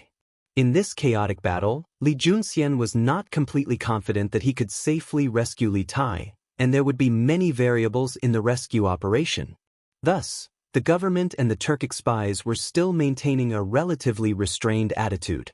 If the Turkic spies discovered that someone was investigating the area around the inn, not only would that person be in trouble, the Turkic spies might even try to harm Li Tai. Iron Egg solemnly clasped his fist to Li Junxian and said, "General Li, although I don't know the exact details of your plan, I can guess that the positions of the Turkic spies outside the inn are critical to the success of your plan. If I had missed even one, it might have affected our final rescue plan. Thus, I must personally make a trip to the inn." What? You want to investigate the area around the inn? When Li Junxian heard that Iron Egg wanted to personally inspect the area around the inn, he couldn't help but be alarmed. Without much hesitation, he hastily refused. This is too dangerous. At present, His Highness was still in their hands. Therefore, although the officers and soldiers had surrounded the Tongfu Inn, they did not dare to do anything excessive. They were afraid that the Turkic spy in the inn would act out of desperation. If they find out that you're going alone, they'll capture you. Secondly, they might harm His Highness. This is too risky. I don't agree. Just as Li Junxian had said, although the provincial army had surrounded a li around Tongfu Inn to prevent Turkic spies from going out and causing trouble, they only dared to encircle but not attack. This was because if they did anything too extreme, the Turkic spies in the inn might attack Li Tai. Li Junxian did not have absolute confidence in his ability to safely rescue Li Tai, and there would be many variables in the rescue operation. Thus, the local authorities and the Turkic spies were still restraining themselves. If the Turkic spies discovered that someone was inspecting the area around the inn, not only would that person be in trouble, the Turkic spies might also take extreme action against Li Tai. Iron Egg solemnly clasped his fist to Li Junxian and said, "General Li, although I don't know the exact details of your plan, I can guess that the positions of the Turkic spies outside the inn are critical to the success of your plan. If I had missed even one, it might have affected our final rescue plan. Thus, I must personally make a trip to the inn." Chapter 2160. Sirs, please do me a favor and let me go in to beg for something to eat? In front of the Tongfu Inn, the little beggar stumbled to the front of the guard at the entrance, bowed and begged. In addition to being a place to stay, the inn was also a place to eat. Beggars entering the inn to beg for food was a normal thing in the past, but now? Is this little beggar crazy? He dares to run to the Tongfu Inn now? I heard that something happened at the Tongfu Inn 2 days ago. A group of unknown ruthless people occupied the inn. Not only did they drive out the innkeeper and staff of the inn, but they also drove out the guests who stayed inside. I heard that many people died in the process. Yesterday, the soldiers surrounded the entire residential area. I think it's because of this matter. This little beggar is going to the inn to beg for food now. I'm afraid he's going to suffer. A few people who liked to watch the fun couldn't help but whisper after seeing the little beggar's action. Is the stinky beggar blind? Now the inn is not open to the public. Beggar, go elsewhere. The guard at the entrance of the inn glared and lifted his foot to kick the little beggar's chest. Bang! The little beggar clutched his chest as he was sent flying. After landing, he spat out a mouthful of blood with a sound. Get out of here! The person who kicked the little beggar fiercely glared at him. He looked as if he would take the little beggar's life if he didn't know how to appreciate kindness. Sirs, spare me. I'll leave now. The little beggar wiped the blood from the corner of his mouth and fled in a hurry. Sirs, please do me a favor and let me go in to beg for something to eat? In front of the Tongfu Inn, the little beggar stumbled to the front of the guard at the entrance, bowed and begged. In addition to being a place to stay, the inn was also a place to eat. Beggars entering the inn to beg for food was a normal thing in the past, but now? Is this little beggar crazy? Now, you still dare to run to Tongfu Inn? I heard that something happened at Tongfu Inn 2 days ago. A group of ruthless people of unknown origin took over the inn. Not only did they chase out the innkeeper and staff of the inn, but they also chased out the guests. I heard that many people died in the process. Yesterday, the soldiers surrounded the entire residential area. I think it's because of this matter. This little beggar is now going to the inn to beg for food. I'm afraid he's going to suffer. A few commoners who loved to watch the commotion couldn't help but whisper to each other after seeing the little beggar's actions. Is this beggar blind? Right now, the inn is not open to the public. If you want to beg for food, go elsewhere. The guard at the entrance of the inn widened his eyes and lifted his leg to kick the little beggar's chest. Bang! The little beggar clutched his chest as he was sent flying. After landing, he spat out a mouthful of blood with a wah sound. Get lost!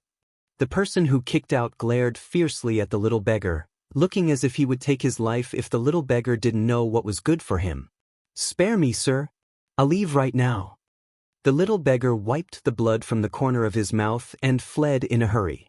Sirs, please do me a favor and let me go in to beg for something to eat?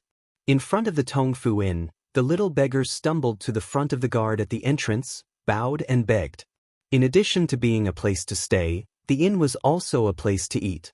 Beggars entering the inn to beg for food was a normal thing in the past, but now? Is this little beggar crazy? Now he dares to run to Tongfu Inn? Chapter 2161. Old Master, Majansha requests to see you. Cheng and City, Chongren Lane, Zhangsun Wuji's residence. Zhangsun Wuji, who had just returned home from the morning court assembly, was welcomed by an old servant. Ma Qing? Why is he here instead of assisting the crown prince in the East Palace? Zhang Sun Wuji got down from the horse carriage and frowned when he heard the words. He was old and his body wasn't as healthy as Qing Yaojin and Qin Xiong. Thus, he couldn't ride a bicycle to the morning court assembly every day. However, he actually liked the novelty of riding a bicycle. It was convenient, fast, and he could go whenever he wanted. However, his body condition didn't allow it. Thus, after experiencing the initial novelty, Zhang Sun Wuji returned to riding a carriage to the morning court assembly. Ma Cheng was the newly appointed Crown Prince Xianxia. The previous Crown Prince Xianxia was Li Zishuan. However, with Li Zishuan's continuous promotion over the past year, the small Crown Prince Xianxia became a marquis and was conferred as the provincial governor of a state.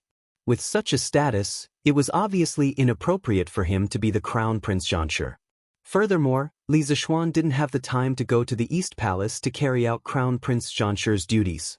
Thus, about a month ago, under Zhang Sun Wuji's recommendation, the newcomer Ma Cheng was appointed as the Crown Prince Xianxia. Ma Cheng was originally a scholar under Zhang Sun Wuji. He came from a poor family. Fortunately, Zhang Sun Wuji recognized him and recruited him.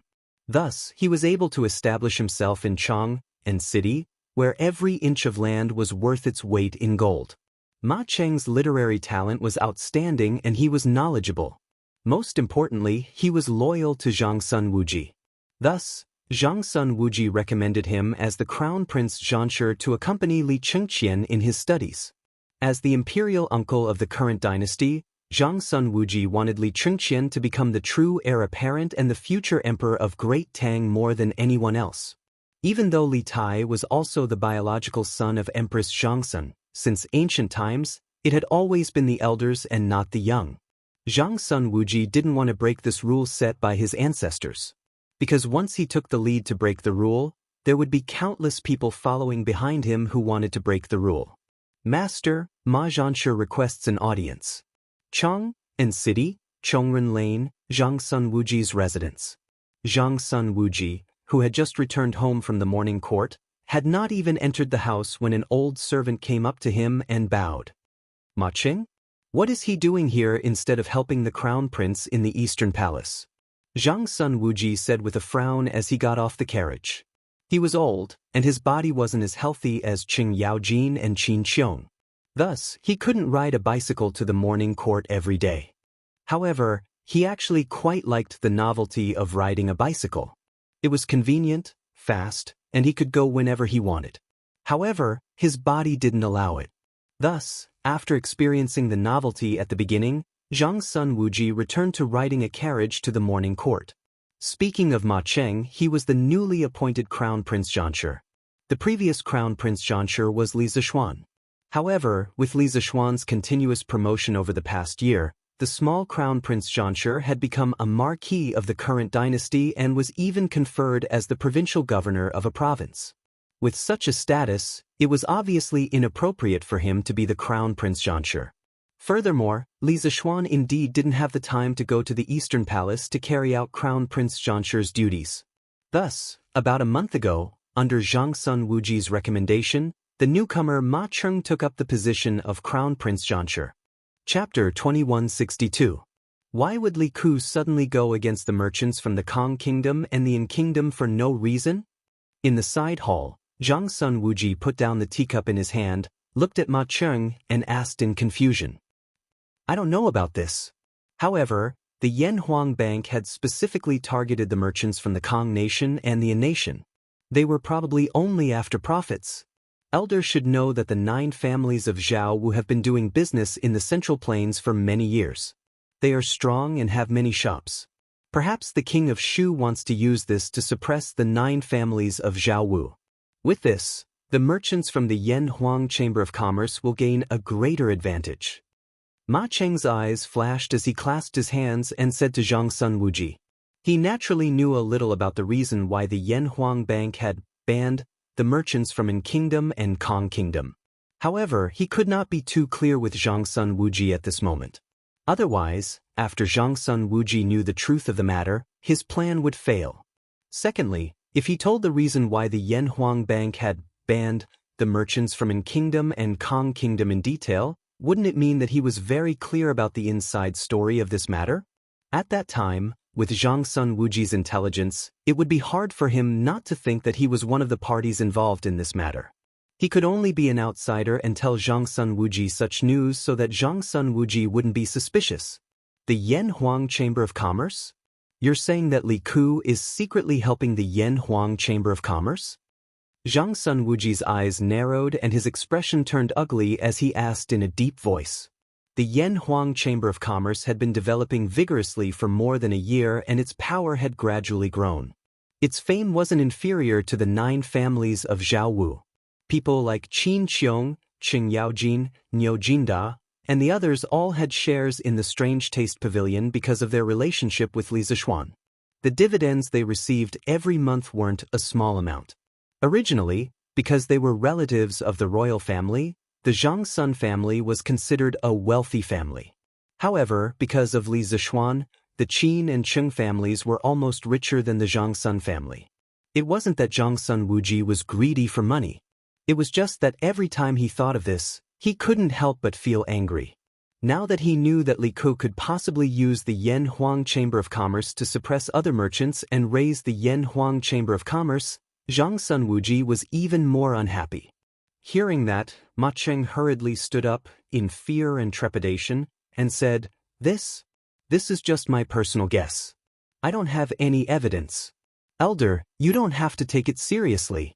Why would Li Ku suddenly go against the merchants from the Kong Kingdom and the Yin Kingdom for no reason? In the side hall, Zhang Sun Wuji put down the teacup in his hand and looked at Ma Cheng, who was seated below him, as he asked in confusion. I don't know about that. However, the Yan Huang Bank had specifically targeted the merchants from the Kong Nation and the Yin Nation. They were probably only after profits. Elder, you should know that the 9 families of Zhao Wu have been doing business in the Central Plains for many years. They are strong and have many shops. Perhaps His Highness, the King of Shu, wants to use this to suppress the 9 families of Zhao Wu. In this way, the merchants of the Yan Huang Chamber of Commerce will gain an even greater advantage. Ma Cheng's eyes flashed as he clasped his hands toward Zhang Sun Wuji and said, he naturally knew a little about the reason why the Yan Huang Bank had banned the merchants from the Yin Kingdom and the Kong Nation. However, at this moment, he couldn't be too clear with Zhang Sun Wuji. Otherwise, after Zhang Sun Wuji knew the truth of the matter, his plan would fail. Secondly, if he told the reason why the Yan Huang Bank had banned the merchants from the Yin Kingdom and the Kong Nation in detail, wouldn't it mean that he was very clear about the inside story of this matter? At that time, with Zhang Sun Wuji's intelligence, it would be hard for him not to think that he himself was also involved in this matter. Chapter 2163. Golden-Robed Guards. After Ma Cheng left, Zhang Sun Wuji sat alone in the side hall. After a long time, his old face sank as he muttered to himself, This Li Ku is proficient in both literature and martial arts. His intelligence is extraordinary, and he has some of His Majesty's style back then. Speaking till here, Zhang Sun Wuji suddenly laughed coldly, and his face gradually turned cold. Zhang Sun Wuji didn't really care about the Yan Huang Bank. After all, those merchants from the Kong Nation and the Yin Nation had nothing to do with Zhang Sun Wuji. Even if those merchants lost their families because of this, Zhang Sun Wuji wouldn't bat an eyelid. What he really cared about was Li Ku's ability to control the Yan Huang Bank from this incident. Zhang Sun Wuji wasn't a short-sighted person. He could see the potential of the Yan Huang Bank. Otherwise, he wouldn't have taken out almost all of the Zhang Sun family's money to invest in the Yan Huang Bank. Although the Yan Huang Bank was just a small yamen under the Ministry of Revenue, this small yamen had only been established for less than a year, and it had already affected the citizens of Great Tang's 360 states. Furthermore, it had almost completely replaced the position of copper coins as a currency. In the future, this Yan Huang Bank would definitely become an existence that wouldn't be weaker than any of the 6 ministries in the imperial court. This yamen controlled the economic lifeline of Great Tang. But Li Ku, despite being a prince, was in control of such an important office.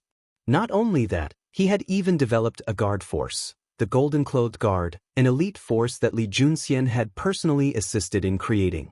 At that time, Li Ku wasn't just rich, he also had soldiers. Zhang Sun Wuji couldn't help but think. If he didn't handle it well, there might be another Xuanwu Gate incident a few years later. In Zhang Sun Wuji's heart, such a terrifying thought suddenly popped up without any reason. Men, prepare the carriage. This old man wants to make a trip to the palace. After a long silence, Zhang Sun Wuji raised his head and shouted at the door. He couldn't allow Li Ku to continue developing like this. Otherwise, in the future, Li Ku would definitely become the biggest threat to Li Qingxian's position as the crown prince. He couldn't allow such a variable to appear. Yes, old master. The old servant guarding outside the door was shocked and hurriedly replied. Not long after, a carriage drove out of the Zhangsun estate, heading in the direction of the imperial palace. At the corner of the alley, a man looked in the direction of the carriage with a meaningful smile on his face. A moment later, the man turned around and left. Gold-robed guards. After Ma Cheng left, Zhang Sun Wuji sat alone in the side hall. After a long time, his old face sunk as he muttered to himself, "This Li Ku is proficient in both literature and martial arts. His wisdom is extraordinary. He does have some of His Majesty's style back then." Speaking up to this point, Zhang Sun Wuji suddenly sneered, and his expression gradually became somewhat gloomy. Zhang Sun Wuji didn't really care about the Yanhuang Bank. After all, those merchants from the Kong Nation and the An Nation had nothing to do with Zhang Sun Wuji. Even if those merchants lost their families because of this, Zhang Sun Wuji wouldn't bat an eyelid. What he was really concerned about was the power that Li Ku had over the Yanhuang Bank. Zhang Sun Wuji was not a short-sighted person. He could see the potential of the Yanhuang Bank. Otherwise, he would not have taken out almost all of the Zhang Sun family's money. Chapter 2164. Just as I expected, Duke Zhao is already suspicious of King Wei because of this matter. He must have already reached the palace and reported this matter to His Majesty. In a tea house in Chang and City, Ma Cheng held the teacup in his hand as he spoke calmly. There was even a trace of pride on his face. Sitting opposite him was a slightly plump and boorish-looking old man from the Hua Mansion. Judging from his appearance, who else could he be but the In Kingdom's merchant, and Xianxia? Ma Zhanshi is truly a genius. I admire you. Hearing this, Xianxia's eyes lit up. He saw that Ma Cheng didn't even bat an eyelid after hearing his flattery. He immediately understood and hurriedly took out a stack of $100 bills from his sleeve and handed it to Ma Cheng. He said, "This is a small gift from Xianxia and the other merchants. I hope Ma Zhanshi can accept it." Ma Cheng's eyebrows twitched. His right hand that was holding the teacup couldn't help but tremble. Such a thick stack of bills, even if it wasn't 10,000 strings of cash, it was at least 7,000 to 8,000 strings of cash.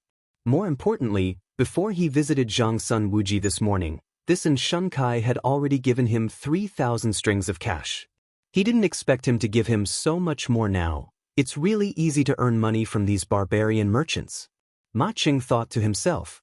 After all, this matter involves King Shu and King Wei. We can only take it slowly. If we act too hastily, only death awaits all of you. Now that Duke Zhao has entered the palace to meet His Majesty, let's wait patiently for news from the palace. Although he was extremely excited, Ma Cheng's face remained calm. He was the crown prince, an official of the Tang Empire. The person in front of him was just a barbarian merchant with some stinky money.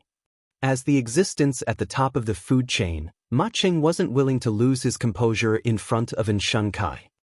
Just as I expected, Duke Zhao is already suspicious of King Wei because of this matter. He must have already reached the palace and reported this matter to His Majesty. In a tea house in Chang and City, Ma Cheng held the teacup in his hand as he spoke calmly. There was even a trace of pride on his face. Sitting opposite him was a slightly plump and boorish-looking old man from the Hua Mansion. Judging from his appearance, who else could he be but the In Kingdom merchant, and Xianxia?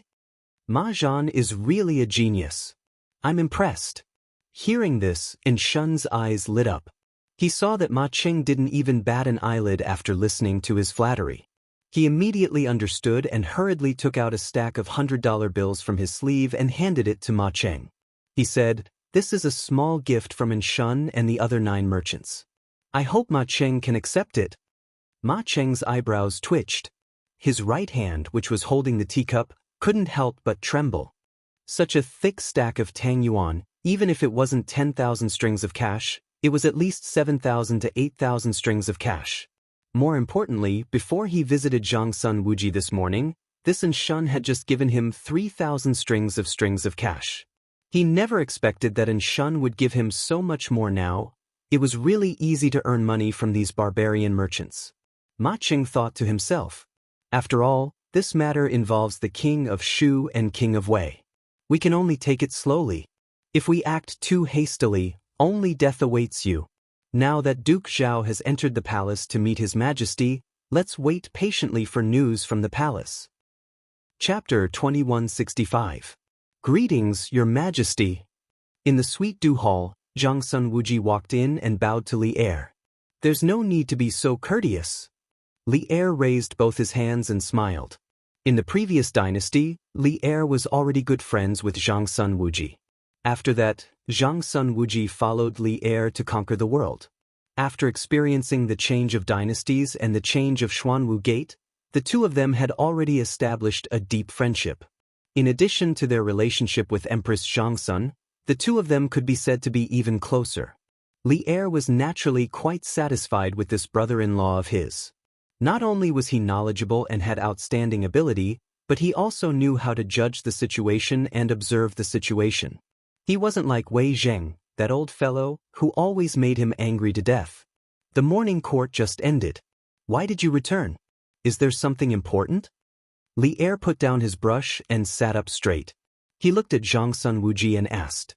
On the way to the palace, Zhangsun Wuji had already prepared a draft.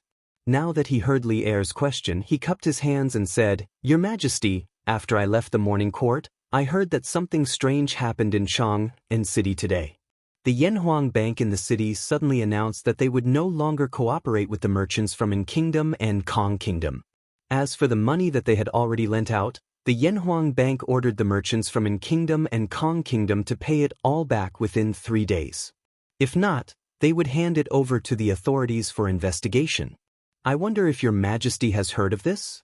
So he was here for this matter. Li Er's eyes flashed, and he instantly understood.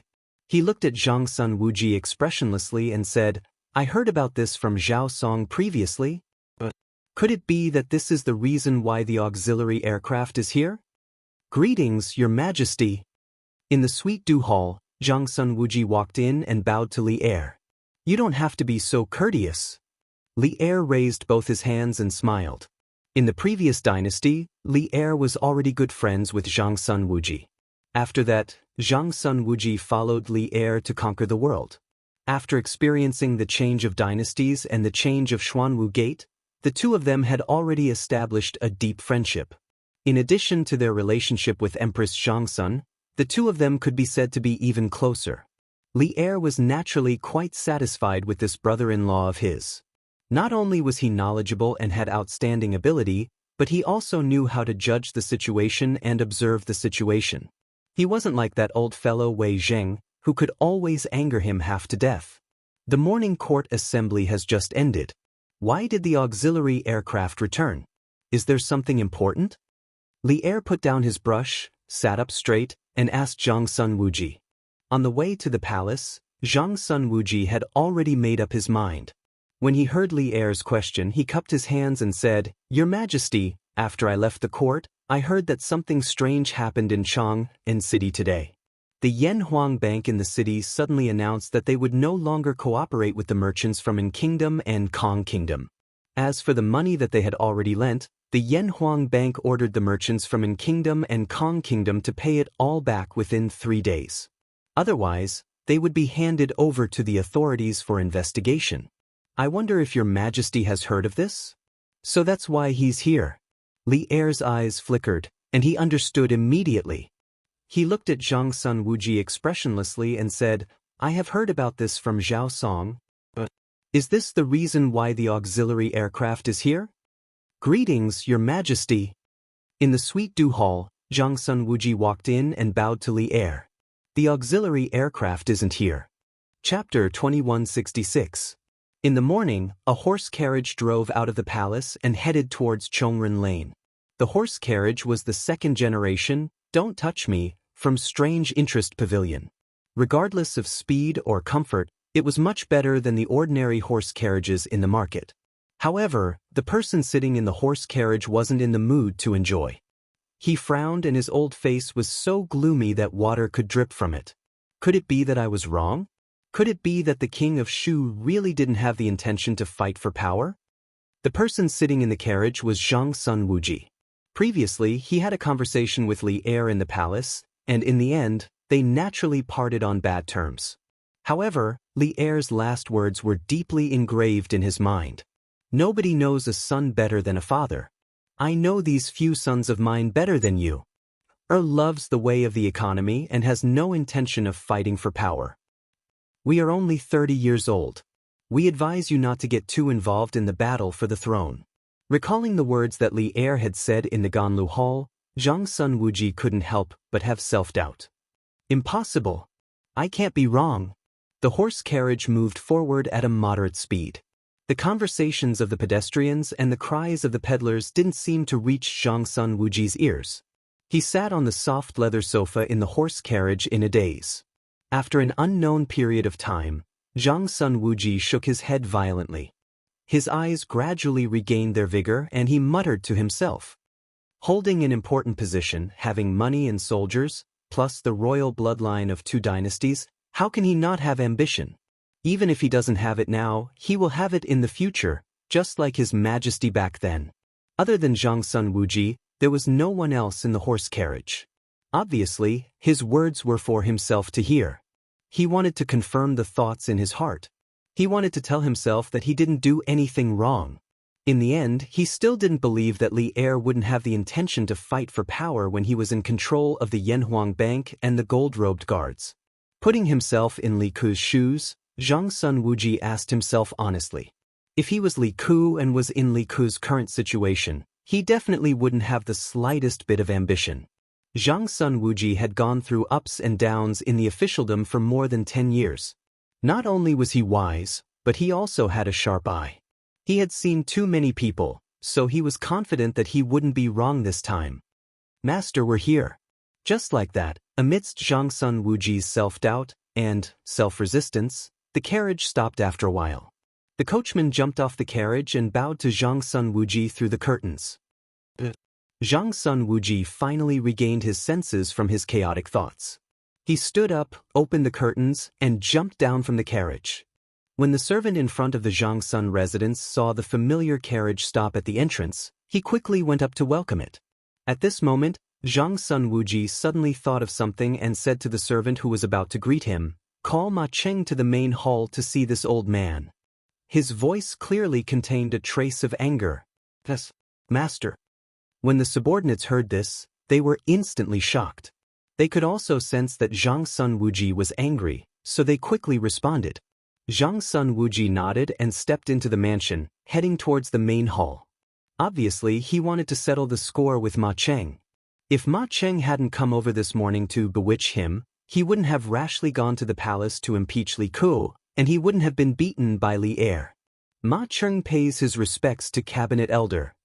After Zhang Sun Wuji returned to the main hall and drank half a cup of tea, there was a series of footsteps outside the house. Shortly after, Ma Cheng appeared in front of him and greeted him with a bow. Zhang Sun Wuji placed the teacup in front of his mouth and used the teacup cover to rub the teacup.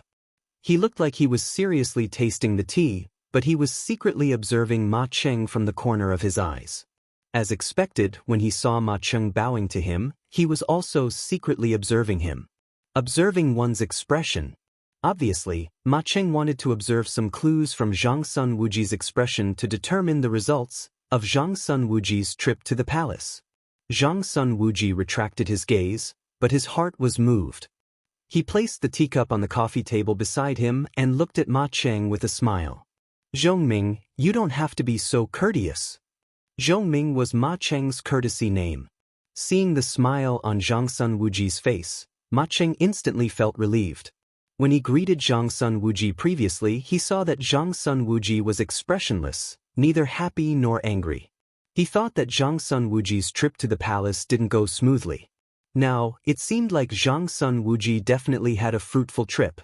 Therefore, Ma Cheng hurriedly stood up and couldn't wait to cup his hands and ask, "Cabinet Elder, did you just return from outside?" Although Ma Cheng was anxious to know the results, it didn't mean that he had lost his rationality. Of course, he couldn't directly ask Zhang Sun Wuji what Li Er said in the palace. If he did that, wouldn't the fact that he was secretly monitoring Zhang Sun Wuji be exposed? Therefore, at this moment, he had to feign ignorance and pretend that he didn't know that Zhang Sun Wuji went to the palace previously. Hearing that, Zhang Sun Wuji narrowed his eyes, but he quickly chuckled and said, "Ha! That's right, I just returned from the palace." Speaking up to this point, he deliberately paused.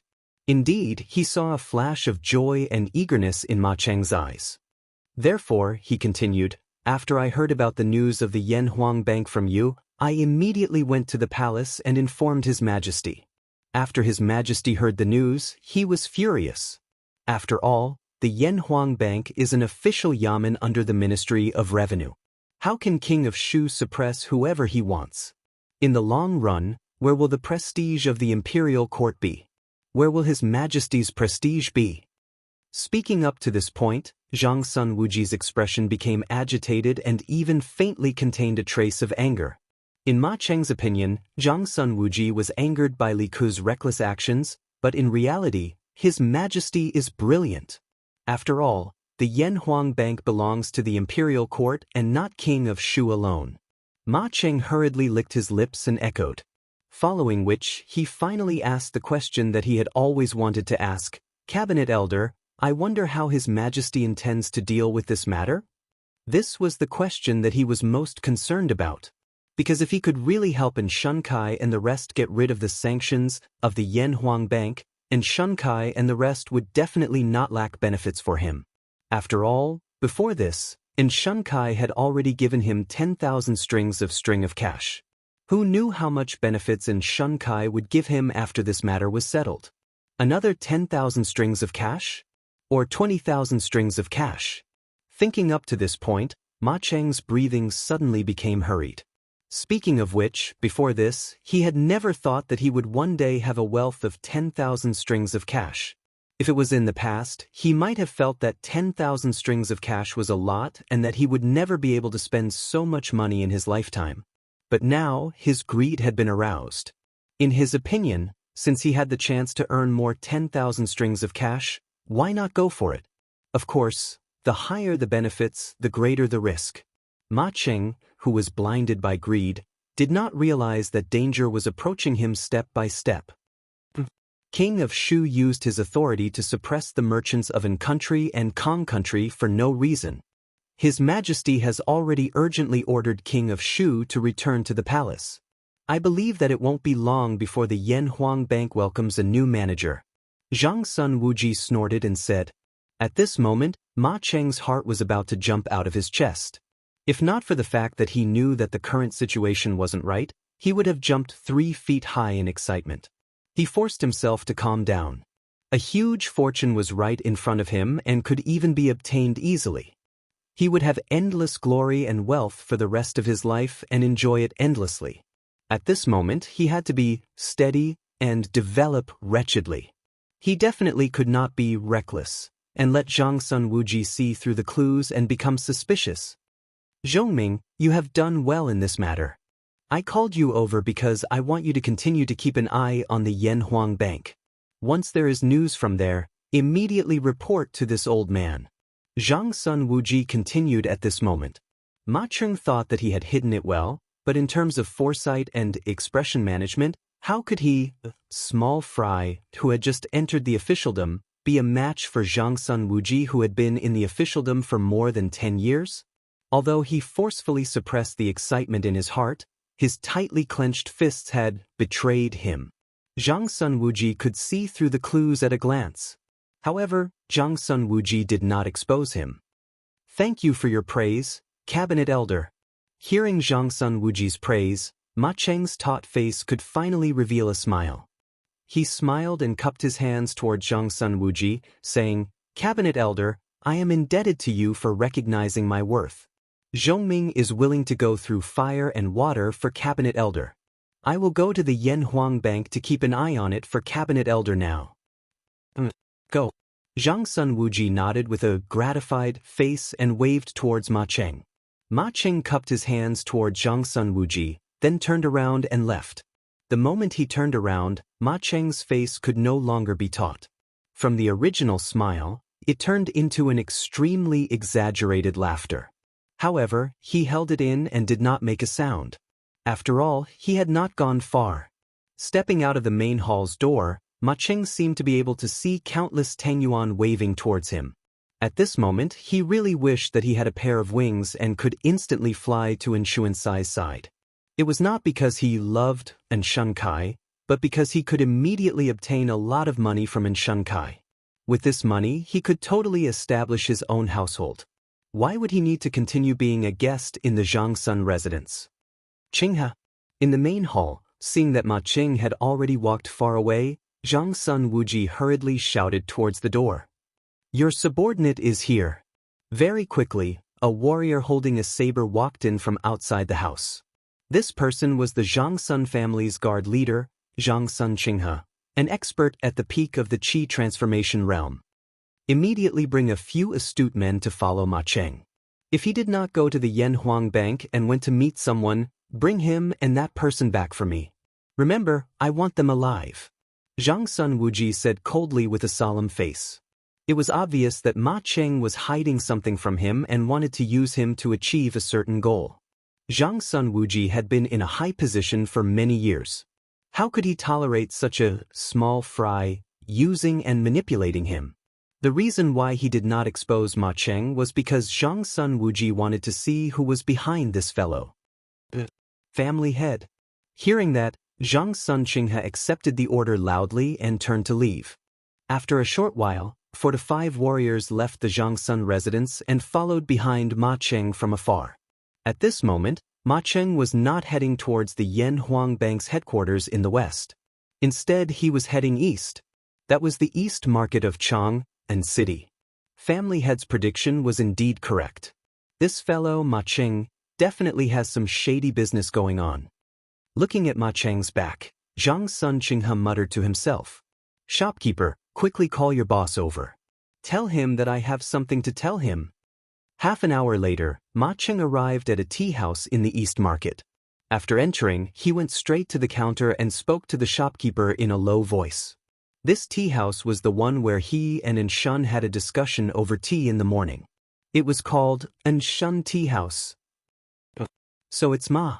Mr. Ma, please come upstairs. This old man will send someone to invite our boss over. The shopkeeper was just about to say, Who the hell are you? Our boss is not someone you can meet whenever you want. But when he looked up and took a closer look, he instantly felt that the person in front of him was somewhat familiar. After a moment, his heart quivered. He thought to himself, isn't this the person who drank tea with the boss on the second floor in the morning? Moreover, before the boss left, he had specially instructed him that if this person came again, not only must he receive him well, but he must also immediately send someone to report to him. Therefore, the shopkeeper's expression changed several times, and he hurriedly changed his words. Hurry up. My time is limited. Ma Cheng nodded and urged the shopkeeper.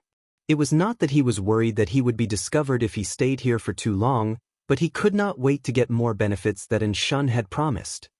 Yes. Mr. Ma, please come upstairs first. Our boss should be at the Nshan restaurant in the East Market. He will be here soon. The shopkeeper really thought that Ma Cheng still had urgent matters to attend to. He was afraid that this distinguished guest that his boss had mentioned would not be able to wait and would leave, so he hurriedly pacified him.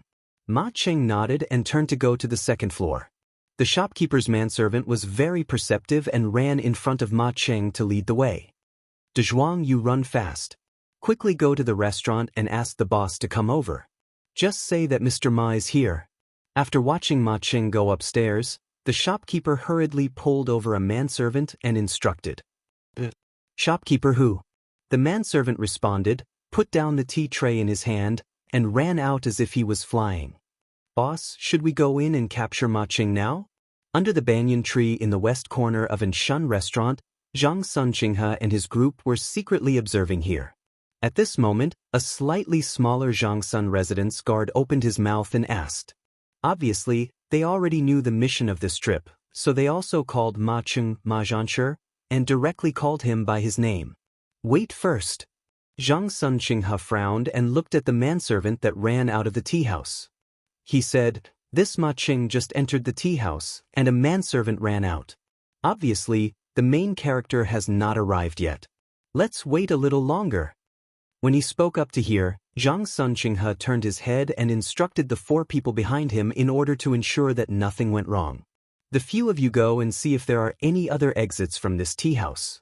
If there is a back door, leave 2 people there to guard it. The other 2 come back and guard the front door with me." Yes, boss. Chapter 2167. Good for you, Ma Zhongming. How dare you? How dare you scheme against me? Seems like I have been too merciful all these years.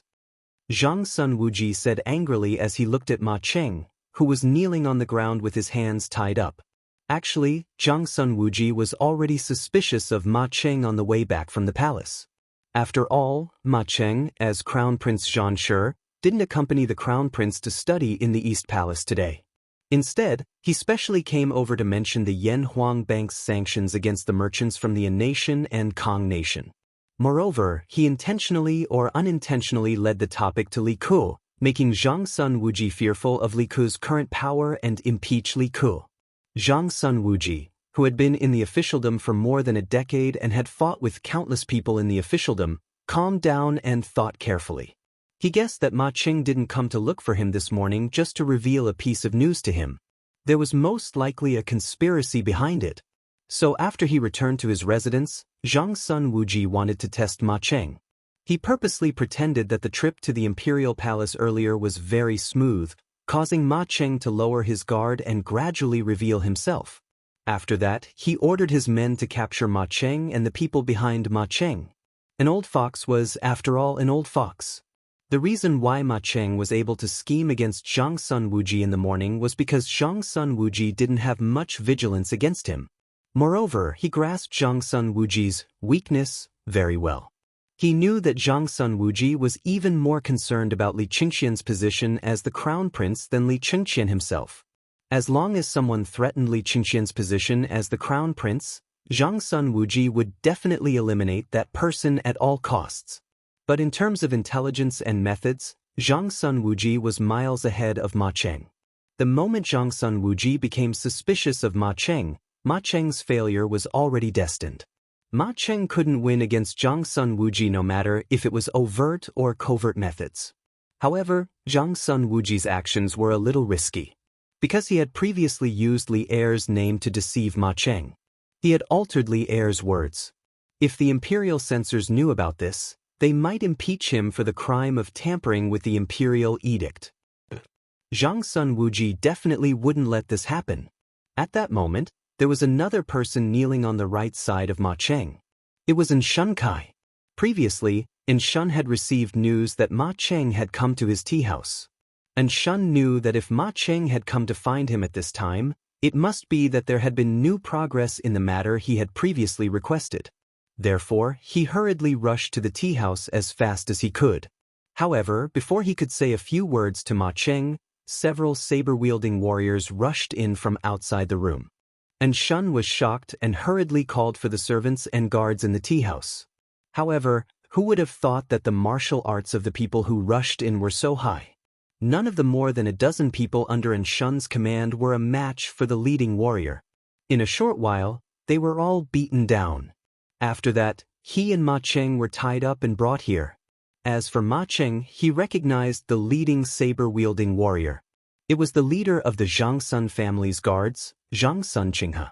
The moment he recognized Zhang Sunqinghe, Ma Cheng's old face instantly turned ashen. He knew that he had lost.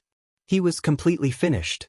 At this moment, facing Zhang Sun Wuji's fury, Ma Cheng's eyes were dull and he turned a deaf ear to it. His entire person was like a pile of mud, as if he would fall to the ground at any time. He didn't beg for mercy because now that the matter had been exposed, he knew that no matter what he said, he would only be left with a dead end. After all, he had offended Zhang Sun Wuji. He just didn't expect the matter to be exposed so quickly. He also didn't expect that Zhang Sun Wuji would suspect him the moment he returned from the palace and send people to follow him. What exactly happened in Taiyuan? What exactly happened after Zhang Sun Wuji went to the palace previously? This was the biggest doubt in Ma Cheng's heart. And Xianxia had told Ma Cheng some of the reasons why the Yanhuang Bank banned the merchants from in-country and Kong country. However, it wasn't the whole story. Ma Cheng only knew that there were merchants with 9 surnames causing trouble in Taiyuan City, which was why the Yanhuang Bank did this today. However, from Ma Cheng's point of view, this matter wasn't completely irreversible. If the merchants with 9 surnames in Taiyuan were causing trouble, then the imperial court could just arrest them directly. However, the Yanhuang Bank punished all the merchants from in-country and Kong country who were doing business in Tang Dynasty because of this. Wasn't it a little overboard? Therefore, he was willing to take the risk to help Xianxia resolve this matter. However, from the current outcome, he seemed to have thought of this matter too simply. Zhang Sun Wuji must have hit a wall when he went to the palace to impeach Li Ku. Otherwise, Zhang Sun Wuji wouldn't have schemed against him the moment he returned and made him lower his guard so that he could find Xianxia to report the good news. And you? Seeing Ma Cheng's drooping head and lifeless eyes, it was obvious that he knew that he was going to die and had given up on treatment. Zhang Sun Wuji turned to look at Xianxia, who was kneeling beside Ma Cheng. He asked coldly, "You are the one who asked Ma Cheng to plot against me? You are the barbarian merchant?" Feeling the terrifying aura from Zhang Sun Wuji, Xianxia was so frightened that he couldn't speak clearly. Actually, the moment he entered the Zhang Sun residence, he knew that he was done for. After doing business in Chang and city for so many years, how could he not have heard of Zhang Sun Wuji's name? Previously, he asked Ma Cheng for help because he wanted to make use of Ma Cheng to connect with Zhang Sun Wuji, an important official of the Tang Dynasty's imperial court. However, he didn't expect things to develop to such a stage. Family head, this person is Xianxia, an influential merchant from in-country. He is the one who bribed Ma Cheng and wanted to borrow your hand to remove the ban from the Yanhuang Bank. Seeing that Xianxia couldn't even speak clearly, Zhang Sun Xianxia cupped his fists and said to Zhang Sun Wuji, "Good. Very good." Zhang Sun Wuji's face was as cold as ice. He stared at Xianxia and said word by word, "A mere merchant dares to plot against me? Very good. Xianxia, drag him away and break his limbs first. Then bring him here for me to question him." Family head. Zhang Sun Xianxia cupped his fists and accepted the order. He strode forward and wanted to lift Xianxia up from the ground. Xianxia was shocked when he heard that. At this moment, this fellow could speak clearly. He quickly begged for mercy and said, "Duke Zhao, please spare my life. Duke Zhao, please spare my life. I just want to ask Duke Zhao to help me resolve the ban that the Yanhuang Bank has placed on us. It's just that Duke Zhao's position is high and powerful, and I'm just a merchant. It's very difficult for me to meet Duke Zhao. That's why I thought of asking Ma Zhanshi from your residence to introduce me. I have no ill intentions towards Duke Zhao." What a good recommendation. In the end, you actually want to use me as a weapon in your hands to deal with the Yanhuang Bank. What a wild ambition. Zhang Sun Wuji sneered.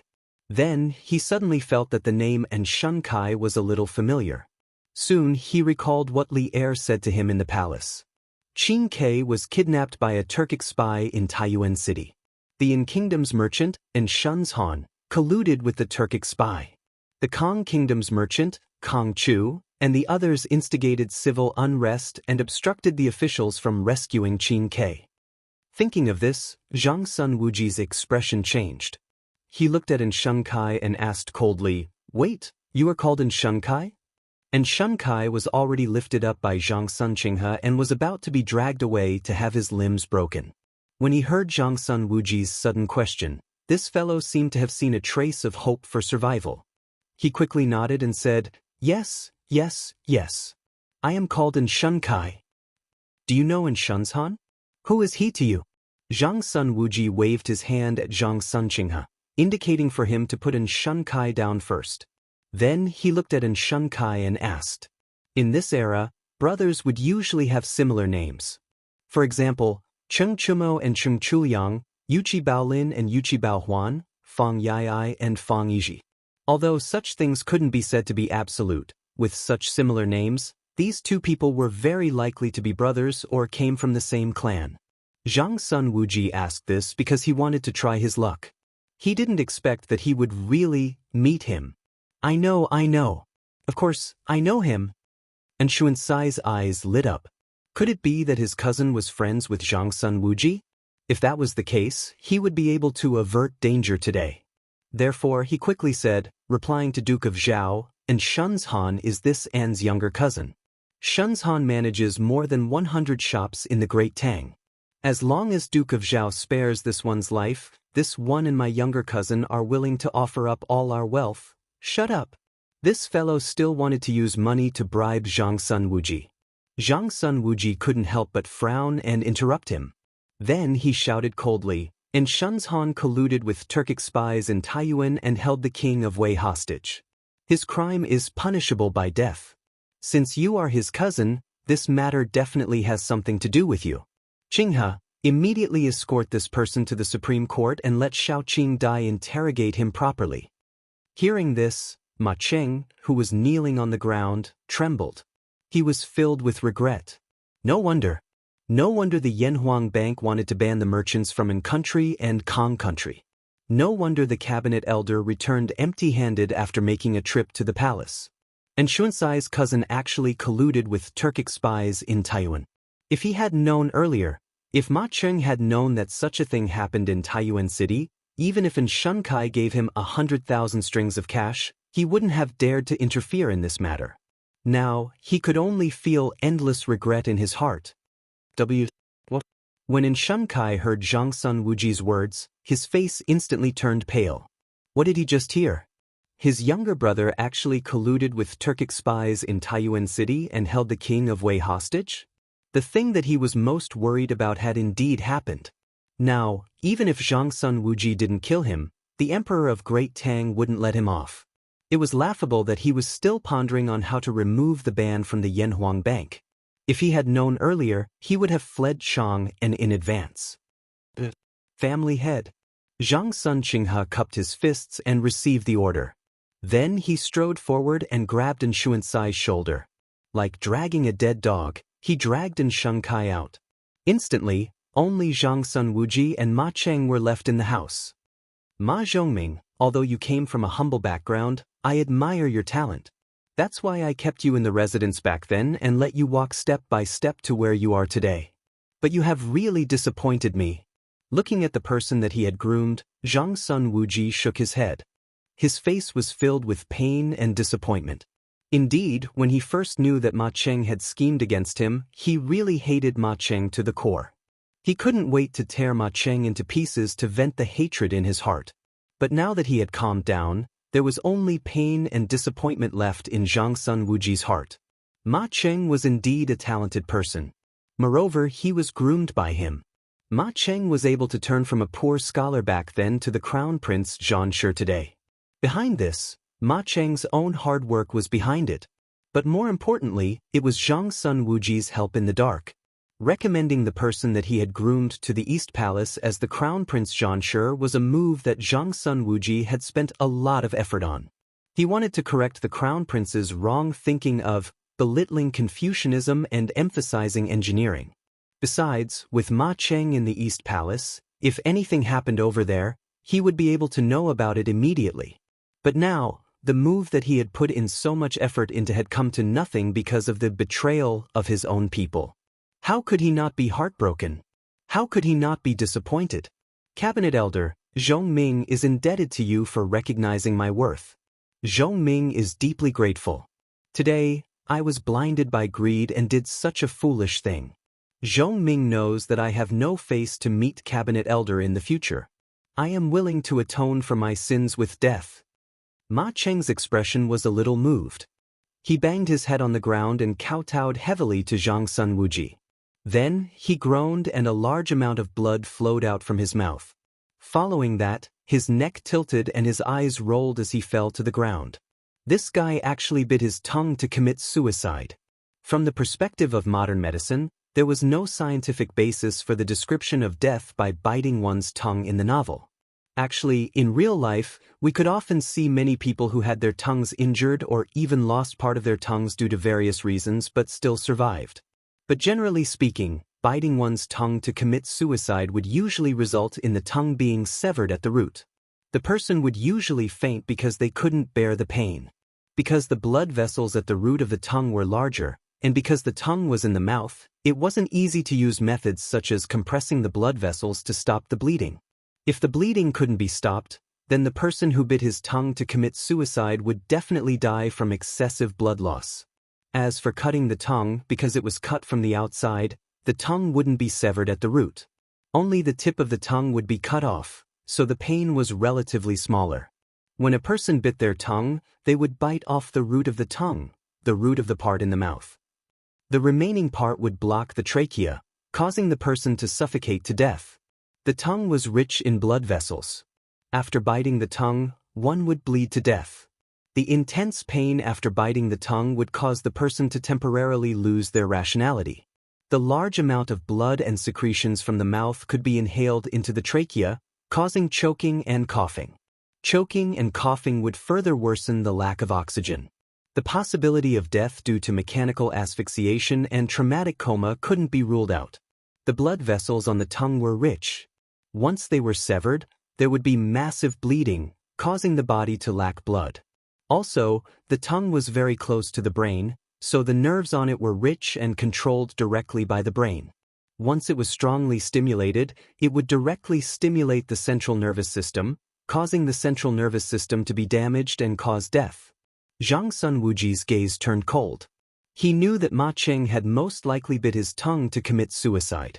He didn't expect that this guy would suddenly wake up at the last moment and have the courage to bite his tongue to commit suicide and atone for his sins with his death. Looking at Ma Cheng's body on the ground, Zhang Sun Wuji sighed and shouted outside, "Men!" Chapter 2168. The reason why Ma Cheng committed suicide by biting his tongue was because he knew that Zhang Sun Wuji would definitely not spare him. However, he was still a third-grade crown prince. No matter how much Zhang Sun Wuji hated him, it wasn't possible for him to kill him directly. That would only give Zhang Sun Wuji an advantage. The shrewd Zhang Sun Wuji would definitely not do such a thing. In other words, Ma Cheng could have kept his life. However, Zhang Sun Wuji was the current Minister of Rights after all. Moreover, he was the elder brother of Empress Zhangsun. He had great influence in the imperial court. Since he had offended Zhang Sun Wuji, even if he could keep his life, it would be difficult for him to do anything in the imperial court in the future. Since Zhang Sun Wuji was able to push him to his current position, he could easily pull him down as well. At that time, he would once again become that powerless scholar. At that time, if Zhang Sun Wuji wanted to crush him, wouldn't it be as easy as crushing an ant? By then, Zhang Sun Wuji wouldn't even need to do anything personally. Those who wanted to curry favor with Zhang Sun Wuji would take the initiative to help Zhang Sun Wuji get rid of this trouble. More importantly, after Zhang Sun Wuji killed him, he might even vent his anger on his family. This was what Ma Cheng didn't want to see the most. Therefore, instead of dying in such a sullen manner and implicating his family, Ma Cheng felt that it was better to commit suicide. This way, it would save Zhang Sun Wuji a lot of trouble. In this way, Zhang Sun Wuji probably wouldn't vent his anger on his family. Thus, family head. Most of the Zhang Sun residence's guards were soldiers who had retired from the battlefield. They were all experienced. Seeing this scene, a few of them were first shocked, but they quickly calmed down. They cupped their fists toward Zhang Sun Wuji, then carried Ma Cheng, whose face was covered in blood, away and left. Not long later, maids and servants came in to clean up the bloodstains on the ground. Zhang Sun Wuji wasn't willing to continue staying here and was preparing to leave. However, at this moment, a voice came from outside. "Father, you're back?" It was Zhang Sunchang's voice. Yanhuang College was currently on summer vacation. Only the members of the Trump Card Project team would continue their research activities in the college. The rest of the students had basically gone home. Although Zhang Sunchang's proficiency in the 4 books and 5 classics was not bad, He was still a layman in the college. Whether it was mathematics, physics, or chemistry, his grades were not considered top-notch in the college. He had always been in the middle and lower levels. Therefore, he was not able to enter the trump card project. During the summer vacation in the college, he naturally stayed at home. Hearing Zhang Sunchang's voice from outside, Zhang Sun Wuji, who was about to stand up and leave, sat back down. After a while, Zhang Sunchong rushed in. The moment this fellow entered, he saw a few servants scrubbing the ground in the middle of the main hall. He was startled at first, but his gaze inadvertently caught a glimpse of a pool of blood on the ground. Zhang Sunchang's expression instantly changed. He looked nervously at Zhang Sun Wuji and asked, "Father, what's wrong?" Zhang Sun Wuji raised his eyelids and lightly reprimanded, "What are you panicking for? It's just a person who died." Zhang Sunchong was born in a time of peace. At least, most of his memories were from the Tang dynasty. He was not like Zhang Sun Wuji, who had experienced the chaotic times at the end of the Sui dynasty. Therefore, when he saw the bloodstains in the main hall of his house, Zhang Sunchong subconsciously panicked. Now that he heard Zhang Sun Wuji say, "Someone died," Zhang Sunchong instantly panicked. He widened his eyes, looked at Zhang Sun Wuji and asked, "Someone died? Who died?" "All of you are dismissed." Seeing that the bloodstains on the ground were almost wiped clean, Zhang Sun Wuji waved his hands at the few servants and said, "Old master." The few of them bowed and accepted the order. They took the cleaning tools and left the main hall, closing the door on their way out. A person who deserved to die, Ma Cheng. When only the father and son were left in the room, Zhang Sun Wuji opened his mouth. "Ma Cheng? The Ma Cheng who just became the crown prince, Xianxia? Father, why did you—" As the eldest young master of the Zhang Sun residence, Zhang Sunchong knew some things. When he heard Zhang Sun Wuji say that Ma Cheng was dead, Zhang Sunchong's heart instantly thumped. He thought to himself, why did his father want to kill Zhang Sunchong? Could it be that his father wanted to rebel? And was discovered by Ma Cheng? Thinking of this, Zhang Sunchong's small face instantly turned pale. He, the son of a duke, hadn't had enough of a good life. How could his father rebel? Now that the emperor had so many valiant generals under him, he had a strong army. How could he not think things through? Unfilial son. Ma Cheng bit his tongue to commit suicide. What nonsense are you thinking about? Seeing Zhang Sunchong's pale face and looking at him strangely, Zhang Sun Wuji's face instantly darkened as he scolded angrily. It was obvious that Zhang Sunchong was thinking about some messy things in his heart. Ma Cheng bit his tongue to commit suicide? Hearing this, Zhang Sunchong's face was filled with surprise. He couldn't help but heave a sigh of relief. Following which, he asked curiously, "Then father, why did Ma Cheng bite his tongue to commit suicide?" Zhang Sun Wuji's face was gloomy as he said, "This fellow colluded with the merchants of the Yin Kingdom and plotted against me. He wanted me to enter the palace to impeach the king of Shu. After the matter was exposed, he bit his tongue to commit suicide." Seeing that Zhang Sunchong was still filled with doubt, Zhang Sun Wuji roughly explained what happened this morning to Zhang Sunchong. After hearing half of it, Zhang Sunchong exclaimed, "What? There are Turkic spies in Taiyuan City? And they even kidnapped Qin Ke? What about the rest of the teachers and students in the academy? How are they now?" After staying in Yanhuang College for a year, Zhang Sunchong more or less had some feelings for the college. Compared to his home in Chang and city, he actually preferred to stay in the college. The college gave him a very special feeling. If he really had to describe it, it would be the feeling of freedom. There wasn't a strict hierarchy here, nor was there complicated scheming and fighting for power. Everyone was equal. For knowledge and truth, students could even quarrel with teachers. Under the pure learning atmosphere, the hearts of the teachers and students became pure. He really liked this kind of simple and free atmosphere. Thus, when he heard from Zhang Sun Wuji that Li Tai was kidnapped by a Turkic spy, Zhang Sunchong subconsciously became nervous. Taiyuan City was sealed off 2 days ago. His Majesty sent the cavalry commander Li Junxian to Taiyuan City to personally take charge of the rescue operation.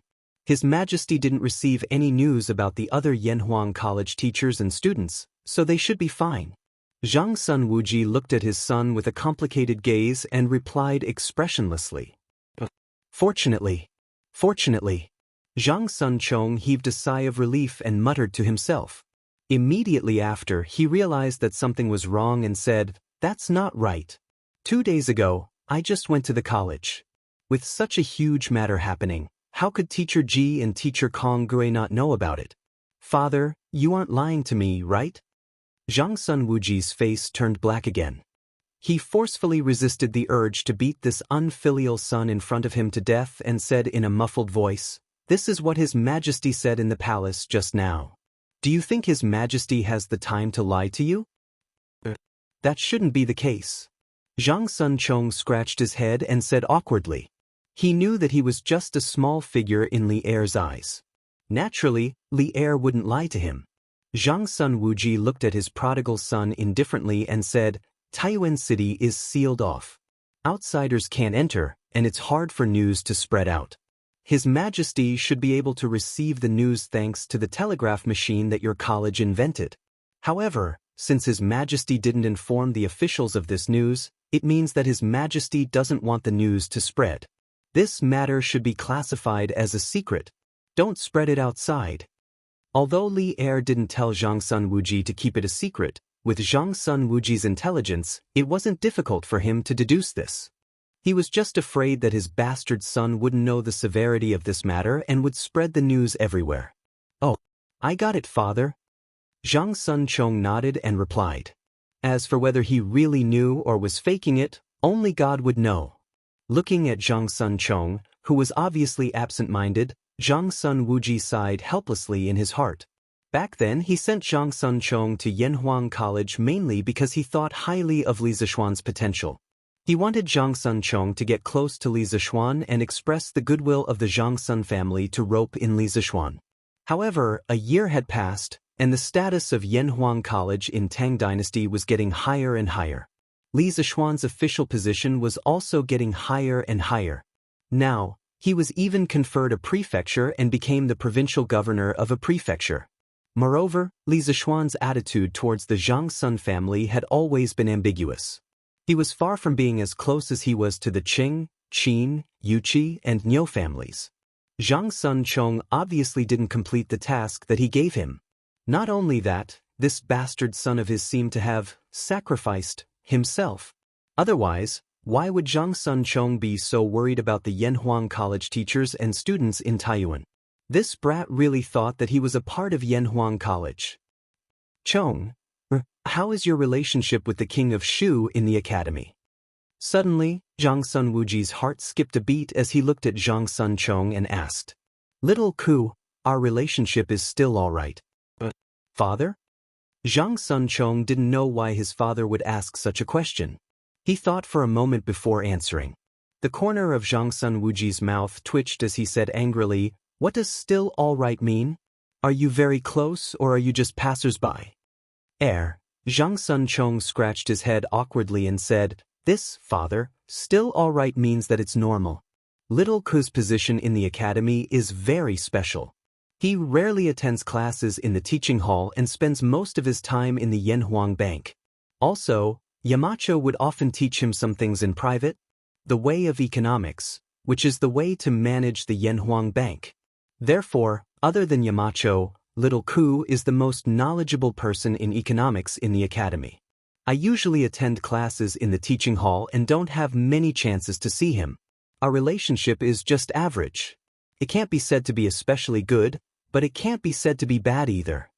Hearing this, Zhang Sun Wuji pointed at Zhang Sun Chong in disappointment as he felt extremely depressed. Zhang Sun Wuji had been wise all his life and was very intelligent. When he was young, he became friends with Li Er and became in-laws with him. After Li Yuan started the war in Jinyang, he went to serve him and followed Li Er to conquer the world. Step by step, he became a trusted strategist. Later on, he participated in the planning of the Xuanwu Gates Rebellion, which led to his current prominent position in the imperial court. But how did he give birth to such a disappointing son? He led the officials in the imperial court while his son could only be an inconspicuous passerby in the academy. Why was Li Ke able to become Li Zishuan's direct disciple and take charge of the Yanhuang Bank while his son could only obediently stay in the teaching hall and listen to the teachers of the academy? When the academy reopens next month, you don't have to go to school anymore. After a moment of silence, Zhang Sun Wuji said with a tired heart. He felt that he couldn't afford to lose face like this. Father, why is that? Zhang Sun Chong was dumbfounded and immediately said anxiously, just because I'm not familiar with Little Ku, you don't want me to continue studying in the academy? What kind of logic is this? I still want to go to the academy. Unfilial son. What are you going to do in the academy? Are you going to lose face for me? As my son, your results in the academy can only be ranked in the middle.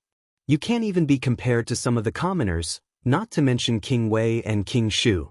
I've been wise all my life and can't afford to lose face like this. Hearing Zhang Sun Chong's words, Zhang Sun Wuji couldn't hold it in anymore and roared. Hearing this, Zhang Sun Chong instantly complained, Father, you can't blame me for this. Qing Ke and Little Ku were the first batch of students to learn engineering from the Yamacho. Their foundation is better than mine. Isn't it normal that I can't win against them? Father, don't worry. I'm already familiar with the subjects in the academy. Next semester, my results will definitely be in the top 200, no, top 100. This fellow was afraid that Zhang Sun Wuji wouldn't let him return to the academy to continue studying, so he directly set a goal of being in the top 100. As for whether he could achieve it, to be honest, Zhang Sun Chong wasn't sure himself. Who cares? I have to stabilize my father first. Zhang Sun Chong thought in his heart. Zhang Sun Wuji frowned and didn't say anything. Seeing this, Zhang Sun Chong had no choice but to continue. Father, the children of the various families in the imperial court are basically studying in Yanhuang College. Some of them who aren't here are also planning to enter the academy next year. I've finally entered the academy, but you actually want to kick me out. This is really embarrassing for you.